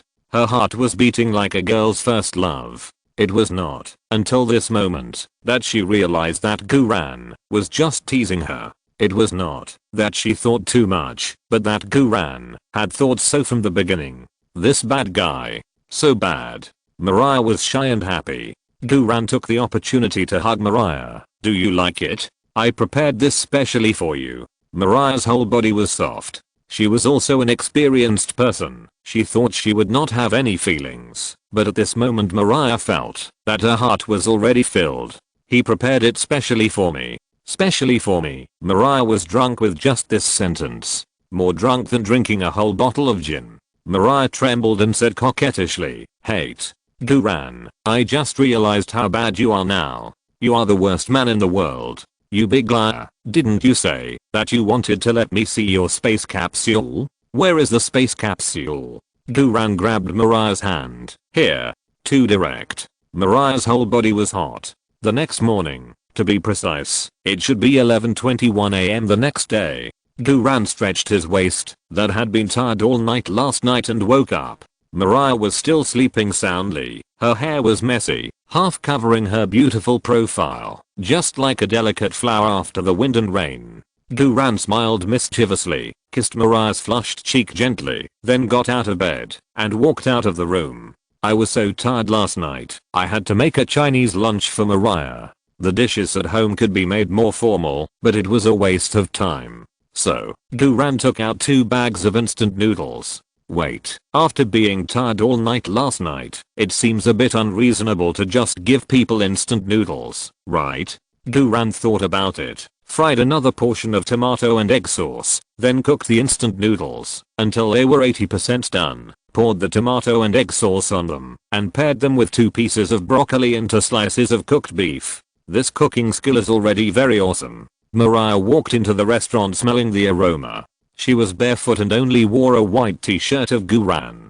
She was full of the beauty of fatigue, as if she had no bones. Mariah leaned against the door frame and tilted her head to look at Guran. Her eyes were as if she had discovered a new world. Boo, you can actually cook. In a country like the UK, which is a food desert, being able to open a can and pour the food from the can into a plate is considered a qualified housewife, and a boy who can cook is simply a rare treasure. Guran turned around and smiled. Mariah, I was just about to call you to get up. It happens that I made some noodles. Come and try it. You really can cook. Mariah's cognition was still immersed in the storm of last night. She really couldn't understand why Guran was so young, but his skills were so good that Mariah felt that she had lived in vain for so many years. What she couldn't imagine was that Guran not only had good skills, but also could cook. Guran shrugged. It's nothing, just stir-frying tomatoes and eggs, and making instant noodles. Almost every Chinese man can do it. He was not pretending. Chinese people have the world's best racial expertise in planting, cooking, infrastructure, mental arithmetic, table tennis, and eating melon seeds. Mariah supported her almost broken waist and sat in front of the steaming tomato soup. She rolled up the instant noodles with a fork and tasted it. Oh my god. Mariah didn't even have time to say a second word. She picked up the bowl and started eating. It can be seen that she was really hungry and didn't care about her eating manners at all. Guran smiled and said, eat slowly, no one is going to snatch it from you. Mariah wiped her tears while eating. Isn't this too delicious?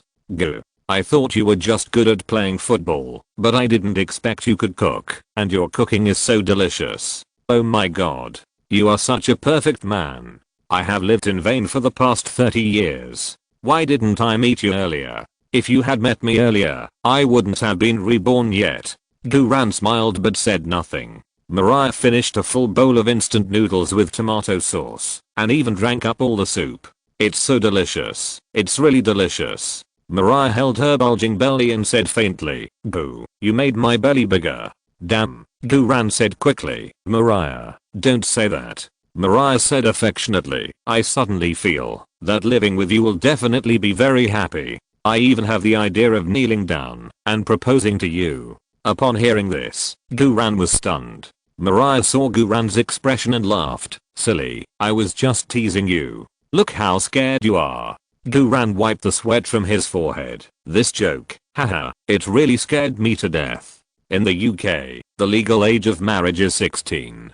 To be honest, Guran also likes Mariah, but liking and getting married are two different things. Liking someone can only like one thing about the other person, but getting married means that you have to like and tolerate most of the other person after knowing everything about the other person. It would be great if this moment could last forever. Mariah's face darkened slightly. Boo, I want to say sorry to you. Actually, I lied to you. Today is the last day together. I have been taking the clinical physician qualification exam before. I passed it not long ago. The day after tomorrow, I will leave Southampton private school and go to a hospital in Edinburgh. Sorry. Guran was slightly stunned. No wonder Mariah was so proactive this time. This really means that if she doesn't take the initiative again, there will be no chance. Leaving the day after tomorrow also means that there will be no physical therapy from teacher Mariah during the halftime break of the next game. Actually, it's nothing. His physical attribute is already 65 points. Basically, he will have more than enough to play the whole game. He is not as nervous as before. However, Guran is still reluctant to leave. Seeing that Guran didn't say anything, Mariah quickly lay on Guran's legs and said softly, boo, as long as you tell me to stay, I'm willing to give up my years of hard work and stay with you like this. Damn it, don't. I still want to be a big football star. Duran quickly held Mariah's face and said sincerely, "Mariah, life is not only about love and affection, but also about pursuing your dreams. I was very happy last night, and you were very happy too, weren't you? We are all very happy, and that's enough." Mariah nodded with tears in her eyes. "Boo, you are right. We are all very happy, and that's enough. I have decided to go to Edinburgh. If there is a chance in the future, will you come to Edinburgh to see me?" Duran smiled and said, "Of course, as long as there is a chance, I will definitely find you." Mariah raised her head softly and offered her lips. "Boo, you are so nice." "I think so too." Duran hugged Mariah. "So, let's hurry up." The two of them stayed together until 3 o'clock in the afternoon, and Mariah reluctantly left Duran's dune villa. This period with Mariah has come to an end. Duran stood at the door of the villa, looking at Mariah's distant figure in the vast sea, and couldn't help but sigh. After rebirth, how did I become a sea king? No, I just don't want to fall in love. I really just want to play football quietly. After Duran sighed, he turned back to the villa, opened his laptop, and checked his emails. The National High School Students Top 16 knockout match is the real business. A bar bill popped up in the email first. The total amount was £2,573. This consumption is not high. Duran was a little surprised. You know, the idiots of the Bucks Steel Horns team will not care about the cost when they go crazy. Obviously, everyone is embarrassed to spend more of his money. However, how could they know that this amount of money is not even enough for the reborn Duran? Duran smiled and paid the bill casually. The next email was an internal message from the school team. In the national top 16 knockout match on June 9th, the opponent of the Southampton Bucks Steel Horns team, the first place in Group E, is the Triangle Basin team of St. Paul's Boys School. The second place in Group D according to the results of the English Football Association's draw. The Bucks Steel Horns will go to St. Paul's Boys School on the South Bank of the Thames in London, England for the knockout match, another away game. According to the competition system, the two sides will decide the winner in one game. The loser will be eliminated, and the winner will enter the national top 8 battle. If the two sides are tied within the regular 90 minutes, then the two sides will play overtime. The overtime totals 30 minutes, divided into the first and second halves, each half lasting 15 minutes. If the overtime is still not decided, the two sides will play a penalty shootout. This competition system is exactly the same as the Professional Cup. St. Paul's Boys School is one of the top 10 private schools in the UK. The St. Paul Group also has a special girls' school, which ranks higher than the boys' school. More than half of the students at St. Paul's Boys School will be admitted to Oxford University. They attach great importance to sports education, especially canoeing and rugby. Their school is located in the Delta Basin of the Thames. The straight line distance from the campus to the south bank of the Thames is no more than 10 meters, so their canoeing training base is also on the Thames. Their canoeing project is also of Olympic standard. As for football, it is not the strong point of St. Paul's Boys School. But after all, they have a solid foundation. Even if St. Paul's Boys School does not pay much attention to it, they can basically qualify from the group every year. In terms of overall strength, the St. Paul's Delta River team is not too strong, at least not as strong as the Golden Fleece team.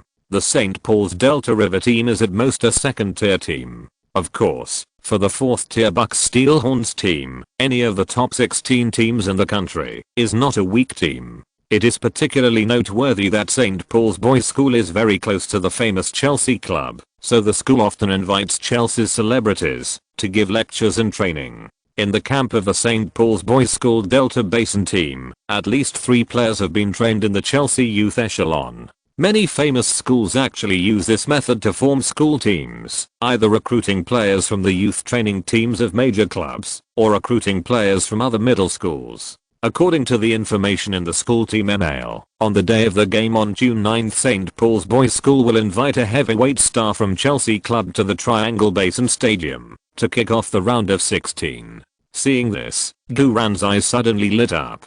Chelsea's heavyweight star came to attend the opening ceremony? Who would this heavyweight star be? Warcraft Drogba? Iron-blooded Terry? Golden Glove Sech? Big Sprayer Anelka? Strategic Grenade Ivanovic? African Buffalo Essene? Or the Magic Lamp? Chelsea around 2010 had a luxuriously loop and an absolutely super awesome record. The 2009 Community Shield and FA Cup champions, the 2010 FA Cup champions and league champions. It was really the peak. The team's substitutes and youth training lists were also full, and even many talented players did not get a chance to play, and could only be loaned out to level up. For example, Matic, Pantic, Traore, Loftus-Cheek, and the famous Belgian brothers Courtois and De Bruyne, who had a good relationship at the time, were all once the little demons who were loaned out by Chelsea to level up.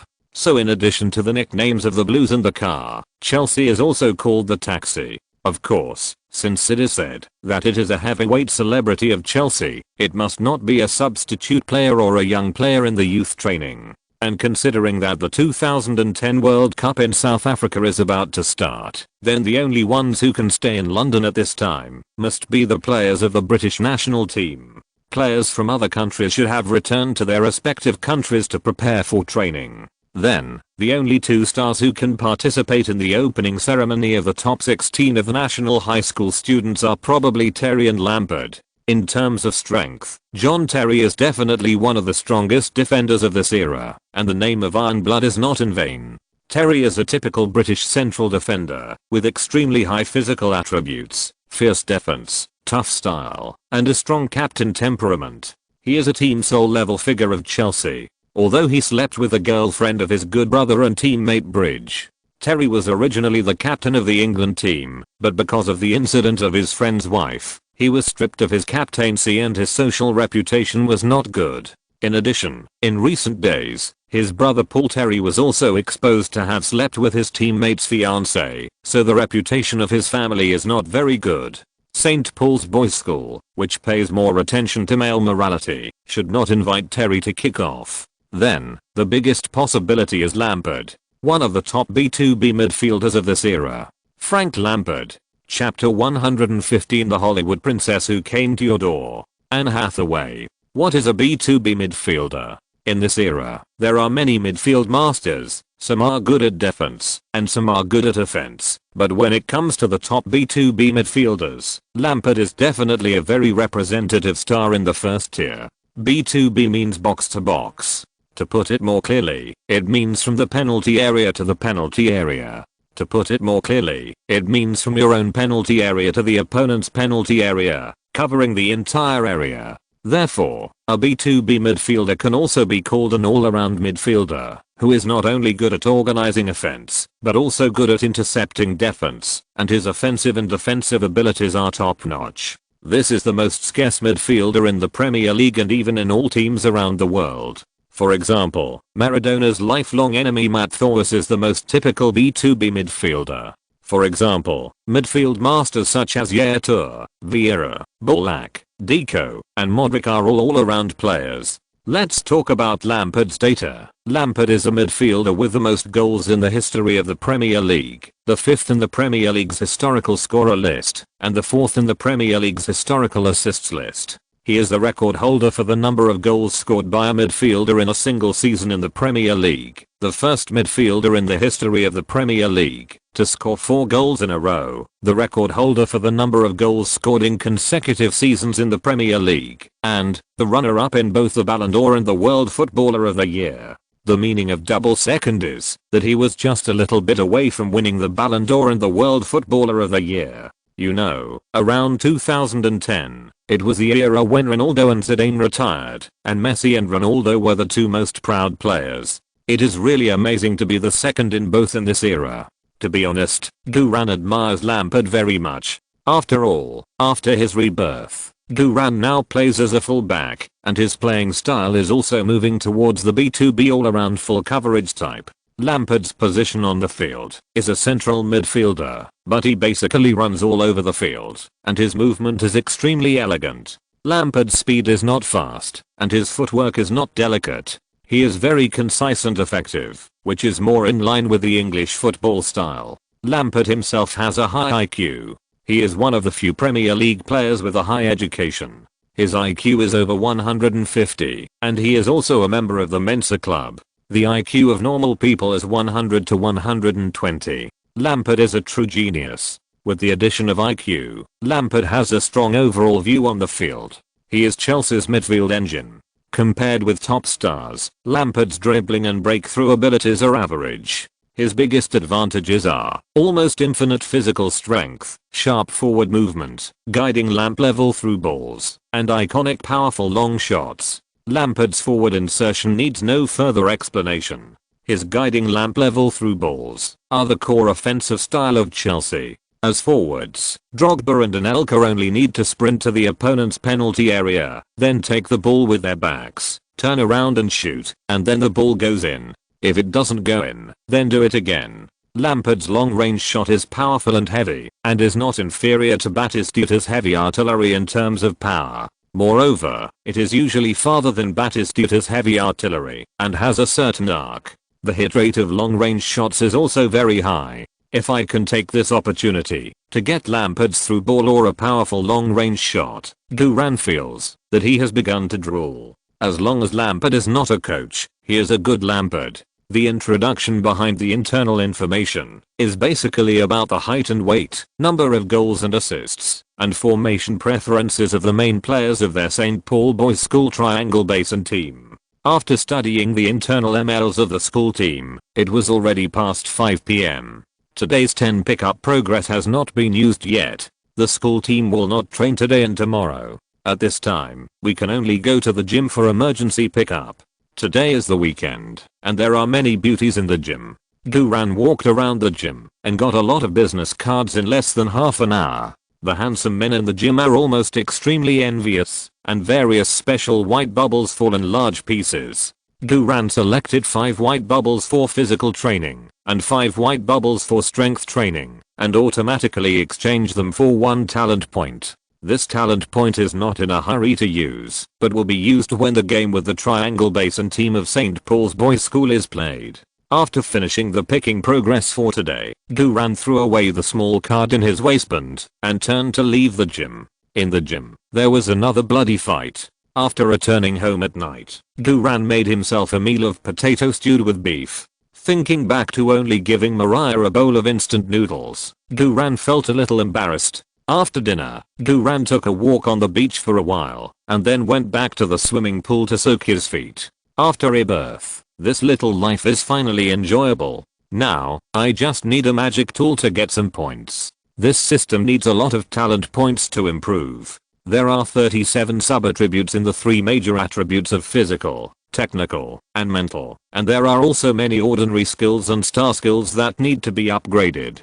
The gap in talent points is quite large. Even if you can exchange 1 talent point for free white bubbles from special training every day, it is still too slow. After the top 16, it will be the quarterfinals. After the quarterfinals, it will be the semifinals. After the semifinals, it will be the finals. There are 5 games in total, and you must not lose any of them, otherwise it will be difficult to enter the professional league as a foreigner. At this time, it would be great if there were stars like Sophie who could get some magic tools. When Duran was thinking about this, beep, beep, 2 text messages came in succession on the phone. The first one was a message from the gambling company notifying him of the receipt of £210,000. Duran just took a quick look and didn't care too much. This kind of money is just a small amount of money. On the one hand, it can maintain the current living expenses, and on the other hand, it can be used to accumulate capital for the future.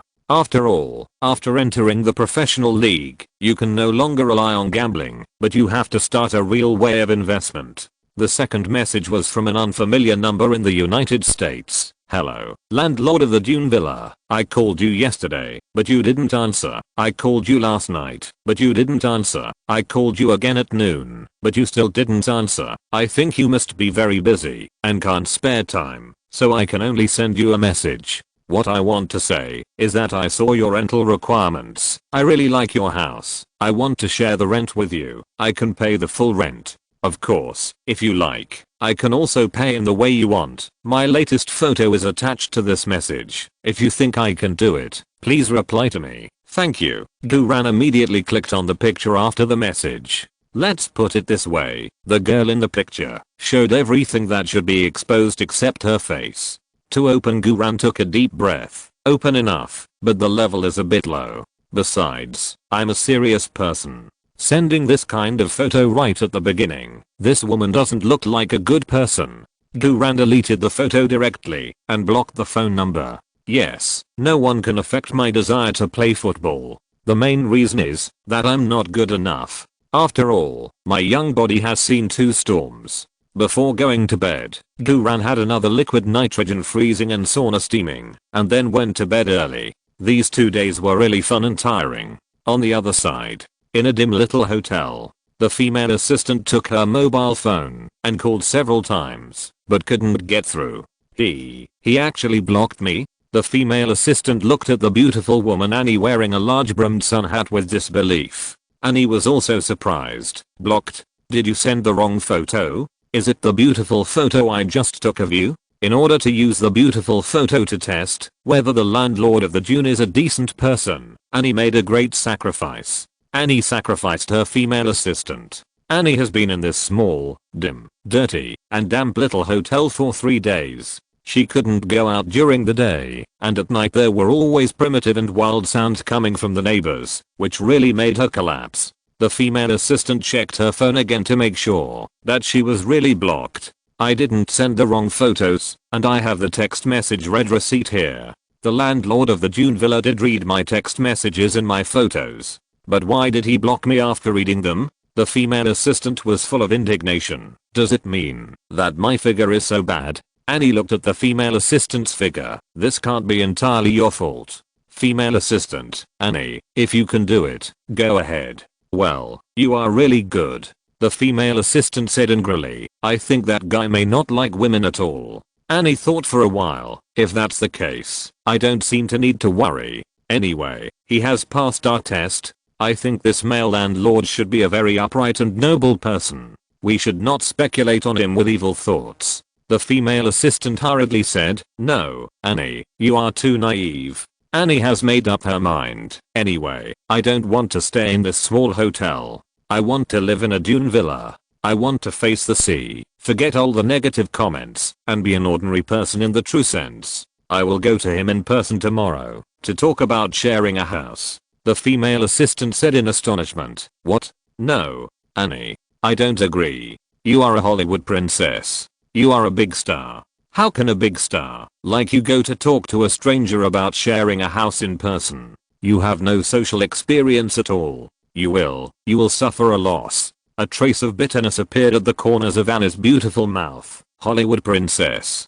What kind of princess am I? Haven't you seen what those Hollywood critics said about me? A vase, no acting skills, affected manners, only a silly smile, fake even when not acting, nothing but pretty. I've had enough. A line of tears slid down her white jade-like cheeks. The female assistant quickly took out a bottle of depression medicine. Okay, Annie, don't think about those unhappy things. Come on, take the medicine first. Annie took the medicine obediently and put it in her mouth. While the female assistant turned back to find water, Annie quickly spit out the medicine and threw it under the bed. The female assistant turned around and handed Annie a cup of water. Annie swallowed the medicine with an extremely natural and non-material performance. The female assistant asked, Annie, do you feel better? Annie smiled and said, yeah, I'm much better. The female assistant said in admiration, this medicine is really magical, but I don't agree with you going to see the male landlord of Sand Dune alone. You have no social experience and you are too gullible. I'm afraid you will suffer a loss. Annie smiled and said, don't worry, I won't suffer a loss. I can even bargain. The female assistant shook her head and said, this is not a question of bargaining. What I mean is this. I will go with you to discuss sharing the house and communicating with the male landlord. I will come forward for you, Annie hurriedly said. How can this be possible? He already knows your body. The female assistant blushed. I'm not going to see him without clothes. He will definitely not recognize me if I put on clothes. Annie was slightly stunned. Oh, that's right. But it's better not to. This time, I really just want to be an ordinary person quietly. I don't want to be a movie star anymore, and I don't want to win an Oscar. If you were by my side, I would be very stressed out, and I would think of what those movie critics said, and I would be depressed all the time. The female assistant said quickly. Okay, then I won't go with you, but Annie, I will stay in this small hotel and wait for you. When you figure it out, or if you need my help, just give me a call and I'll be by your side. Okay, thank you. The female assistant said with a straight face. Also, you must remember to take the medicine on time. This medicine is really amazing. Annie smiled faintly. Well, I will. The next morning, Duran slept until he woke up naturally. The energy consumed in the competition the day before yesterday and the energy consumed in surfing with Mariah had basically recovered. The effect of the liquid nitrogen freezing capsule was indeed strong enough. Duran was about to get dressed and get up to make himself a nutritious Chinese breakfast when he suddenly heard the doorbell of the villa ring. Who is it? So early in the morning. Duran didn't wear a shirt, only a pair of sports shorts, and yawned as he went to open the door. The refreshing sea breeze blew in, bringing with it a strange fragrance. Duran was instantly awakened. In front of him stood a slender beauty who was about 173 centimeters tall and wearing high heels. This beauty was wearing a large white sun hat and sunglasses, so her true appearance could not be seen clearly, but just by looking at her golden ratio figure and her skin as warm and transparent as white jade, it can be concluded that she is definitely not an ordinary person. Duran's height is 181.5, which is obviously taller than the beauty in front of him, but standing in front of this beauty, Duran actually felt that he had no height advantage. This beauty was wearing a white wide-brimmed sun hat, and the sun hat and sunglasses blocked most of her pretty face. Duran could only barely see her delicate chin outline and the plump lip line of her lower lip. She was wearing an ordinary white dress that seemed to be bought from a cheap supermarket, but her slender and well-proportioned arms were extremely well maintained, especially her slender white fingers, which looked like they had never touched the spring water. There is also a special fragrance on her body, just like walking into the most primitive forest and breathing the purest natural flower fragrance. This is not Chanel, nor Dyer, but a more advanced customized fragrance. A perfume smell that only big stars deserve. Although this beauty seems to want to dress in the direction of civilians, she should never know what civilian life is. Duran suspects that she is even a little naive, thinking that as long as she wears a piece of clothing bought from a cheap supermarket, she is really a civilian. Although her face cannot be seen, she just stands there, and before she says a word, her temperament has surpassed 99.99% of women in the world. This must be a big star. Duran realized it instantly. No matter which big star it is, you must not let it go today. The bigger the star, the easier it is to produce perfect talent point bubbles.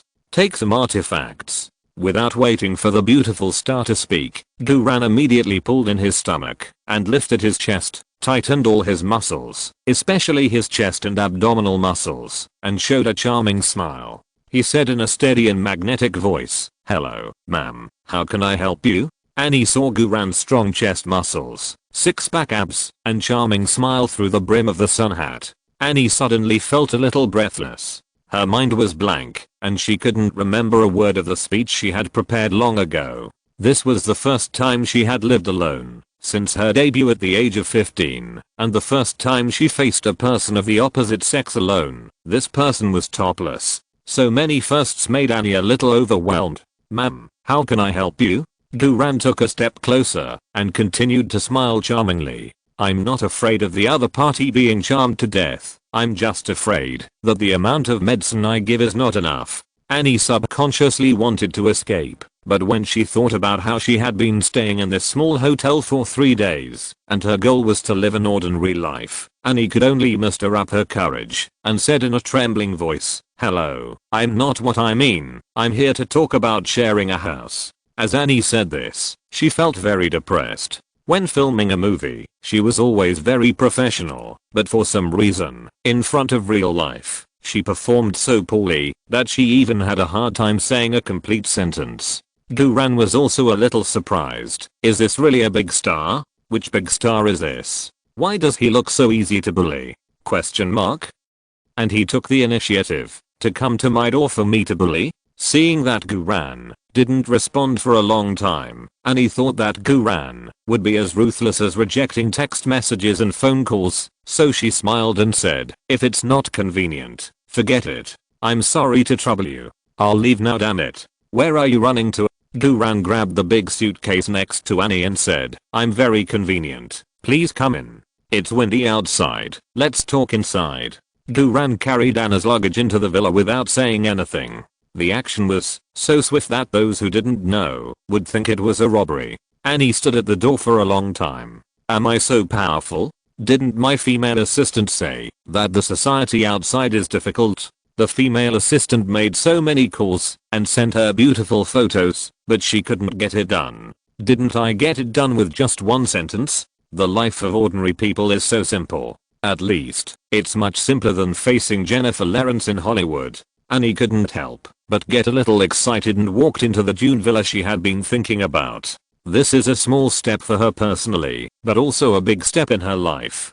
Guran put away the suitcase, turned around and said to Annie with a smile, "Ma'am, please take a seat. I'm an easygoing person and easy to negotiate with." "Annie," Guran said again, "oh, by the way, what would you like to drink? I have Chinese tea, coffee, and a bottle of gin." It's not easy for a big star to take the initiative to deliver some magic tools to the door, so he must be given the highest treatment. And sat on the sofa a little awkwardly. "Thank you, I'll just have some coffee." "Okay, please wait a moment. You can visit any room at will. I'll go and make you a cup of coffee by hand." No need to be so troublesome, really." When Anne stood up to speak, Guran had already rushed into the kitchen at a high speed.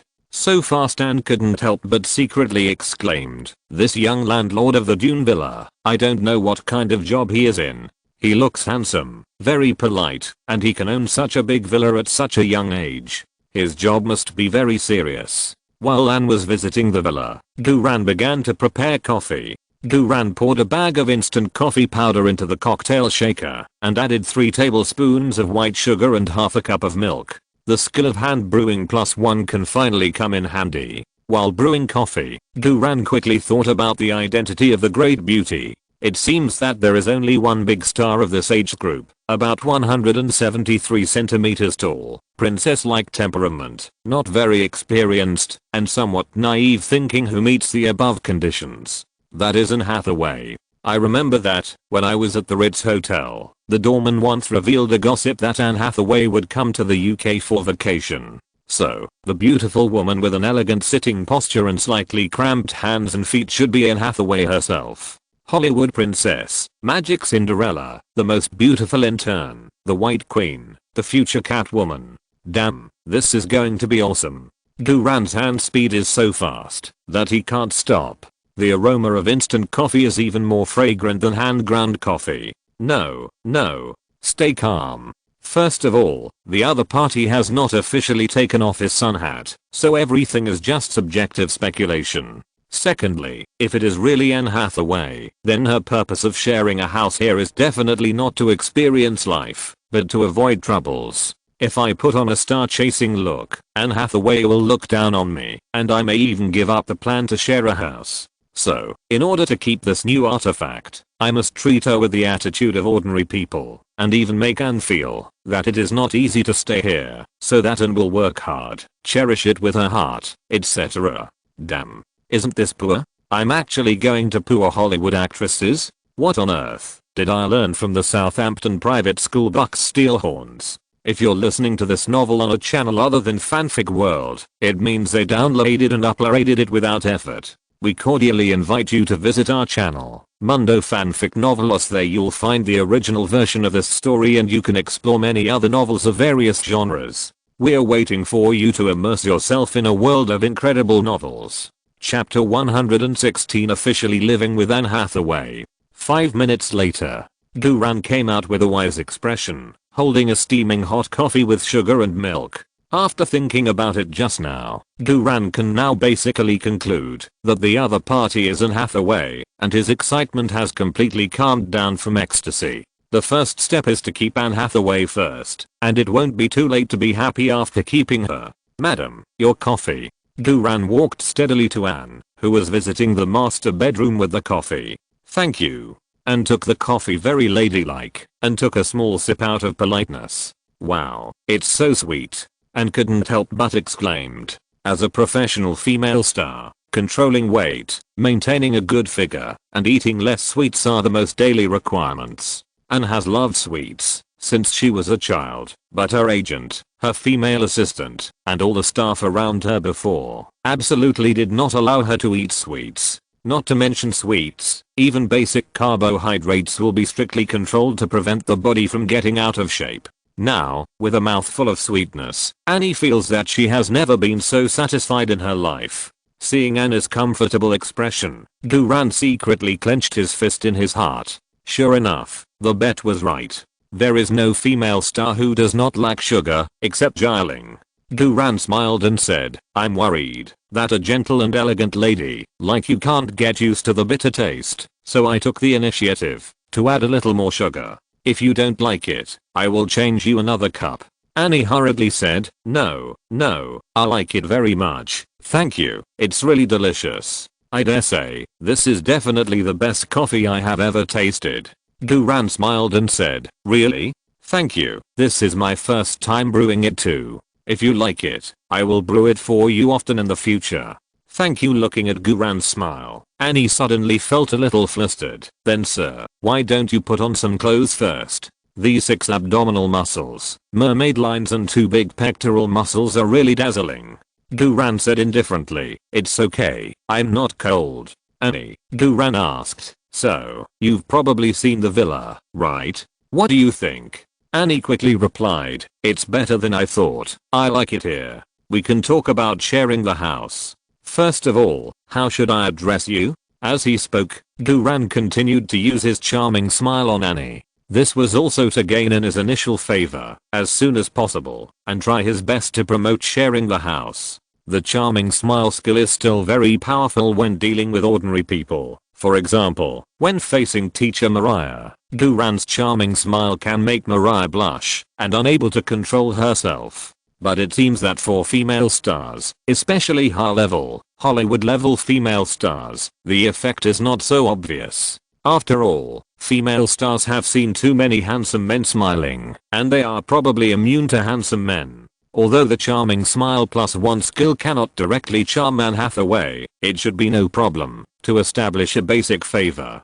Duran asked Annie what her name was, which was straightforward. If Annie really wanted to share a house, she would not be able to hide her true identity if she lived under the same roof. If she didn't want to share a house, then Annie would not reveal her true identity. Duran also used this question to test Annie's bottom line. Facing Duran's question, Annie hesitated. My name is Annie, you may know me. Of course I'm not saying how famous I am, so it's normal if you don't know me. My full name is Anne Hathaway, I'm a movie actor. Sure enough. Ha ha ha. Sure enough, it's Anne Hathaway. This wave is really cool. I was just worried about not having any magic tools, and someone took the initiative to deliver it to my door. And it's a Hollywood princess. But Annie, you are so naive. You are a famous Hollywood star, but you actually ran to a strange city alone to share a house with strangers. Fortunately, you met me, you know.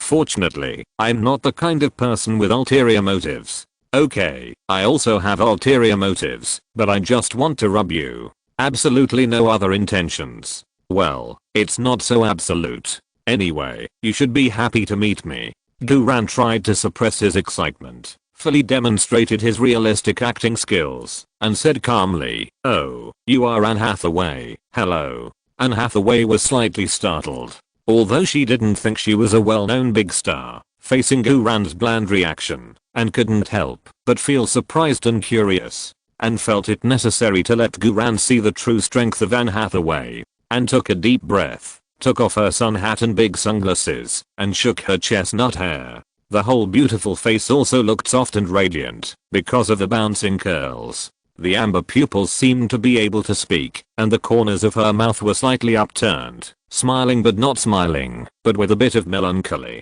Duran's heartbeat stalled instantly. Anne Hathaway, the real person, is more than 3 times more beautiful than in the movie. She is really a goddess-level Hollywood star. Although Guran was reborn and had seen big scenes before, but when he really faced Anne Hathaway's gorgeous face so closely, Guran felt that his eyes were not enough and his young body was becoming more and more excited. Anne Hathaway is so beautiful that it makes people want to commit a crime. No, hold it back. Stay cool.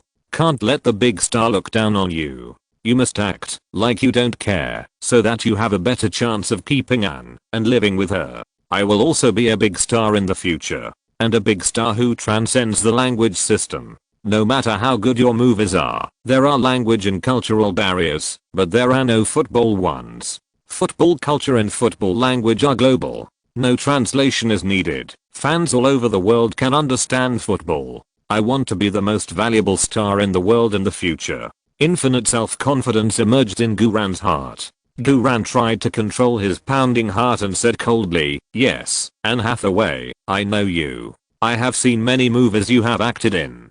In the latest movie Alice in Wonderland released this year, you played the White Queen.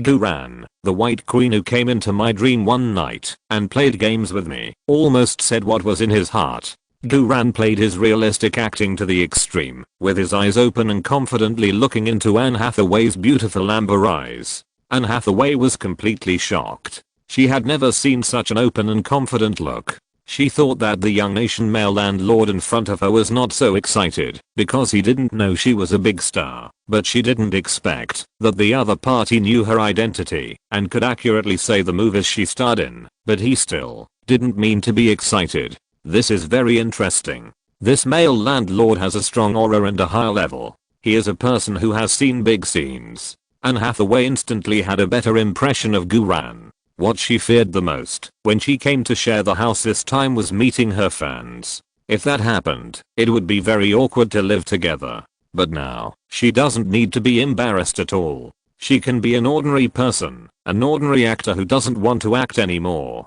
Annie asked happily, "Mr. Landlord, I wonder how I should call you?" Guran smiled and said, "My name is Guran, and I'm from China." "So you are Chinese, Mr. Gu." Anna's beautiful eyes lit up. "Yes." Guran smiled and said, "Let's not be so polite to each other. I'll call you Annie, and you can call me Gu, or just call me Guran." "Okay, Gu." Annie smiled gently. "By the way, since you are Chinese, I have a question I have always wanted to ask. I wonder if I can ask you?" Guran smiled and said, "Of course, ask it." Annie asked seriously, "I heard that every Chinese person can get a giant panda when they become adults. Is this true?" Guran almost laughed out loud. Only a fool would take such a fake thing seriously. Guran said in an exaggerated tone, "Not only that, we Chinese not only have a giant panda, we are also responsible for teaching pandas kung fu." In fact, Guran wanted to use this exaggerated tone of normal people know this is impossible to imply that the answer to the question Annie just asked is impossible.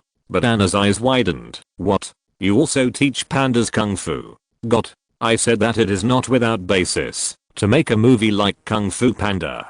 Damn, I can't explain it clearly. Annie, you are really super naive. If I sell you now, you will definitely help me count the money, right? Of course I can't bear to part with it. So it's a good thing that you met me. Guran cleared his throat and continued to maintain his aloof tone. "Well, Annie, let's talk about sharing the house." Annie immediately said, "Okay, I have no problem with the rent." But Guran waved his hand. "Now it's not just a matter of rent. Let me put it this way. If you were an ordinary person, then sharing the house would be easy, but you are a star. I know you stars have a lot of things to do. Today you have an announcement, tomorrow you have an interview, the day after tomorrow you meet a friend, and I like quietness and don't like a messy environment. So."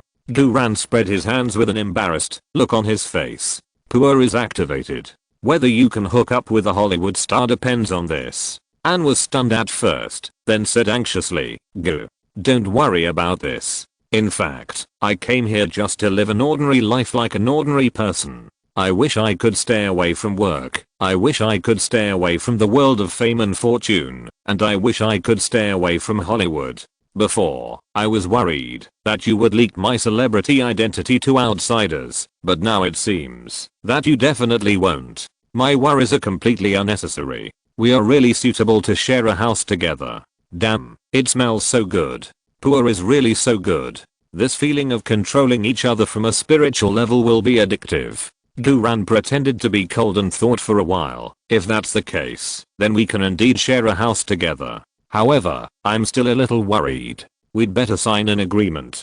You have to promise to live here for at least a month, not to quit the lease without reason, and not to bring anyone or any work matters to the Dune Villa. If you violate it, you have to hold a press conference and blow up everything about it. Big stars like Anne Hathaway must not be short of money. It is meaningless to punish Anne with a fine. This kind of self-explosion punishment is 100 times more powerful than a fine. Annie smiled softly. No problem. I really just want to be an ordinary person. I'll sign this agreement with you. Duran said. Okay, let's sign for 1 month first. There is another requirement that I want to explain in advance. If you can't accept it, then there is no need for us to continue. Annie asked, what requirements? Duran said, I'm not in the villa most of the day, so as a co-resident of the villa, you have to be responsible for daily cleaning. Annie was stunned for a moment. What? You want me to clean the room? Duran said, yes, including but not limited to mopping the floor, wiping the table, washing dishes, cleaning the living room, bathroom and other public areas. Duran remained cool on the surface, but his heart was beating wildly. After all, Annie is a high-ranking Hollywood princess. If she poos her so strongly right from the start, if P collapses, then the lights will be on.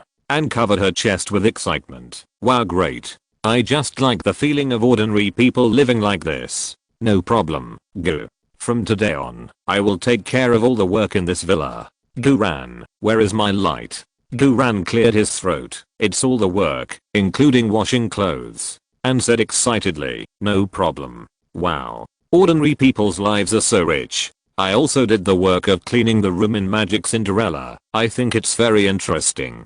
Damn, Anne, do you have a little bit of intendency? If it were any big star, they would light up, right? Even if it's not a red light, it should be a blue light, right? Why don't you even light a white light? Is it so difficult to masturbate you? Duran took a deep breath and realized that things were a bit complicated. But then again, it's so nice to let a down and out Hollywood princess clean and wash clothes for me. Duran cleared his throat. In that case, I have no problem. I will prepare the agreement now. Wait. Annie suddenly shouted. Duran's heart tightened. Did she regret it? Then she heard Annie said weakly, I also have a request. That is, can I live in the master bedroom with floor-to-ceiling windows on the first floor? What the hell? Duran looked at Annie in astonishment. But that's my room. Annie said, I know. So, you mean you want to live in the same room with me? Duran couldn't believe that happiness came so directly. Annie was stunned, and then her pretty face blushed and said, no.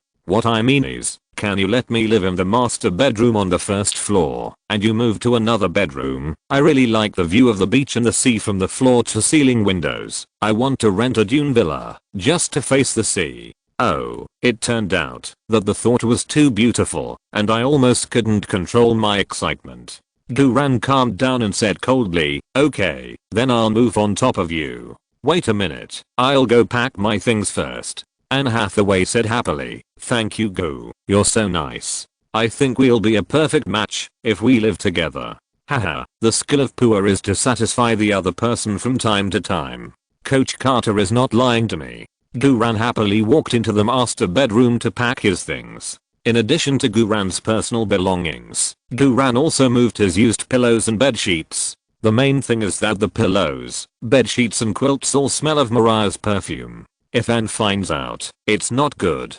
This is called decency. Duran moved all these things to the master bedroom on the second floor. This bedroom is above Anne's master bedroom and can also face the sea. After sorting them out, Duran printed out a co-renting agreement and wrote all the key points discussed before into the co-renting agreement. Duran signed the agreement first and then gave the agreement to Anne Hathaway. Anne simply took a quick look and signed her name. Duran said sincerely, welcome, Anne Hathaway. From today on, we are roommates. Anne said sincerely, thank you, Duran. I'm very happy to live with you. Are you hungry? Duran looked at the time. It was almost noon. I'm going to cook. It may take a little longer. You take a rest first. I will call you when lunch is ready." Anne widened her innocent eyes in surprise. "What? Gu, you can cook?" Gu Ran said coldly. "What's the matter? Chinese men will automatically learn to cook when they reach a certain age. In China, men who can't cook are disabled and can't find a wife." "Wow. So amazing." Anne's eyes were full of admiration. Damn, she actually believed Gu Ran and said with a smile, "Okay, I'll get busy." "Yeah," and nodded expectantly. Gu Ran picked up the apron and walked into the kitchen. Anne breathed a sigh of relief, walked to the large French window, and looked out at the beautiful sea. It was so beautiful. This is a life of ordinary people. Compared to the stress and oppression of Hollywood, it is so comfortable, so relaxing, so friendly, and so carefree here. Every day, I can clean the room, do some work, and wash clothes. It is very fulfilling. Anne suddenly noticed that there were two unclear, but very intense handprints on the French window. Anne was puzzled and wanted to put her hand on it to try what kind of posture it was. Suddenly, the phone rang. Anne took out her phone and saw that it was the female assistant calling. As soon as the call was connected, the female assistant couldn't wait to ask, "Annie, how are you? You've been in there for a long time and haven't come out. Do you want me to rescue you?" Annie hurriedly said, "No, I've already taken care of it. I've also signed the cohabitation agreement. Don't worry, everything is very simple, not as difficult as you said." "What? You've already signed the agreement?" the female assistant said anxiously. "Does the male landlord know who you are?" "Yes, he knows I'm a star." Instead of being very excited, he was worried that I would affect him. "I worked very hard to get the opportunity to live with him. Am I awesome?" Annie said boastfully. Female assistant, Annie continued excitedly. "Oh, by the way, he is really honest and reliable. Although he looks a little distant, he is willing to give me his master bedroom. And you know what? He can cook. In his country, he has pandas." The female assistant said, "Annie, something is wrong. You may have met a master. I think I should go and save you." Annie said angrily, "What's wrong? I'm already in my 20s. Can't I even live an ordinary life?" "Okay, that's it. Nothing else. Don't call me. I'm not targeting you. It's just that, when I get a call from you, I tend to think of all the pressure I'm under in Hollywood. I'll come to you if there's anything." The female assistant hurriedly said, Annie, remember to take medicine pa." Annie hung up the phone directly. The master bedroom was quiet again. Annie sat on the bed blankly, looking out the window with a smile. A few minutes later, the smile on Annie's face disappeared. She hugged her legs, curled up on the bed, and looked at the sea. A series of depression surged towards her like a tide. In the kitchen, Gu Ran began to prepare lunch for welcoming the new generation of the artifact of rubbing points.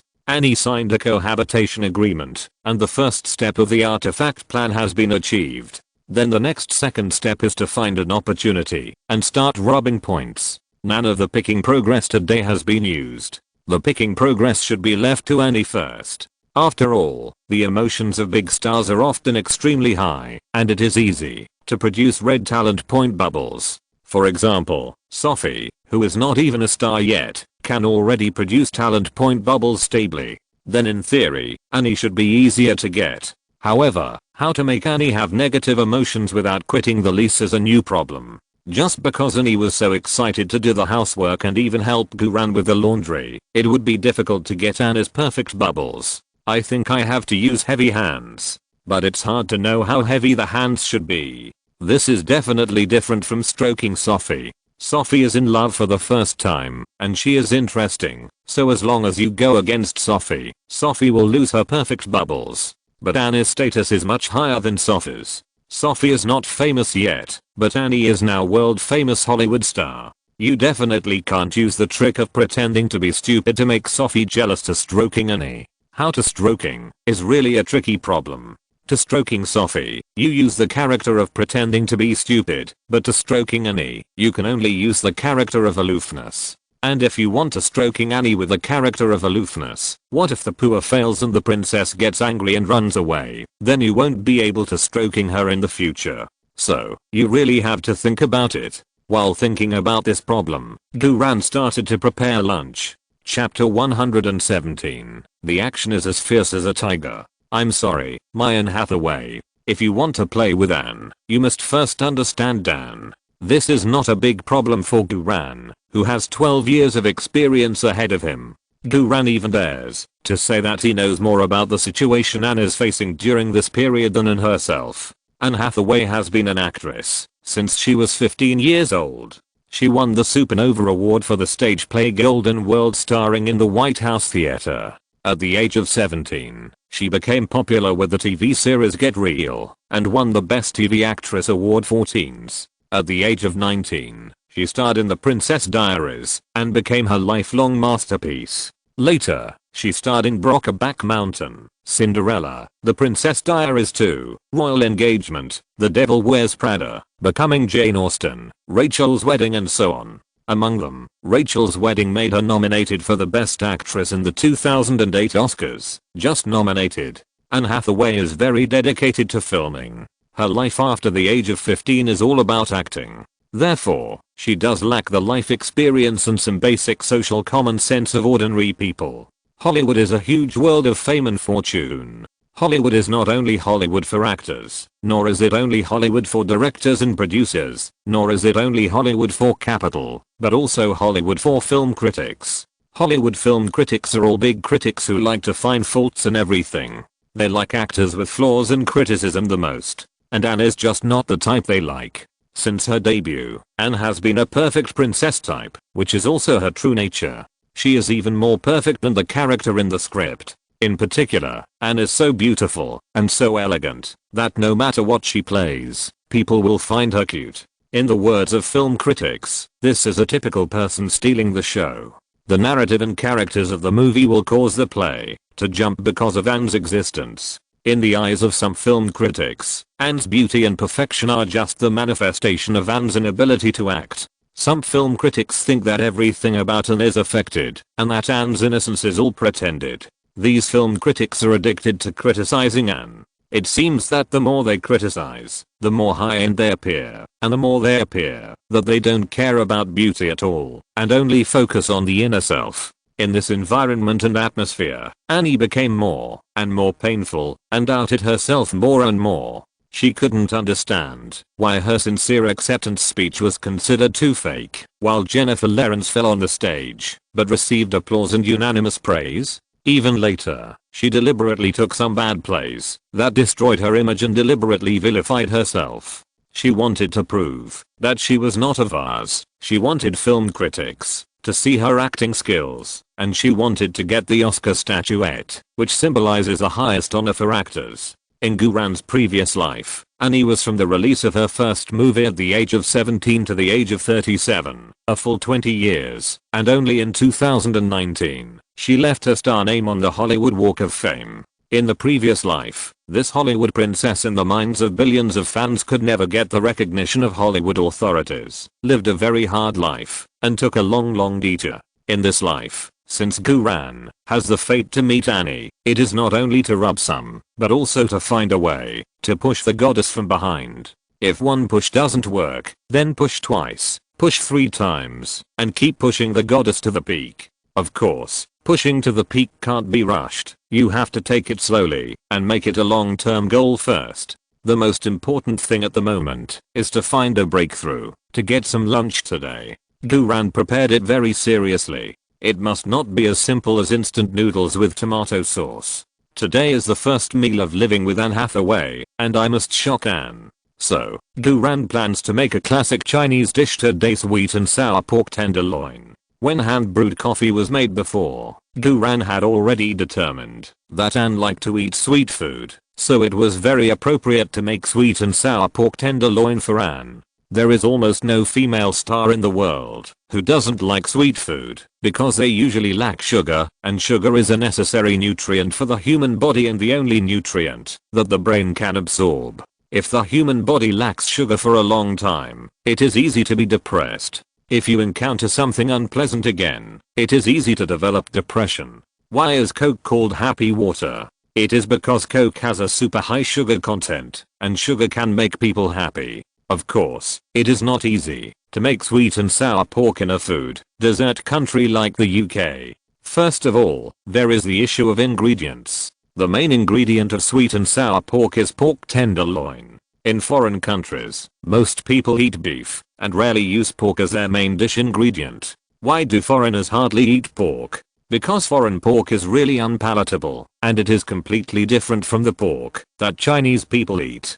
Foreign pork has a strong smell, so foreigners don't like to eat pork. There was a saying before that the way foreigners slaughter pigs is different from the way Chinese slaughter pigs, and there is another saying that foreigners do not bleed pigs when they kill pigs, so the pork is not delicious. But in fact, both of these statements are wrong. Foreigners also bleed pigs when they kill pigs, because only by bleeding can the meat be kept fresh and not rotten and tasteless in a short time. Of course, they may not bleed more cleanly than in China, but even if they don't bleed cleanly, it will only affect the taste of the meat a little bit, and it will not leave a smell that is inedible or even makes people want to vomit when they smell it. Why does Chinese pork taste good while foreign pork tastes bad? First of all, seasoning and cooking methods account for part of the reason, but the real reason is castration. Chinese pigs are castrated before they are 2 months old, while foreign pigs are not castrated. Castration means castration, or to put it more clearly, it means turning a pig into a male pig, so this kind of pig is also called a male pig. Male pigs that have been castrated have almost no androstenone and scatol in their bodies, so the taste of pork becomes sweet. Food is the first priority for the people, and food culture is the best reflection of a country's cultural level. According to historical records, since the Eastern Han Dynasty, the pork eaten by Chinese people has been castrated, so China has been eating fragrant pork since ancient times. However, these European countries have only begun to rise in the past few hundred years since the Industrial Revolution. Their ancestors were very poor, so how could they have any decent food culture? They would not eat a hairy crab, and they would not crack a handful of melon seeds. Therefore, you cannot buy castrated pork in British supermarkets. The tenderloin that Guran bought was of course not castrated, but fortunately the stench of tenderloin was lighter than other parts. Moreover, before cooking, Guran had to further process it to remove the stench. Guran put the tenderloin into a pot of cold water, poured a whole bottle of cooking wine into the pot, threw in a handful of peppercorns and star anise seed, and then simmered it over low heat. It was not until the foam came out that the fishy smell in the tenderloin was basically removed. This step alone took half an hour. So, this was not really a favoritism to Mariah. At that time, Guran had no time to make such a time-wasting dish for Mariah. The next steps were simple. Guran pounded the half-cooked tenderloin, cut it into small strips, put it in a large bowl, and then added a spoonful of cooking wine, 3 spoonfuls of sugar, a spoonful of vinegar, a little pepper and 2 eggs. After mixing it with his hands, he covered it with plastic wrap and marinated it for half an hour. After marinating, Guran coated the meat strips with dry powder, patted off the excess powder, and set it aside. The next step is to heat the oil in a pan. When the oil temperature reaches 60% hot, fry it on medium-low heat and remove it. This is not enough. In order to make the taste more crispy, it has to be fried again. This time the oil temperature must be 90% hot. Fry it until the surface is golden, and then remove it to control the oil. After frying, leave the base oil, add sugar, vinegar and other seasonings and a bowl of water starch to thicken it over high heat. Then stir fry the freshly fried tenderloin in the pan and fully coat it with the sauce. In this way, this Southampton version of sweet and sour pork tenderloin is ready. This dish took a full hour and a half from skimming the foam to removing the taste to serving the finished product on the plate. This is also the first time that Guran has gone to such great lengths to make a dish after his rebirth. Guran is still very satisfied with his results. Guran picked up a chopstick and tasted it. Is this for people to eat? It's too sweet. It's so sweet that it makes your teeth sick and your throat choke. This sweetness can kill a diabetic in one piece. Moreover, the taste of this pork is a Pacific Ocean away from the pork in my hometown. This is simply dark cuisine. If you serve such a dish to guests in China, it is equivalent to cursing in the street. It turns out that theoretical experience alone is not enough. In the front, it was so arrogant that it skimmed the foam, coated with starch, fried twice, and fried both sides golden brown. The operation was as fierce as a tiger, but in the end, it was a dark dish. It's really a shame for the racial talent of the Chinese. Fortunately, I didn't plan to go the chef route after rebirth. Otherwise, picking up 100 perfect bubble talent points would not be enough. Duran complained about himself in his heart. If he could pick up his own negative emotion bubbles, Duran felt that he would definitely pick up a blue skill bubble this time. Depressed, Duran was about to pour out this plate of dark cuisine and make Annie some instant noodles again, when suddenly an idea came to his mind. Wait a minute, will Annie have negative emotions if I give Annie such a disgusting thing? If I give her a little more trouble during the meal, maybe she will burst into negative emotions and drop the perfect talent level bubble directly? Yes. This approach is not too much, and she will not directly turn hostile and cancel the lease. Okay. Let's do it. I'm sorry, Annie, I'll let you eat my dark cuisine for a little bit, but I will definitely repay you in the future. Duran immediately put the dark cuisine, sweet and sour pork ribs, on the dining table, then walked to the door of the master bedroom and knocked. Annie, come to lunch. Oh, okay, boo. I'll be there right away. Annie responded in the master bedroom. There will be another update at 1800 hours. Chapter 118. I touched Anne Hathaway's little hand on the first day of living together. After a long while, Annie came out of the room. She changed into a looser home dress, took off her high heels, and put on soft slippers. Duran noticed that she had just put on powder on her face, and her eyes were slightly red. Duran asked quickly, Annie, what's wrong with you? Annie had a happy smile on her lips. I'm fine. Wow, it smells so good. Is that the dish you cooked? It looks very good. Duran, don't praise me, really. Annie came to the dining table and took a deep sniff. I have never smelled such a good smell of food. Boo, you are so amazing. You can make such a delicious dish by yourself. I'm so lucky to be able to share a house with you. Don't praise me, really. I still have to be proud. Duran cleared his throat. Eat it while it's hot. Annie looked around. Okay, sorry, where is the knife and fork? Knife and fork. Are you eating steak over here? I must take this opportunity to embarrass you. Duran handed Annie the chopsticks that he had prepared long ago. Use these. A knife and fork will destroy the integrity of the food before it enters the mouth, and the standard for eating Chinese food is to use chopsticks. Foreigners are used to using knives and forks, so they will definitely resist if they are asked to use chopsticks. Annie excitedly took the chopsticks. Great. I have wanted to learn to use chopsticks for a long time. It is very popular in Hollywood to eat Chinese food with chopsticks now, and it feels so advanced. As a star, I'm usually embarrassed to practice in front of others, but today I can finally do it without pressure. Annie started to pick up the food with chopsticks. Her clumsy movements were cute and happy, as if she had finally played the game she wanted to play before, but had no chance to play. Duran, who was sitting opposite, was directly numb. What's going on? Annie, why don't you play by the rules? You should be angry. You are a big star. You should lose your big star temper. You watched Annie try for 2 minutes and couldn't pick up a piece of meat, and Duran was worried for her. But Annie didn't look anxious at all. Instead, she smiled softly. Sorry, I only know how to use chopsticks, and I'm not very good at picking up things. Can you teach me how to pick up things? Damn, is this a dirty talk? No, no, no. Anne Hathaway, a silly and innocent goddess, doesn't know what dirty talk is. It must be my young body that is thinking nonsense. Duran tried to calm his mind. Okay. Picking up things sounds simple, but it is actually a very advanced technique. You must first figure out the point of force.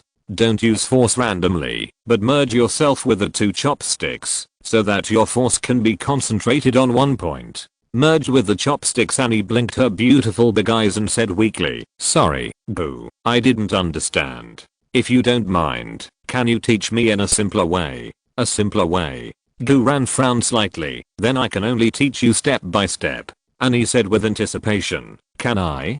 Damn, I'd have to be stupid to refuse such a good thing.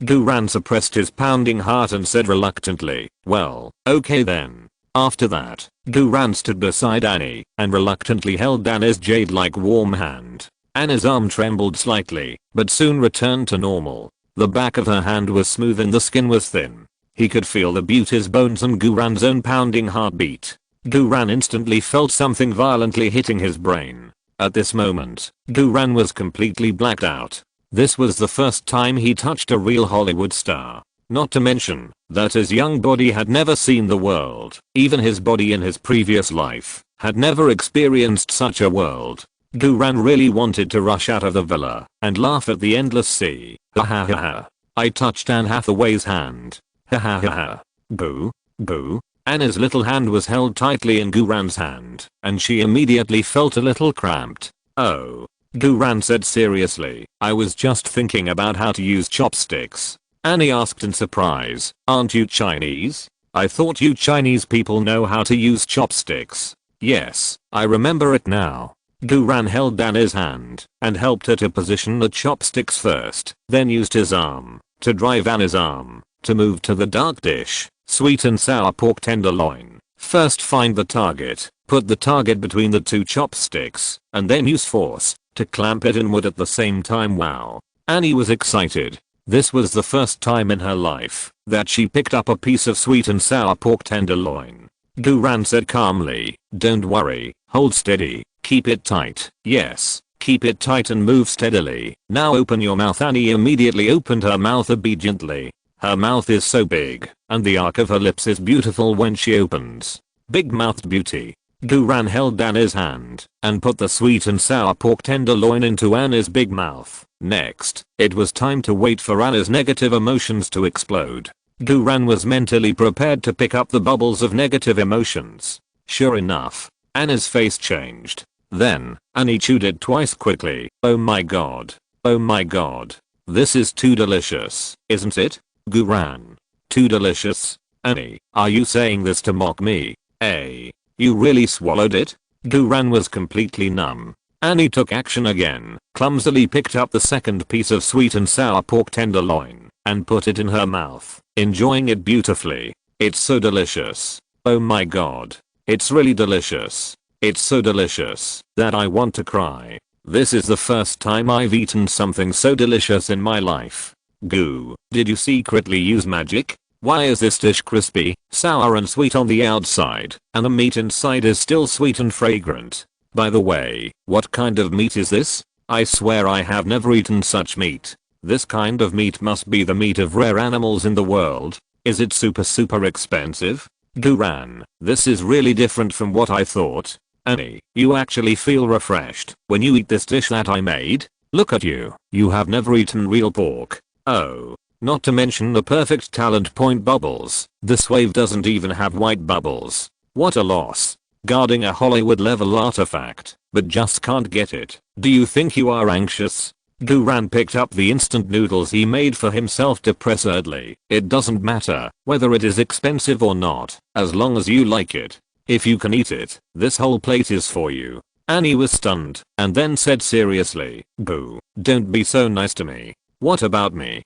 Guran was completely stunned. Then he heard Annie continue, you give me such delicious food, but you are eating instant noodles. No, I can't be so selfish, unless you eat with me. Otherwise, no matter how delicious this dish is, I won't touch it again.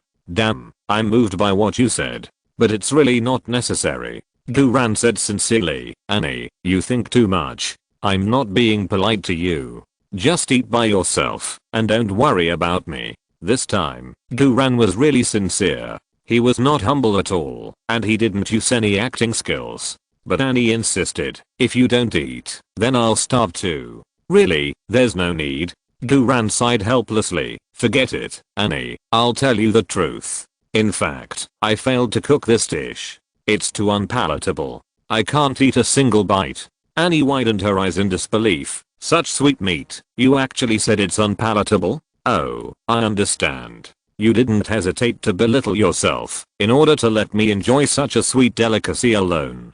Guran hurriedly explained, I'm telling the truth. Annie said, Boo, I'm not saying anything bad about you. You're really too bad at lying. You have no acting skills. Guran, I can't explain it clearly. Guran could only frown and put on a cold expression. I won't eat it anyway. If you don't want to eat it either, just throw it away. Annie hurriedly said anxiously, no, no, no. Oh my god. Such delicious and expensive dishes. How can you throw them away? I'll eat it. I'll eat it all. Annie grabbed the plate and started eating clumsily and seriously with chopsticks. Guran was relieved. Annie ate a piece of sweet and sour pork tenderloin and looked at Guran with gratitude. She ate another piece of sweet and sour pork tenderloin and looked at Guran with gratitude again. The first day of living together. This day is unbearable. Anna's rank is too high. She can't get a bubble, even if she rubs so hard. Not to mention the red perfect bubble. Not to mention the blue skill bubble. She can't even get a white ordinary bubble. I can't rub it. I can't rub it. Forget it. I give up.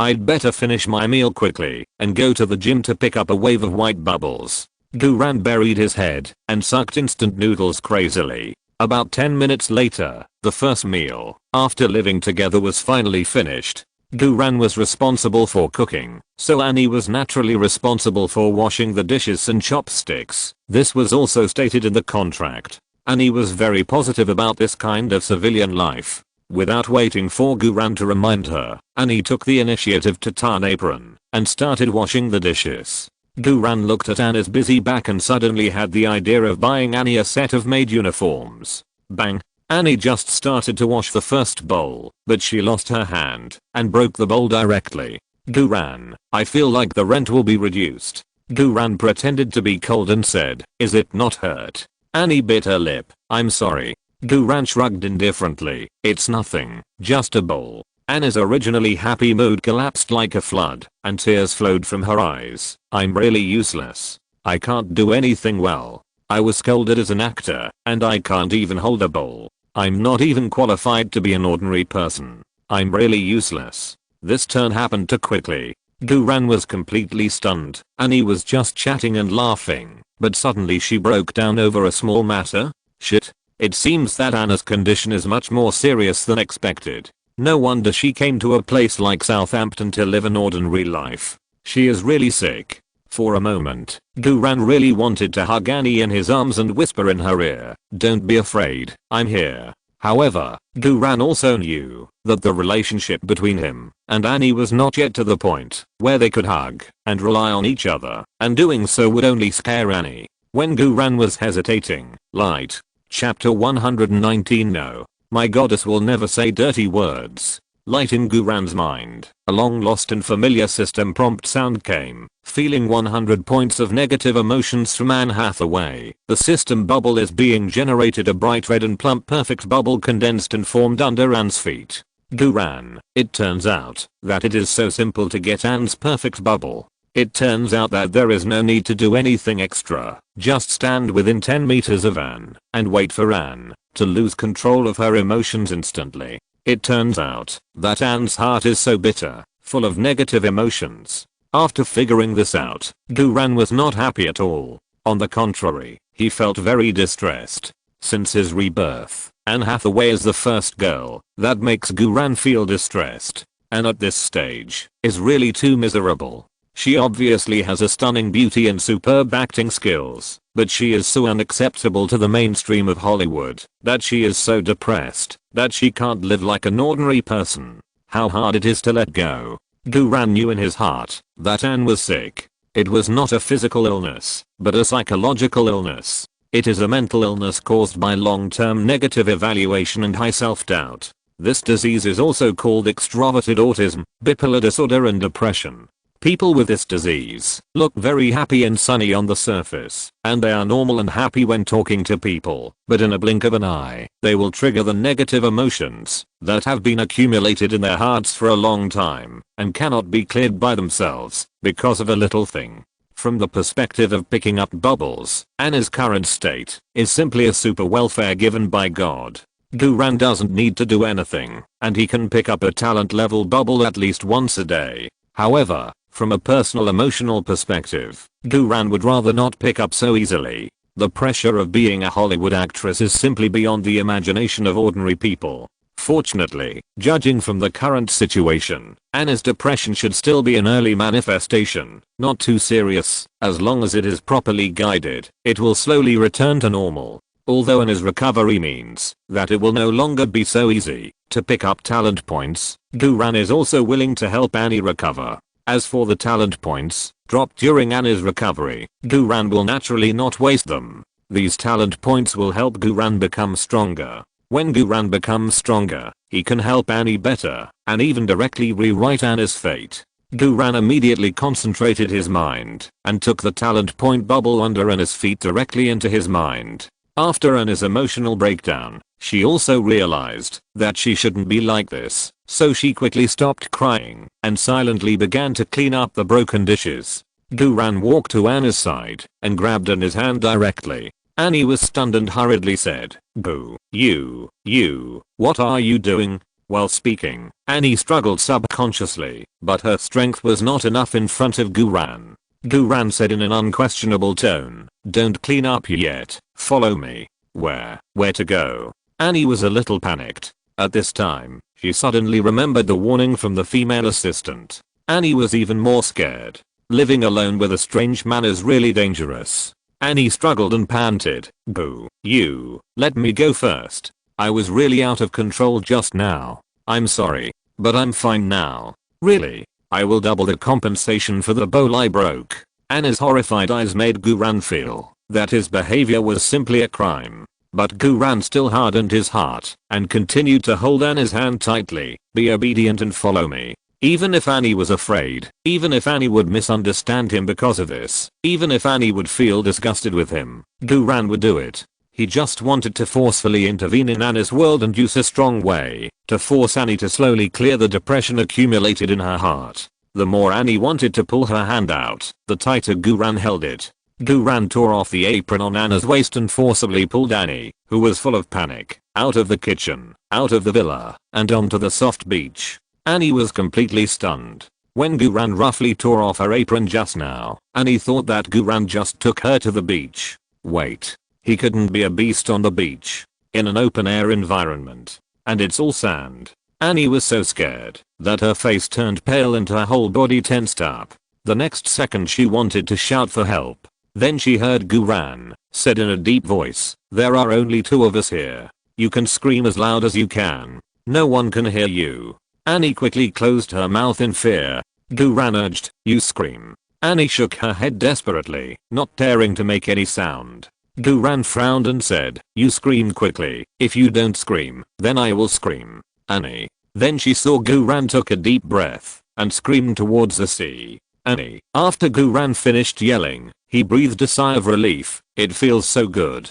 Annie, you should yell too, just like I did just now, facing the sea, yelling with all your strength. This will help you get rid of all the negative emotions in your heart. Believe me, after you finish yelling, you will feel that every cell in your body is refreshed. Annie opened her mouth and asked in disbelief, You caught me just to teach me how to yell?" Guran said as a matter of course, "Yes, what else?" Annie breathed a sigh of relief. "I thought you wanted to introduce this beach to me." It turned out to be a misunderstanding. Although this was a misunderstanding, through this misunderstanding, Annie actually trusted Guran more. After all, there was really no one else here, and no one could hear her, even if she yelled loudly. In this environment, if Guran really intended to do something forcefully, Annie would not be able to resist at all. But Guran didn't mean that. Annie realized that Guran just wanted to help her relieve her negative emotions. This made Annie feel much safer.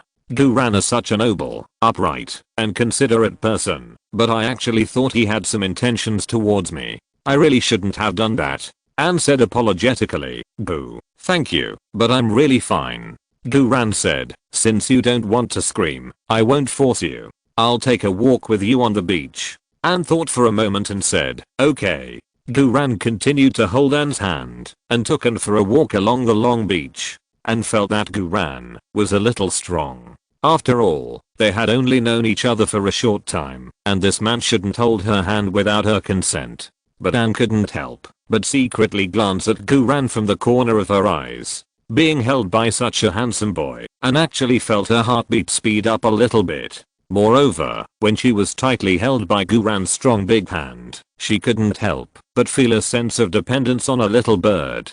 Guran just held An's warm and somewhat tense hand and walked forward on the beach and in the sea breeze. The two didn't talk a word the whole time, just walking quietly. They walked until they saw people, then they turned around and walked back. After returning to the villa, Guran let go of Annie's hand. It was so nice. My hands were full of the goddess's scent. Holding the goddess hand and walking on the beach, this feeling was so good that it couldn't be described in words.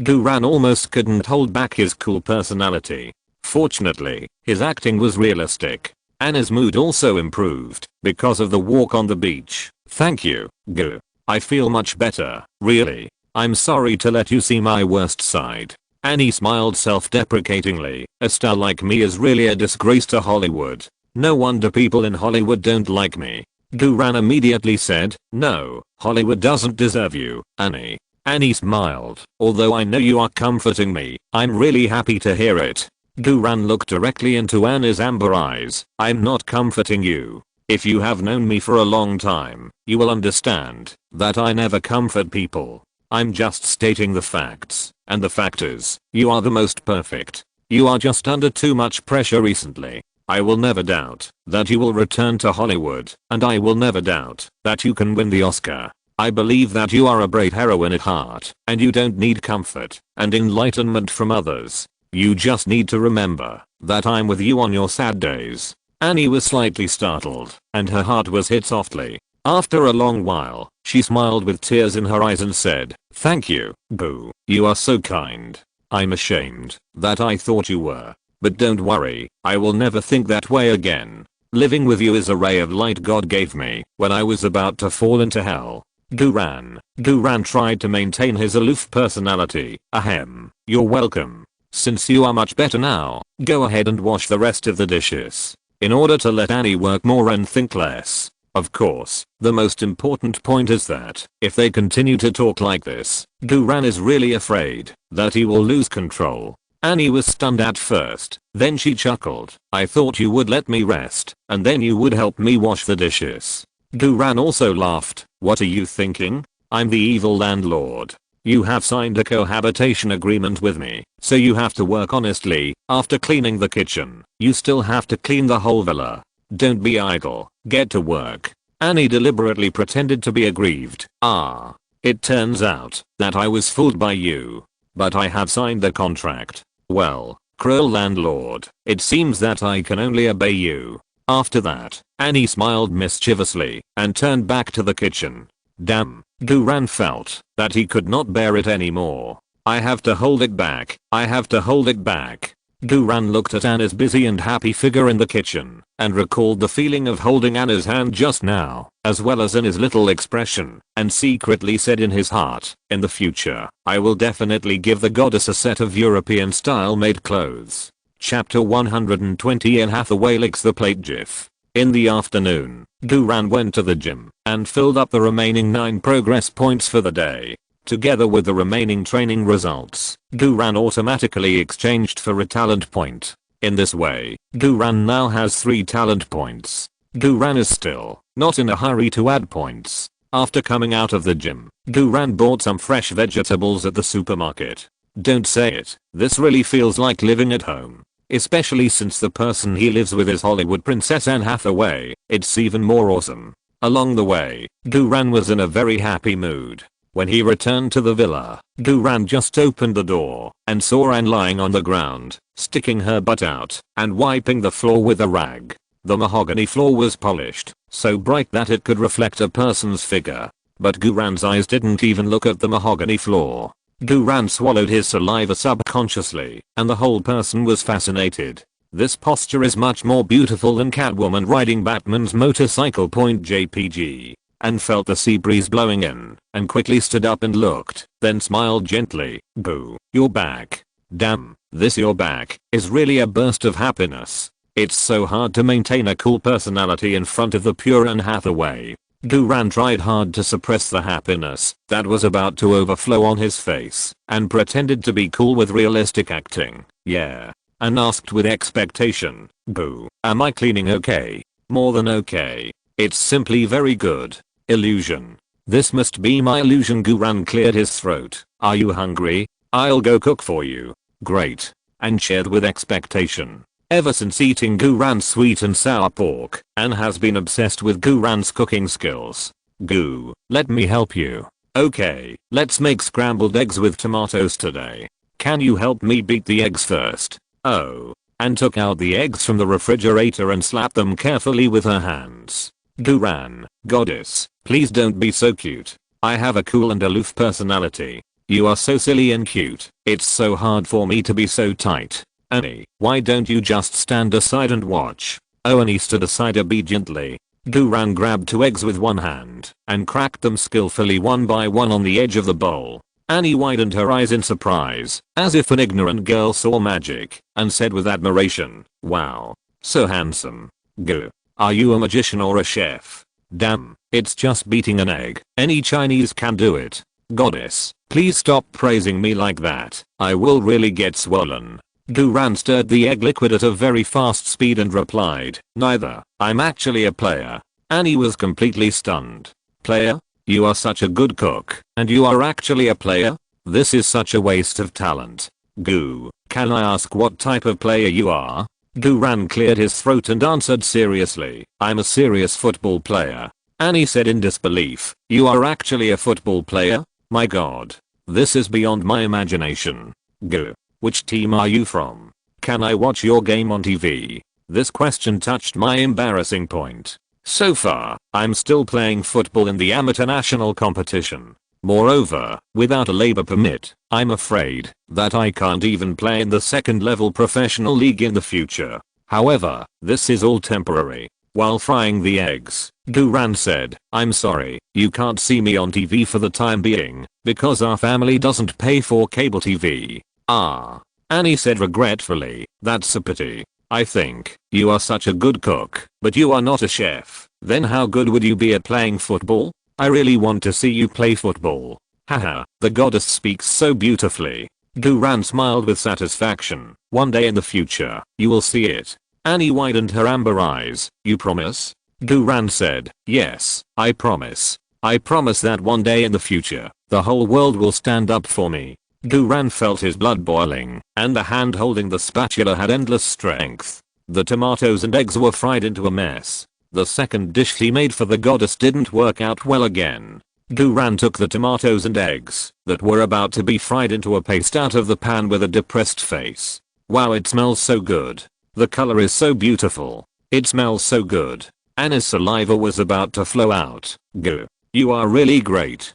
Don't praise me anymore. I have to save face. Guran covered his face. Although the tomatoes and eggs were fried, Annie ate them very vigorously. Annie praised while eating. Guran was a little overwhelmed by Annie's beautiful big mouth. After finally finishing the meal, Guran immediately stood up and said, let's go and digest it. I'll take a walk with you to the beach. Annie glanced at the plate and said, no, I won't go for a walk. Guran frowned and said, no, if you eat the food I cook, you must take a walk after the meal, otherwise I won't cook for you in the future. Annie glanced at the plate again and said helplessly, okay, but you go to the living room to rest for a while. I'll wash these plates and bowls and chopsticks. It's quick. As she said that, Annie tied her apron directly. Seeing the goddess working so actively, Guran was also very relieved. Okay, hurry up. I'll wait for you in the living room. Guran walked out of the kitchen.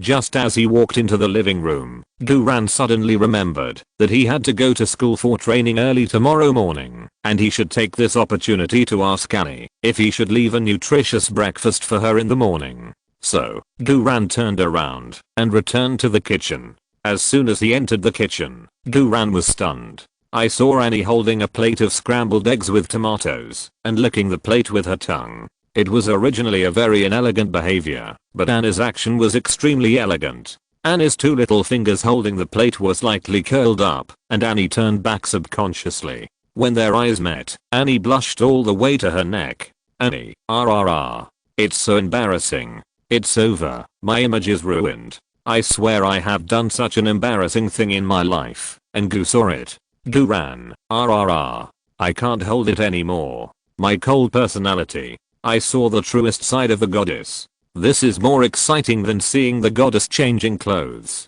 Guran left the kitchen first. Annie quickly put down the plate and rinsed it. Both of them acted as if nothing had happened. 5 minutes later, the two walked together on the beach under the night. Of course, this time, Duran did not force Annie's hand like he did at noon. The two did not speak and just walked the whole way quietly. After returning to the villa, Annie mustered up the courage to explain, "What happened in the kitchen is not what you think. There was a piece of broken egg on the plate. I didn't want to dirty my hands, so I..." Duran nodded quickly. "I understand."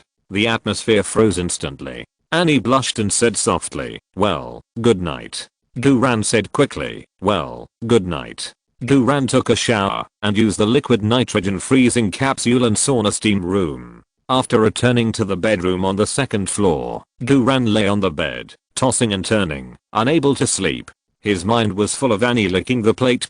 GIF animation. The next morning, Duran got up early to make breakfast and left a portion for Annie. It was so early, Annie should still be sleeping, and Duran did not wake her up, but thoughtfully left a note at her door, reminding her to put breakfast in the microwave after getting up and fry it before eating. She should know how to use the microwave, right? Am I too worried? Who else can't use a microwave? Duran smiled and shook his head. After breakfast, he left the Dune Villa and took a taxi to Southampton Private School. At this time, a large number of girls from the fan club gathered at the main entrance of the school. There were not only girls, but also many boys. The girls were dressed up and held various cheering signs in their hands. Words like husband, I love you, my male god, I want to give birth to a child for you, Duran, just follow us, and so on. Alas, what a sin. It's all because I'm too handsome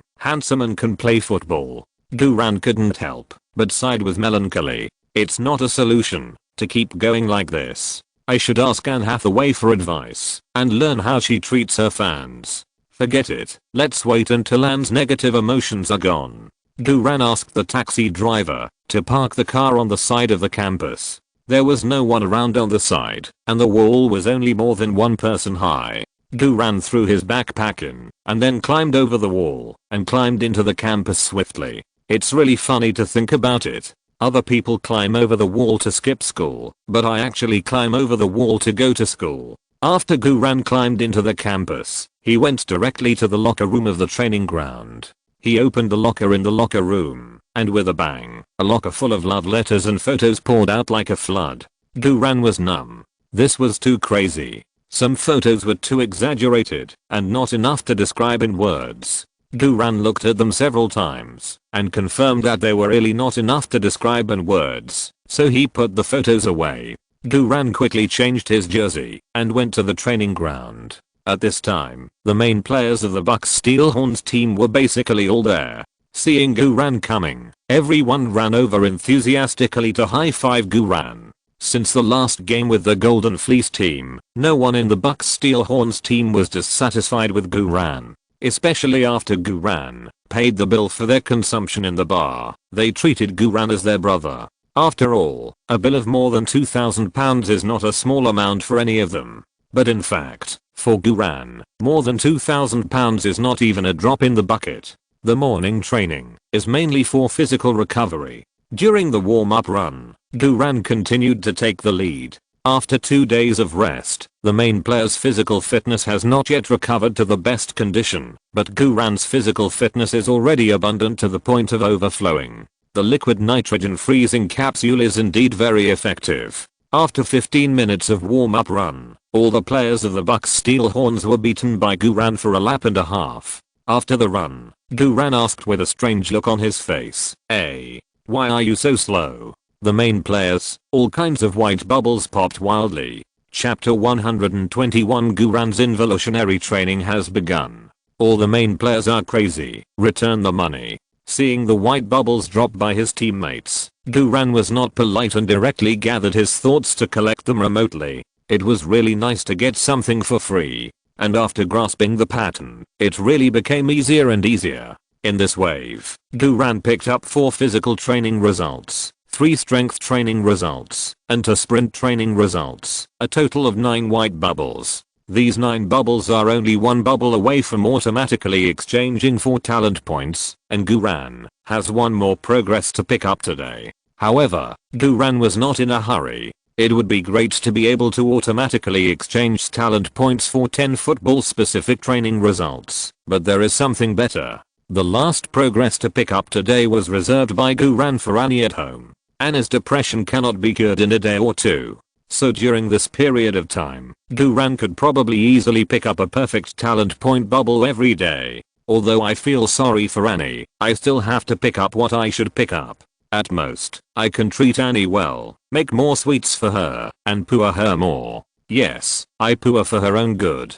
Guran suddenly felt that he understood Coach Carter a little. The morning training of the Bucks Steelhorns team is mainly physical training. Physical fitness is the top priority of a team. Especially for the Bucks Steelhorns, the overall level of the Bucks Steelhorns team is not high, the cooperation between the players is not excellent, and the level of players in many positions is not enough, but the advantage of the Bucks Steelhorns team is the absolute control of the locker room by the head coach Carter, and the overall physical advantage of the Bucks Steelhorns team in the second half. The weaker the team, the more important these 2 points are. When every player resolutely implements the instructions of the head coach, the whole team can be twisted into a rope. As long as they can withstand the pressure of the strong team in the early stage, and compete with the strong team in physical fitness, and state in the later stage, the Bucks Steelhorns team will have the hope of turning defeat into victory. Now this tactical thinking has become clearer and clearer, especially after reversing the arrogant Golden Fleece team at home. The Bucks Steelhorns team has become more and more confident in their own ideas. In the morning physical training, under the personal supervision of Coach Carter, the other main players were exhausted, but Guran was still in full condition. With 65 points of physical attributes, plus the liquid nitrogen freezing space capsule and sauna recovery that can be used once a day, Guran does not need to worry about physical fitness at all. Moreover, this is not just a physical fitness problem. Guran is more ambitious in his mentality than before. Now Guran's cohabiting partner is Anne Hathaway. Although Anne is in her most miserable period now, no matter how miserable she is still a Hollywood princess. To be worthy of Anne Hathaway, you must work hard to improve your career. To become a football star that makes the whole world stand up, you must start from now and train as hard as you can. Go, go, go. When Guran thought that one day in the future he would be looked up at by Anne with admiration, he couldn't help but get excited and ran wildly on the training ground.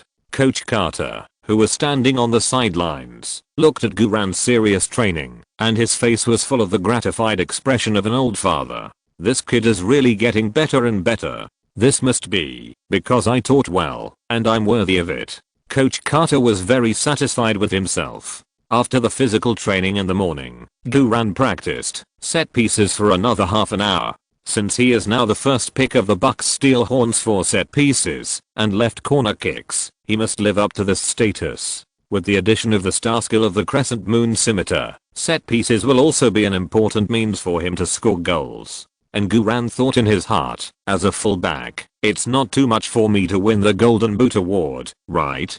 So, Guran practiced more vigorously. Coach Carter was even more satisfied with Guran's active extra training. With Guran as a comparison, Coach Carter became more and more dissatisfied with the other main players. Coach Carter immediately turned on the crazy spray mode, using all kinds of dig out my grandmother, and she is better than you to spray other main players. The main players were all depressed, but they didn't dare to refute, and could only be forced to follow Guran's internal competition.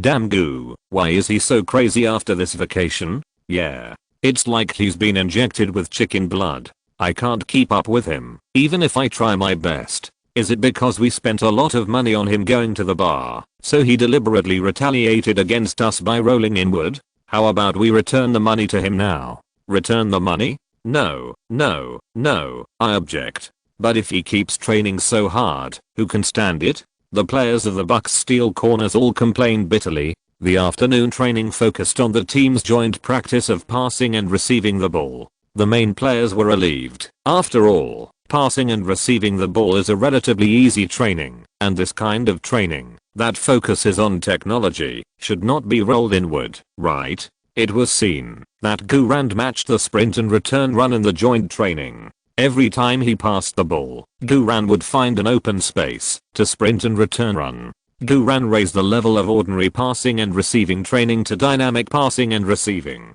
The main players were all numb. Coach Carter shouted excitedly, "Great. Guran is great. This is how we have to train to advance to the top 8.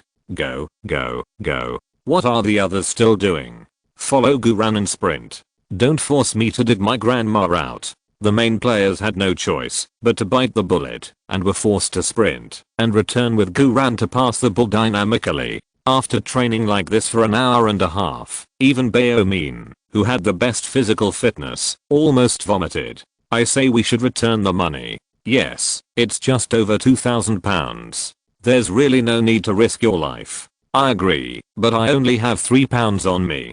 Taking advantage of the break, everyone quickly collected £2,000 and gave it to Bayomin. Mayan Bayo took the money and walked up to Guran, who was practicing set pieces. "Boo, we spent so much money last time we went to the bar. We really didn't mean to spend so much money on you. We are brothers. Please don't be angry." Guran was puzzled. "Mayan Bayo, what do you mean?" Mayan Bayo hurriedly said, "I know this money is not enough, but this is all we have. We can get the rest tomorrow." Guran waved his hands. "What? You said I would treat you. Why are you being so polite to me?" "I think you are too polite and spend too little." Okay, go away and don't delay my practice." Mayan Bayo took the money and returned to the main players with a depressed face. "What's the matter? It's over. He doesn't want money now and is determined to cheat us." "Shit. It's all Rusty's fault. Rusty insisted on opening the bottle cap with his eyelids, so we spent more." "That's right. It's all Rusty's fault. Fuck him. What does it have to do with me? You guys wanted to see my special skills. You can't." Other main players vented their anger on Rusty. They pressed Rusty on the grass and beat him up. After the team training ended at 5 PM, the main players finally breathed a sigh of relief and prepared to take a shower and leave to go home and rest. Guran raised his hand and said to Coach Carter, "Coach, I want to stay and practice set pieces and left corner kicks for another hour." Main players, Coach Carter nodded with satisfaction. "Very good. Everyone should learn from Guran. This is the spirit that the Bucks Steel Horns should have. This is the desire to win that the Bucks Steel Horns should have." Coach Carter raised his arms and shouted, "Bucks Steel Horns. Fight to the end." The main players were forced to shout, "Bucks Steel Horns fight to the end." So, the third round of internal competition of the day began. All the main players voluntarily stayed to practice set pieces and corner kicks with Guran. After the 1 hour extra training, the main players did not wait for Carter to gather and give a lecture, and even did not take a shower, and ran away directly. Coach Carter patted Guran on the shoulder. "Boo, I'm very satisfied with your performance today. If you keep doing this, you will definitely become a real star in the future. You just need to work hard, and someone will naturally help you solve the rest of the things." "Carter, boo, there are some things I can't say clearly, so I can only hint at this." "Guran, are you pooing me again? Not only poor, but also empty promises, right? Okay, I learned another trick." Guran showed his realistic acting skills and said with gratitude, "Thank you, coach. Thank you so much. You have taught me a lot, and my life during this period has benefited a lot from your teachings. The biggest benefit is that I poo a Hollywood princess Anne Hathaway." Carter grinned happily and said, "Haha, go. If you can understand my painstaking efforts, everything I have done is worth it. Work hard." "Yes, coach, I will definitely work hard. By the way, coach, I see that the sun hasn't set yet. Why don't you accompany me to practice elastic rope resistance sprint running for another half an hour?" Guran said sincerely. Coach Carter's smile froze. "Well, although it's right to work hard, you should also pay attention to moderation. After all, the official competition will be the day after tomorrow, and you must ensure that you are physically fit, so rest is also important. Go home and practice tomorrow." Guran said with regret. "Okay, coach, see you tomorrow." Seeing Guran finally walk out of the training ground, Coach Carter breathed a sigh of relief. "This kid is so crazy that he even wants to roll me up."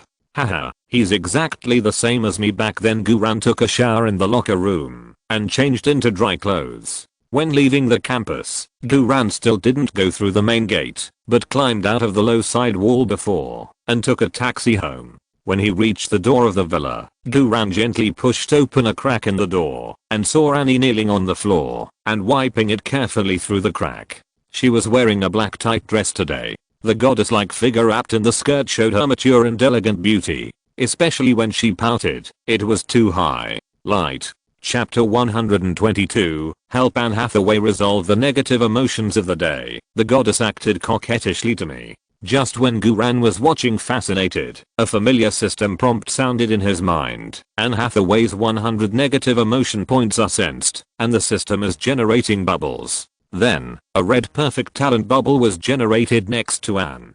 Guran, I can pick up talent point bubbles before I even enter the door. It seems that Anne is alone at home, and her negative emotions have accumulated little by little to the point of exploding. And this pickup system will automatically start generating bubbles as long as it senses negative emotion points within 10 meters. So, although Anne's 100 negative emotion points are not generated just now, as long as it is sensed by the system, bubbles will drop.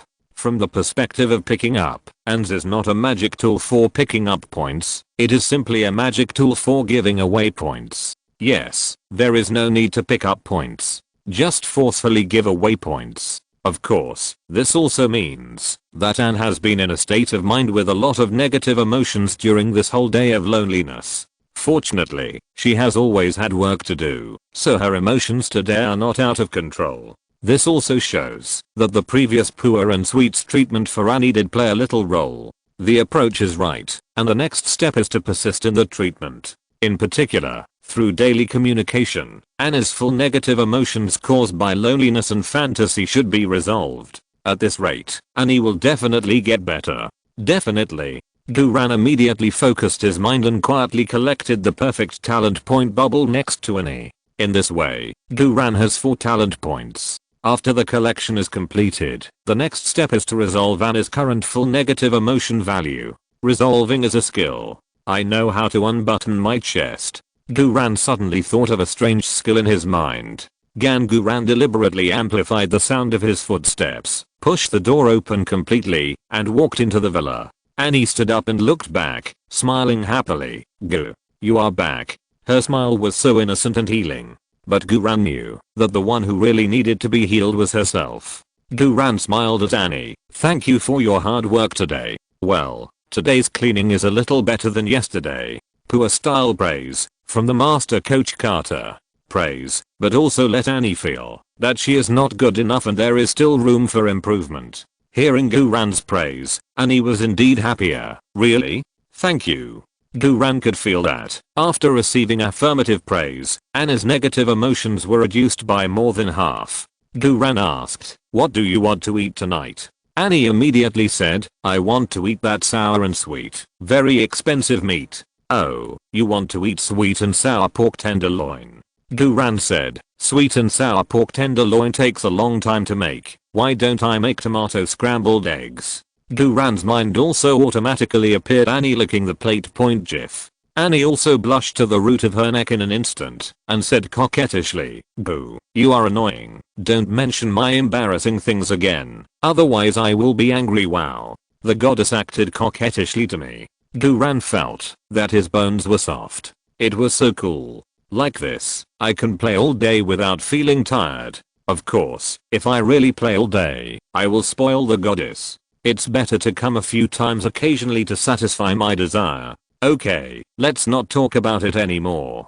Guran felt that his aloof personality could no longer be maintained. Ahem. Let's make cola chicken wings tonight. Annie was stunned, her pretty face full of disbelief. What? Coke and chicken wings can also be made into a dish? Of course. Annie asked expectantly. It's amazing.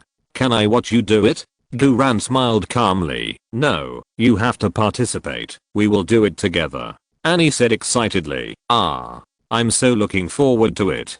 Guran took Annie to the kitchen, and the two talked and laughed, and got busy together. It's said that Annie was asked to participate, but in fact, Annie didn't need to do anything at all. Guran was basically doing the whole process. Annie just handed something to Guran at most. But even if it was just like this, Annie was very happy and excited. The negative emotions she accumulated that day were reduced by half. If Guran had not sensed and picked up Annie's perfect talent bubble, as soon as he came back, Guran would never believe that Annie, who smiled so brightly, had depression. In fact, this is when Annie needs care the most. After Guran fried the marinated chicken wings, he poured into large bottles of cola and cooked them over high heat. Afraid that it was not sweet enough, Guran added 3 spoonfuls of white sugar to the pot. After a while, the aroma of cola chicken wings came out. Annie next to him was almost greedy. Of course, as a player, Guran usually doesn't even drink cola, let alone this kind of highly sweet cola chicken wings.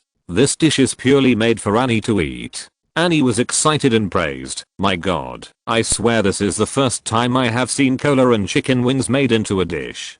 Goo, you are such a genius. I think anything that can be eaten can be combined into a wonderful dish in your hands. Goo, you are really amazing. If you don't become a chef, it will definitely be a great loss to the food industry. Annie, are you the leader of the Kua Kua church? Stop praising me. What if I mess up again? I'm a respectable person with a sense of shame." Guran didn't know whether to laugh or cry and continued to cook. This time, Guran performed well. The color, aroma, and taste were all above the passing line. The only drawback was that it was too sweet. After Guran served the cola chicken wings, he cooked a plate of beef dumplings for himself. After all, today's training was still very consuming, so he had to eat some nutritious refined carbohydrates. Wow, it smells so good. Annie watched Guran cooking dumplings and exclaimed, "Goo, you can actually make dumplings. You are so good. You are so amazing." "Guran, I just put the frozen dumplings in the pot and cooked them. Isn't this something that anyone can do with hands?" Then Annie said again, "I once ate dumplings stuffed with cheese and onions, dipped in traditional Chinese condiments cream chocolate sauce. Are so delicious." "Goo, where is your dipping sauce?" "Traditional Chinese condiments cream chocolate sauce. And what the hell is dumplings stuffed with cheese and onions? This is totally wrong. In China, we eat with our sister-in-law's sauce." "Bah. Wrong." Guran cleared his throat. "Annie, do you want to try my dumplings?" Annie smiled happily and said, okay, I'll try the cola chicken wings first, and then eat your dumplings later." "Ah, I feel like my mouth is too busy." Annie picked up a piece of cola chicken wing with chopsticks, opened her beautiful big mouth, and covered the whole big chicken wing. Damn, Guran couldn't help swallowing his saliva, and the dumplings suddenly didn't smell good. Annie shouted excitedly, "MMM. It's so delicious. It's really delicious. I swear. This is the most delicious chicken wing I have ever eaten in my life." As she said that, Annie elegantly pulled out the chicken wing bone in her mouth with 2 slender fingers, raised her orchid finger, and started to suck it seriously. The chicken wing bone was sucked clean by her 2 lips. Guran, with my young body, why do I get inexplicably excited just by watching eating chicken wings? My young body may be hopeless. It's so delicious. It's so delicious. Goo, let me have another bite of your dumplings. After eating the chicken wings, Annie stared at Guran's dumplings again. Guran swallowed subconsciously. Okay. Annie picked up a dumpling, opened her beautiful big mouth, and stuffed the whole dumpling in. Wow. The next second, Annie was so excited that she almost cried. "Is this a dumpling? God. This is simply a delicacy that should only be in heaven. Goo. How did you make it? This is so delicious. This is much better than the cheese and onion dumplings I ate before. I haven't even dipped it in butter. It's so delicious that it explodes on the spot." Guran covered his face. "Stop praising me. Just kill me directly." After finally finishing dinner, Guran and Annie went for a walk on the beach together. Under Guran's poor influence, taking a walk after dinner has become Annie's compulsory course. This time, the two still did not hold hands, and their bodies kept a distance of half a body, and they did not talk to each other. Guran actually likes this completely stress-free and mind-free atmosphere. Is there any more comfortable life than quietly accompanying the goddess you like? After walking back to the villa, the two said goodnight to each other.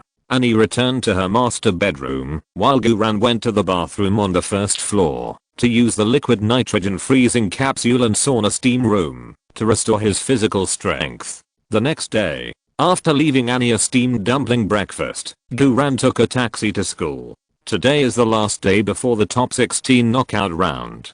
Today's training, of course, cannot be rolled to death, and physical fitness must be maintained. Of course, during the warm-up run, the players of the Bucks Steel Horns were still covered by Guran for a lap and a half. The main players are all going crazy. Guran obviously consumed so much physical energy yesterday, how come he was fully revived after a night? The white bubbles of the main players popped wildly. Guran easily picked up 9 white bubbles again. What made Guran happy was that among these 9 white bubbles, there were 4 dynamic passing and receiving training. Rolling, it really pays off. The harder you roll, the bigger the reward. Now, the accumulated special training results are automatically exchanged for a new talent point bubble. In this way, Guran already has 5 disposable talent points. Moreover, according to this calculation, when the official competition tomorrow, Guran can have at least 7 disposable talent points. If he can win the top 16 elimination match, then when the top 8 elimination match comes,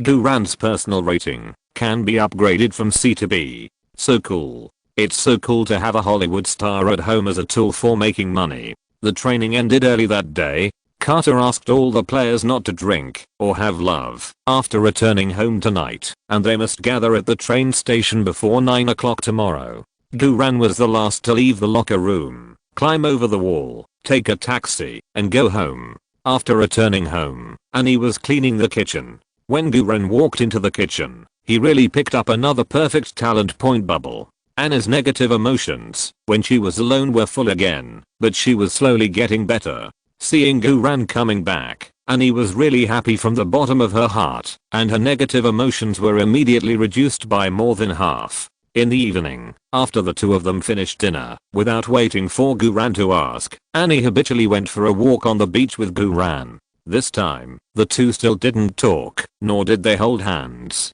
But the relationship between the two was heating up. Guran felt it. After returning to the villa after the walk, Guran said to Annie, "Annie, I want to tell you something. If you're listening to this novel on a channel other than Fanfic World, it means they downloaded and uploaded it without effort. We cordially invite you to visit our channel, Mundo Fanfic Novelos. There you'll find the original version of this story, and you can explore many other novels of various genres. We're waiting for you to immerse yourself in a world of incredible novels." Chapter 123. Tie Annie to my waist. I will go all out in the elimination round. Anne blinked her beautiful amber eyes and asked expectantly, "What's the matter?" Guran cleared his throat and said seriously, "It's like this. I have to go to London for a competition tomorrow, so I will be back late at night and won't be able to cook for you on time. So you have to eat by yourself tomorrow night. I have prepared bread, milk, cooked beef, ham and other things for you." Anne was slightly startled, and the happiness in her eyes quickly faded, but she still maintained a gentle smile at the corners of her mouth. "Oh, so that's it. Goo, you are so good to me. You are about to go to the competition and you are still thinking about how I will eat at night. Thank you. But you don't have to worry, I'm not a child. You can go to the competition without worry. I'll be fine by myself." "What the hell? Anne, you don't look like you'll be fine by yourself. With what you said, how can I feel at ease leaving you alone in the June villa? What if you can't get over it and have an emotional breakdown again? Then wouldn't all our previous daily interactive healing be in vain? The key is that I will really feel bad."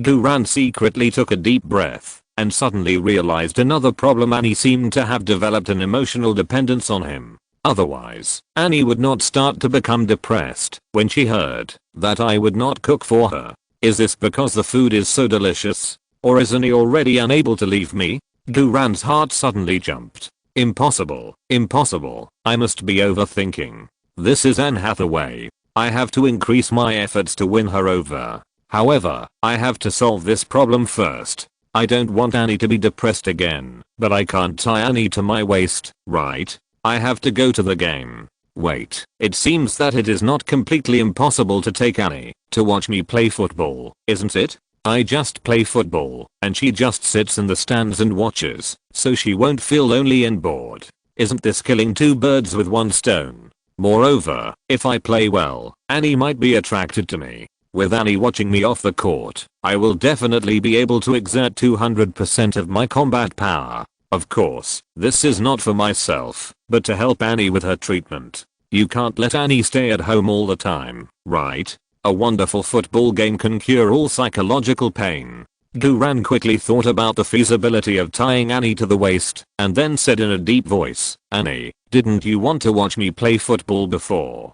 Annie was stunned. Yes. Guran nodded and said, okay, don't eat cold food at home alone tomorrow. You will go to London with me tomorrow to watch me play football. Ah. Anna's breathing suddenly became rapid, and her eyes were full of panic. No, boo. What I mean is that I really want to watch you play football, but I can't show up. I came here just to avoid the entertainment media. If I'm recognized, I will collapse. Annie's delicate body trembled slightly due to excessive tension. Entertainment reporters, Hollywood film critics, and fans, these are what Annie fears the most. Yes, now Annie dare not even face her own fans. She feels that she is not worthy of the love of her fans. Seeing that Anna's negative emotions were about to burst out again, Guran grabbed Anna's shaking hand directly and forcefully. Don't worry, I'm here. I promise you won't be discovered by others. After being grabbed so hard by Guran, Anna's nervous heart actually calmed down. Annie herself was a little stunned. She couldn't figure out for a moment why she would have a strange sense of security every time she was grabbed by Guran. Then she heard Guran continue to say, first of all, our game tomorrow is just an amateur game. There won't even be serious sports media reporters, let alone entertainment media reporters. Secondly, as long as you wear a sun hat and big sunglasses, and try not to speak in front of others, then no one will recognize you as the famous Anne Hathaway. Annie hesitated and said, but, I'm afraid. Guran smiled. What are you afraid of? Just think of it as a role-playing game with me. Isn't it interesting to think this way? It's even a little exciting and challenging. Do you dare to play it? Guran secretly activated the director's communication technique. Sure enough, when she heard the word acting, Anne immediately became interested. Role-playing? That's great. If you let me, Anne Hathaway, go to London to watch the game, I would definitely not dare, but if you let me act, let me play another person, then I have no pressure at all. Damn. I actually persuaded Anne to play role-playing with me with my tongue. For those who are actors as a profession, the director's communication skills are indeed more useful than the charming smile. Guran was secretly happy. But Anne smiled. If you are considered a director, then you have to set a role for me. Otherwise how can I act? That's right. Guran thought for a while. Then you can play my life assistant. Although it is exaggerated for an amateur high school player to bring a life assistant to the game, and although it is even more exaggerated to let a goddess level star like Anne Hathaway be a life assistant, there is really no other identity more suitable for role playing except this role. It's impossible to just let Anne play the girlfriend, right? Then, since they are both boyfriend and girlfriend, should they perform a boat scene or something to show the sense of reality? Don't take too big a step. If you take too big a step, it will easily scare Annie away. Just decide on the role playing first. Besides, according to the cohabitation contract, Annie has to take care of all the housework, so it is very appropriate to play the role of a life assistant. Life assistant? Annie said happily. Okay. This is no problem for me. I also have a female life assistant, so I fully understand what a life assistant should do. Annie suddenly thought of the fact that she once asked the female assistant to take beautiful photos, and her face immediately blushed to the roots of her neck. An uncontrollable thought surged into Annie's mind. Will Guran let me take beautiful photos? No, definitely not. Annie, how can you think of Guran like this? You really shouldn't do that. Although he always looks aloof and keeps people at a distance, he is upright and noble. You should compensate him well. Annie scolded herself fiercely in her heart. Seeing Annie suddenly blushing and not talking, Guran hurriedly asked, what's wrong with you, Annie? Then he heard Annie softly say, "Nothing, I just suddenly felt that. Boo, you are really too good. I really don't know how to repay you." What the hell? If I want to repay you, then no, I have to hold it back. Guran cleared his throat. Then we have a deal. We all go to bed early tonight. I will wake you up early tomorrow morning, and then we will go to the train station together to take the train. Yeah, okay. Anna's negative emotions were swept away, and her pretty face was full of expectations. The next morning, Guran got up early, heated up 2 baskets of steamed dumplings, and boiled 2 large cups of milk. "Get up, Annie." "Yeah, here I come, Gu." Annie walked out of the master bedroom in a professional white-collar women's outfit. This was specially prepared by Annie for the role-playing life assistant. Guran was stunned. This is not a life assistant. This is clearly the conditions of a female secretary. MP4. The tight white shirt perfectly presents the figure of an angel, and the light camel grey hip-wrapped short skirt outlines the waist-to-hip ratio of a witch. Anne Hathaway, half angel, half witch. What's more, Anne in office clothes has a more three-dimensional temperament than in the movie. Anne is just standing there motionless, and she is a piece of art with a high-end feel. Guran really wants to touch it, from the perspective of appreciating art. Even if you block Anne's face, you can't block Anne's elegant temperament and blood-spurting golden figure. What surprised Guran was that although she had to cover most of her face when she went out, Anne still put on beautiful makeup today. Her eyebrows were obviously carefully trimmed, her eyelashes were long and curved, and she had eyeliner and blush powder. She also put on bright lipstick on her lips, and her whole body exuded the smell of private customized high-end perfume. The makeup is so beautiful, and others can't see it. Is it specially for me to see? Guran couldn't help but feel a little swayed in his heart. Seeing Guran looking straight at her, Annie couldn't help but purse her lips slightly. Am I too conspicuous? Well, I admit that I'm dressed much better than my female assistant, and my makeup is much more beautiful. If it doesn't fit the role, then I will change it now. This is not about the skirt at all. Guran smiled. No, this is fine. I say director, I have the final say. Annie smiled softly. Yes, director, I obey you. Damn, Guran felt like he was floating. It was so nice early in the morning. In the future, I must buy Annie a maid outfit, and then hear her say, "Yes, master." Guran calmed down. "Okay, let's eat quickly." Guran smiled. "This is fine. Let's eat." Wow, it smells so good. Seeing the steamed dumplings that Guran had heated up, Annie entered the praise mode again. Guran almost covered her face the whole time and finished this breakfast. Before going out, Annie put on high heels, a big sun hat and wide-brimmed sunglasses. With this outfit, no one could recognize her as Annie. But everyone can't help but take a few more glances at Annie when they see her dressed like this. Let's go. Take a taxi to the train station. Goo, don't you have a car? Annie couldn't help asking. Guran smiled and said, no. In the UK, you can get a driver's license at the age of 17. Guran is already a licensed driver, but he didn't buy a car.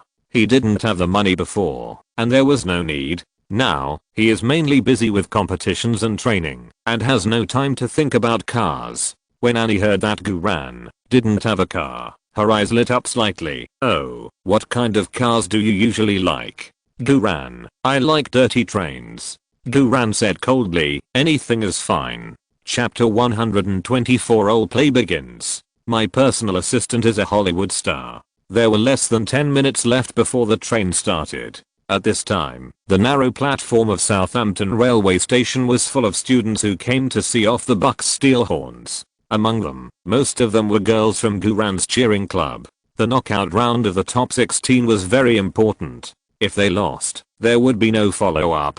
But these girls from the cheering club didn't care much about this. They only cared about whether they could see their male god.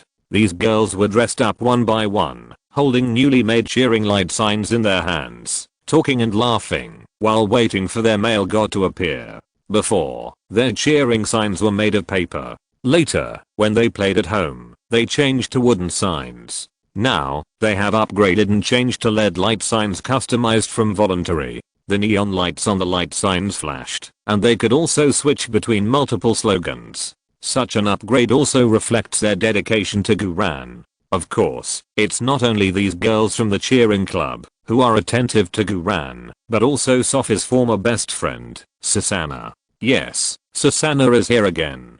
This was the third time she had taken the initiative to come and see Guran off. Although her limelight was stolen by Sophie and teacher Mariah in the first 2 times, Susanna was not discouraged. A qualified green tea must be a green tea who knows how to persist. Moreover, this time, Sophie is gone, and teacher Mariah is gone too. Looking at the entire Southampton private school, who can still compete with her? Susanna couldn't help but think proudly, Guran, Guran, sooner or later you will dive into my chest. Susanna looked down, and was very satisfied with her outfit today. She wore an extremely mature tight, low-necked, belly exposing women's dress today, and the makeup on her face took more than 2 hours to make her look charming. She also deliberately occupied the entrance of the platform, so that as soon as Guran arrived, she could get ahead of everyone and greet him first. At the end of the platform, most of the main players of the Bucks Steelhorns had already arrived.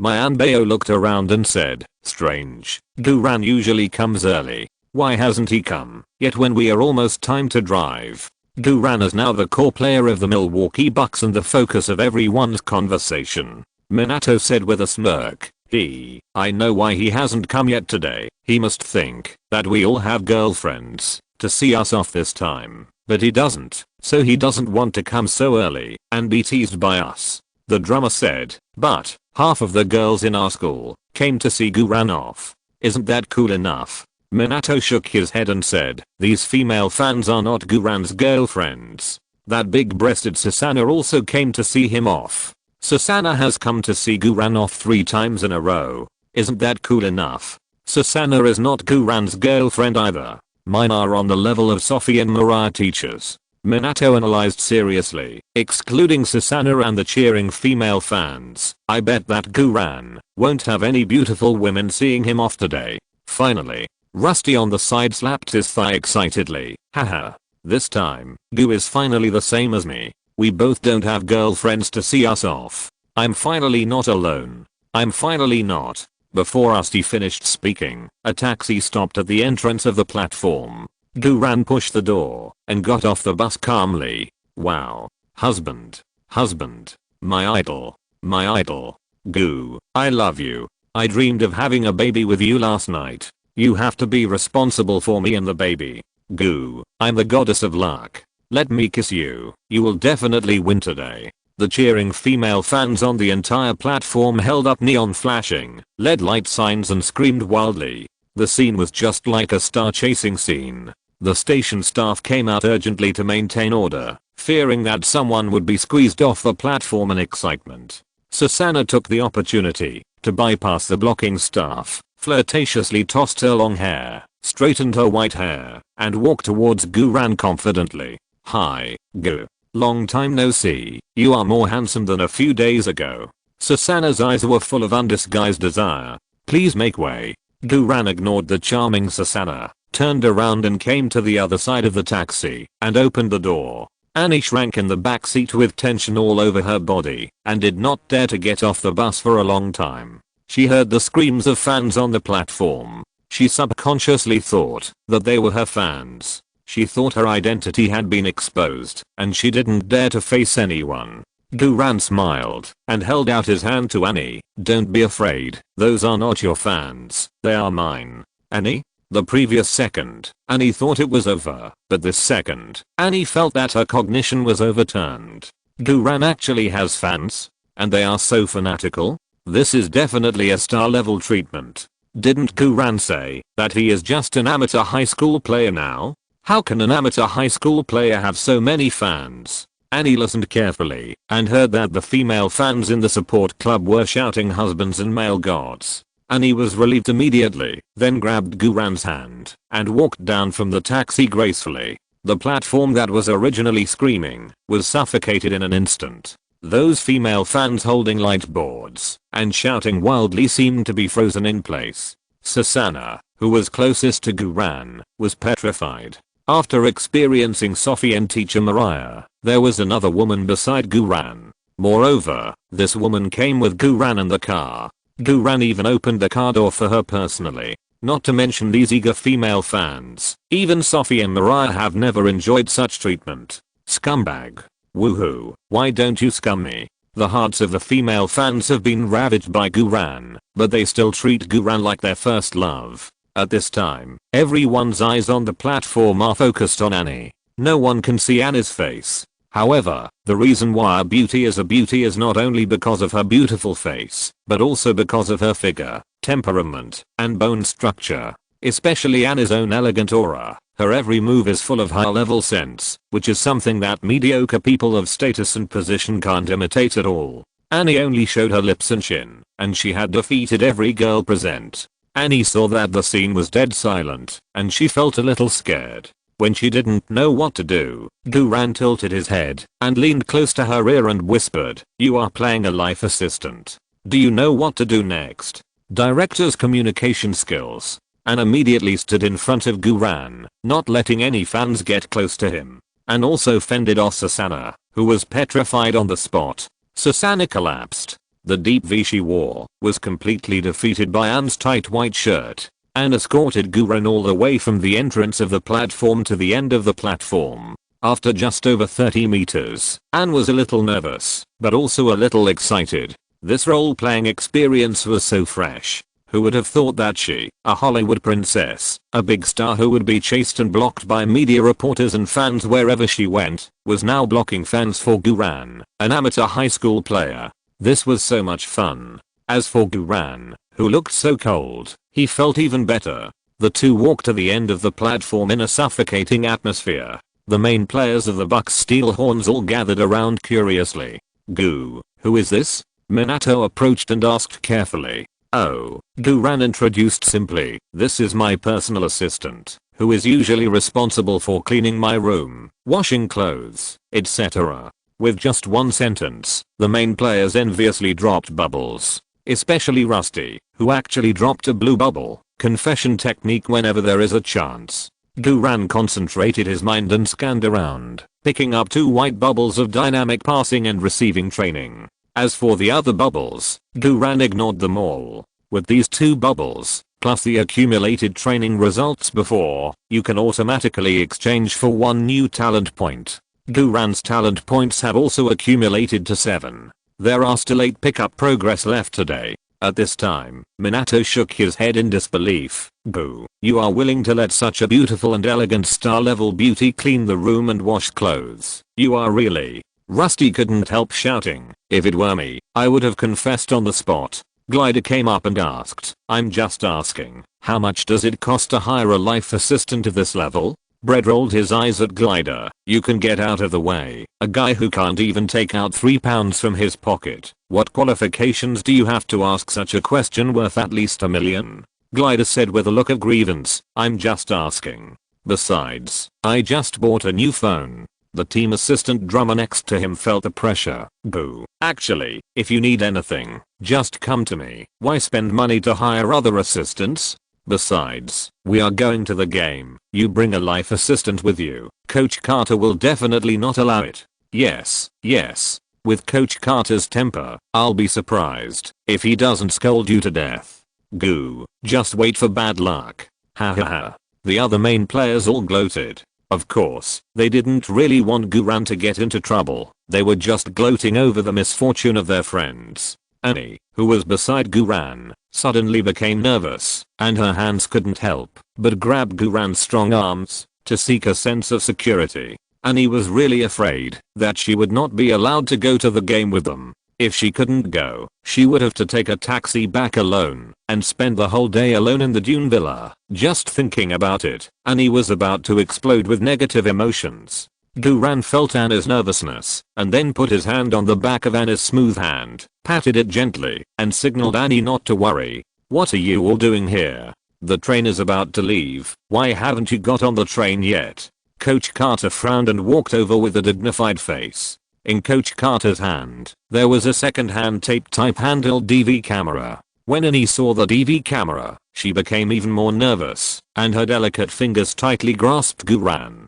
Chapter 125. Assist from Anne Hathaway. The Triangle River team was collectively attacked.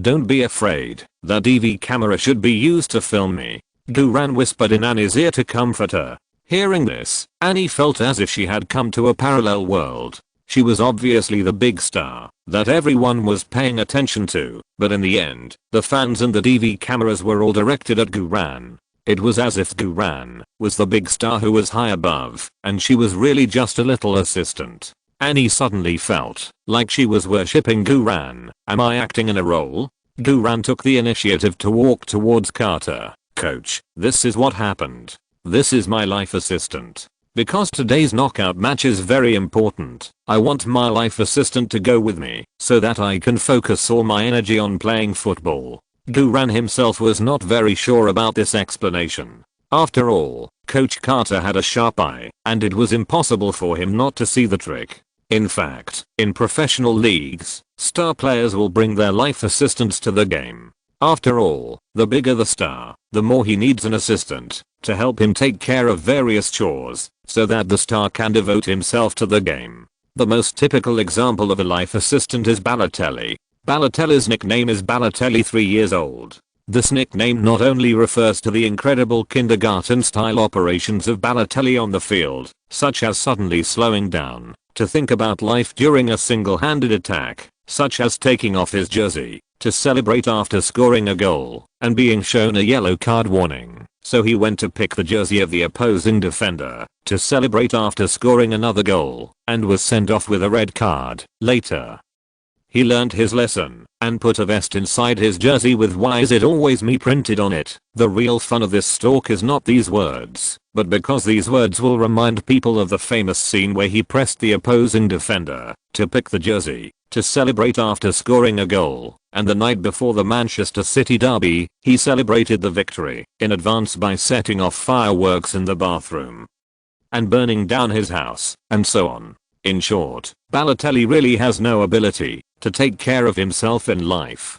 He can't even wear clothes, especially pullovers, which he can't put on after taking them off. He can't tie his shoelaces, not because he is lazy or arrogant and doesn't want to do it, but because his brain can't handle the complicated procedure of tying shoelaces. He is well class below the neck and brain dead above the neck. Therefore, Balotelli's life off the court was taken care of by his cousin, who was also his life assistant. Life assistants were not only hired by star players themselves. Some professional clubs would even take the initiative to arrange life assistants for players in order to make the players more focused. Almost every famous player had his own life assistant. After all, football stars were also stars. Of course, the life assistants of stars were basically men. After all, only male assistants could enter and leave the locker room normally, and it was more convenient for male assistants to do most things. However, Guran brought a female life assistant.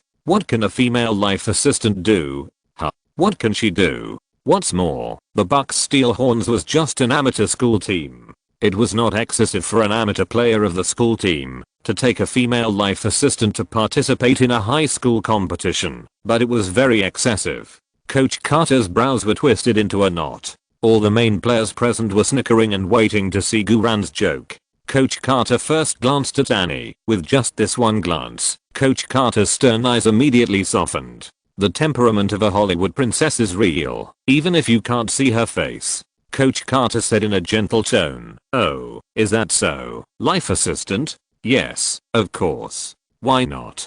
Go. You are very thoughtful, and you really work hard for this elimination game. The Bucks Steel Horns need an attitude like you. Okay, no problem. Let your life assistant get in the car with you. During the game, I will arrange a seat for her in the stands, so that you will definitely perform better on the court." All the players present were numb. What's going on? Coach Carter, you actually agreed? This is not right. Coach Carter, you are really filial to Guran. Not to mention the main players, even Guran himself didn't expect Coach Carter to agree so easily. Guran was even mentally prepared to argue with Carter. In the end, this was too simple. Guran hurriedly said, "Thank you, coach." But Carter suddenly said again.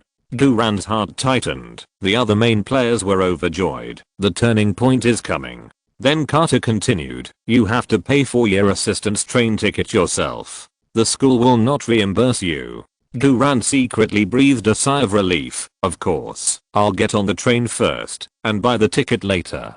Carter waved his hand. Okay, get on the train. The main players were all stunned. That's it? Where is the promised turn? Guran took Annie to the train. When Annie passed in front of Carter, she knelt slightly to show her gratitude. Carter hurriedly bowed politely in return. Although Carter didn't know who Annie was, Carter knew that she was definitely not an ordinary person. Guran, this stinky boy, actually found a big star level beauty to be his life assistant. If I had such a beautiful woman cheering me on the sidelines when I was young, I would definitely get 9.0 points every game.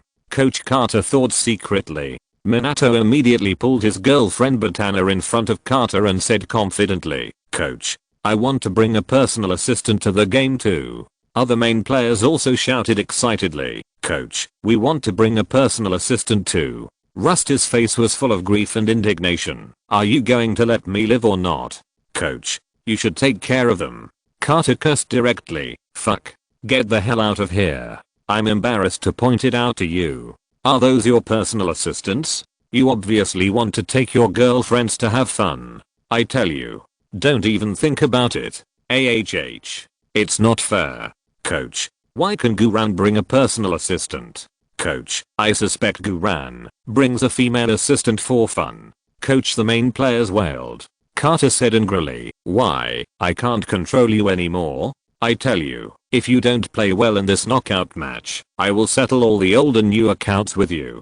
Get on the train." Yes, the main players said goodbye to their girlfriends with depressed faces and got on the train. At this time, Guran, who had already got on the train, did not stay in the ordinary carriage reserved by the school team, but took Annie to the luxury compartment of this train. After paying the £600 luxury compartment double ticket and giving a £50 tip, the compartment steward smiled and sent them to the rose petal couple's bed compartment. Although Annie is a Hollywood princess, she has never sat in a bed compartment on a train. Looking at the bed full of petals, Annie blushed slightly and her heart beat fast. "I never thought that there are such compartments on British trains." "Yeah, I just found out about it. I thought these were two separate berths." Guran said calmly, "How about I go and ask them to change to an ordinary compartment with two berths?" Annie pursed her lips. "No need to bother, right?"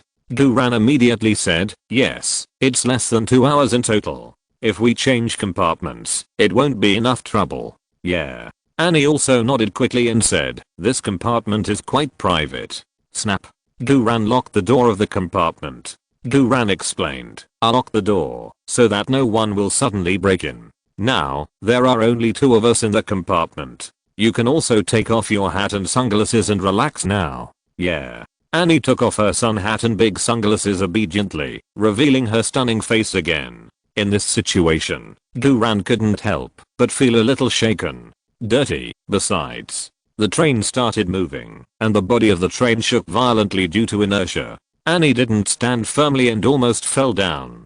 Guran was quick-witted and held Anna's waist and hips from behind. Shit, Guran couldn't help but swallow at the touch. "Annie, are you okay?" "Yeah." Anna's pretty face was rosy. "It's okay. This train is shaking so much." Guran nodded and said, "Who said it wasn't? The infrastructure in the UK is already very backward, and the speed is so slow. How can it compare with our high-speed rail in China? Otherwise, let's lie down together." Ah. It was the first time she heard such a direct request. Annie was stunned. "Am I thinking too much? It must be. Guran is so upright and noble. He definitely doesn't mean that. But I actually thought he meant that at the first time. I'm so dirty."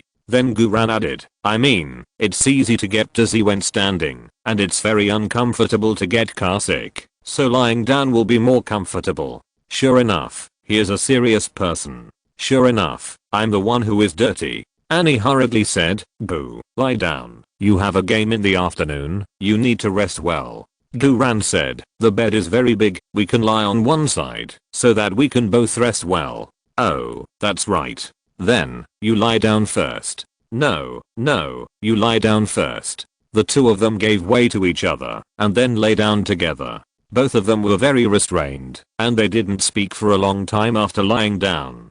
Duran cleared his throat. Annie. I feel a little uncomfortable wearing my school uniform jacket. Do you mind if I take it off? This is not a trick. It's really uncomfortable. Duran was also afraid that Annie would think too much, so he asked in advance to avoid misunderstanding. After all, Duran is a cold and serious person. Annie bit her lip and said softly, "Of course I don't mind. Just take it off." In fact, Annie was not comfortable wearing a professional women's suit jacket. But Annie was really embarrassed to take it off. "Okay, thank you." Duran unzipped the school uniform with a swish. Just as she was about to take it off, the zipper of the zipper suddenly hooked on Annie's black stockings. The stockings were of good quality and were pulled up high by the zipper, but they did not tear apart. Annie could not help but let out a low cry. Duran hurriedly said, "I'm sorry, I didn't mean to do that.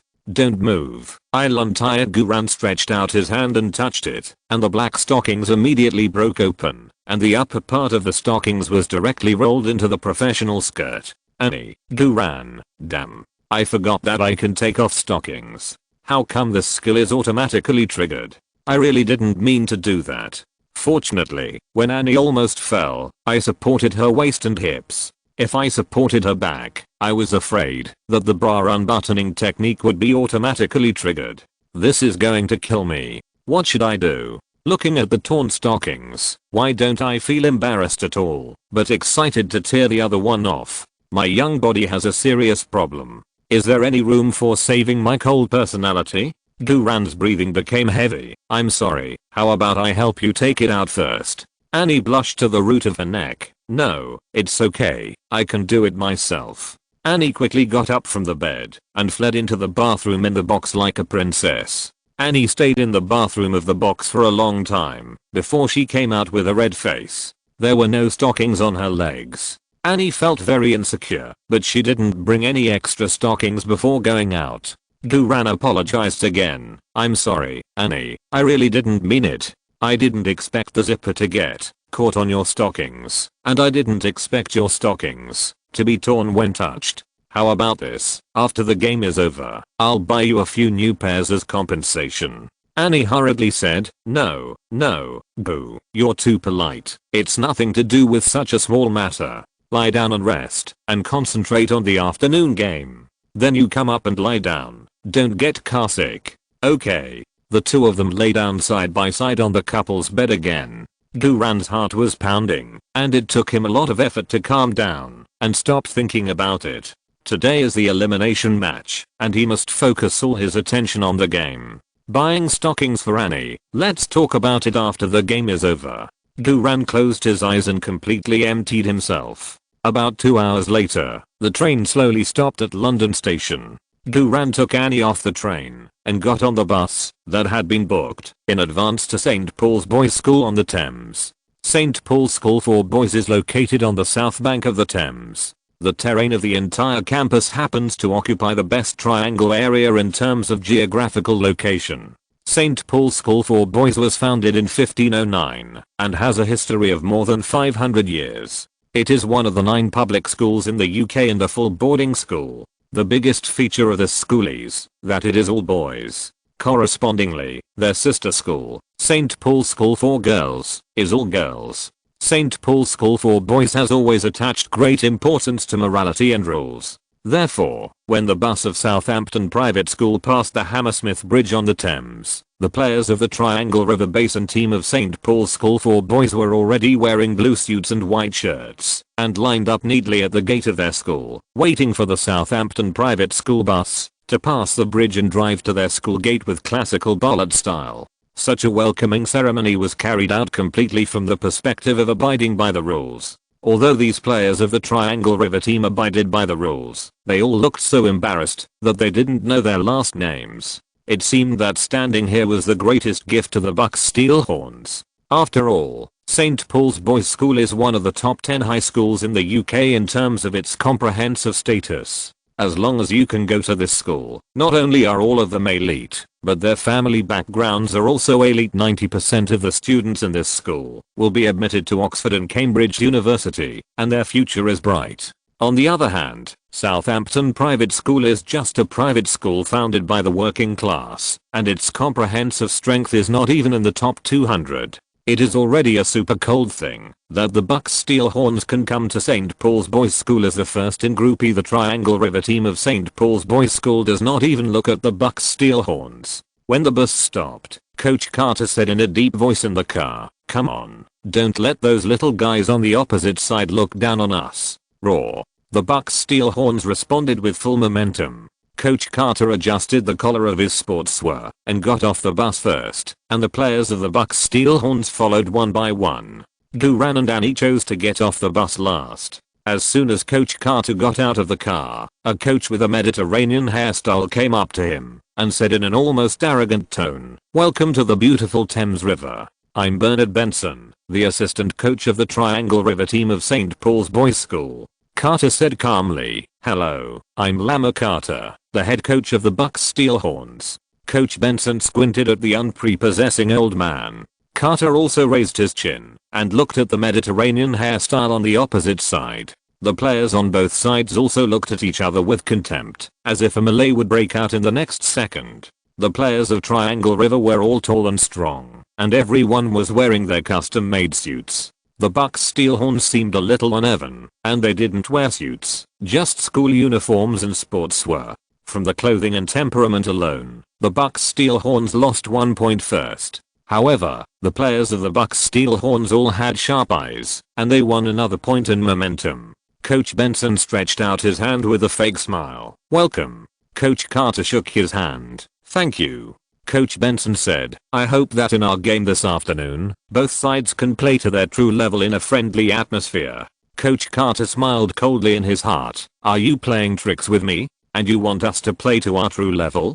Do you think the real level of our Bucks Steelhorns team is not as good as your Triangle River team? What's so awesome about it?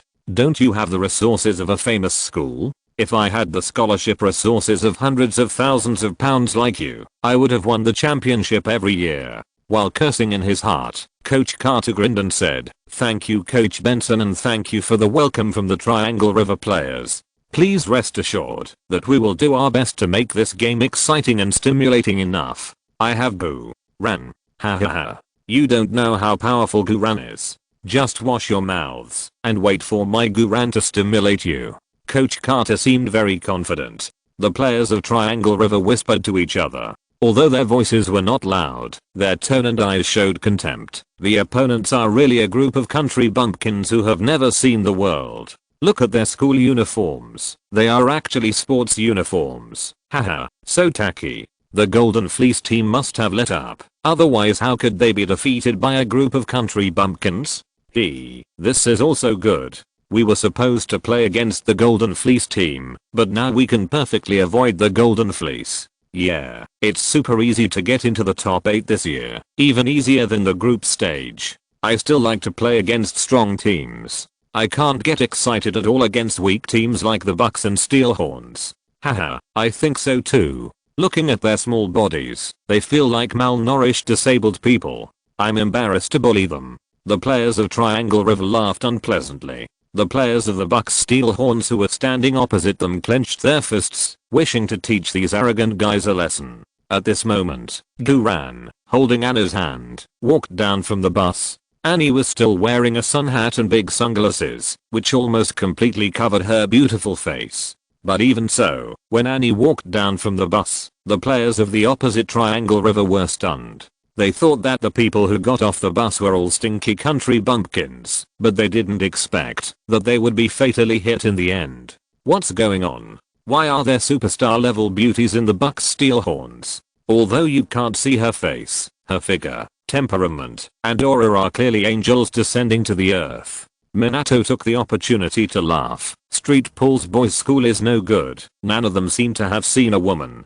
The assistant drummer also said, "Yes, this is the worst girl around our Guran. Look how greedy they are. It's a boys' school, understandable. They haven't seen the world, let alone the beautiful assistant around Guran. Even if these boys' school students were given a sow, they couldn't control themselves." The players of the Bucks Steelhorns laughed happily. Annie felt a little numb in her heart. It turns out that I'm just the worst one around Guran. I have to work hard.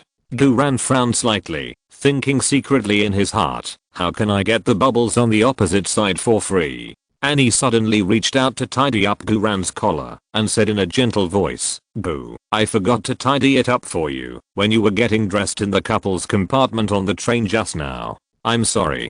Just this one sentence and one action made all the players present envy crazy. Not only the players of the opposite Triangle River, but even their own players were envious. Listen to these keywords: couples box, dressing up. The players from Triangle River wore high-end custom-made suits, but no girls helped them to tidy them up.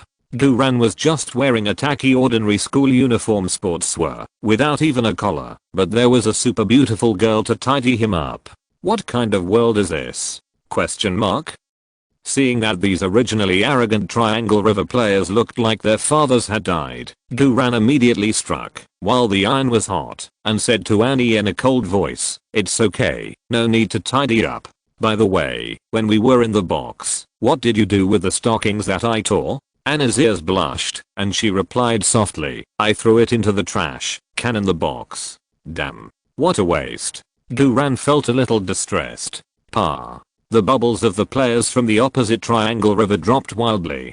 Talking about stockings in front of these boys, who don't usually see girls as simply asking for their lives. What made this group of arrogant elite students even more unacceptable was that such a beautiful white girl with the aura of a big star actually served the Asians they discriminated against so humbly. And it was a couple's bed, dressing, and tearing stockings. The players of the Triangle River team were about to go crazy. One by one, they all broke their defense.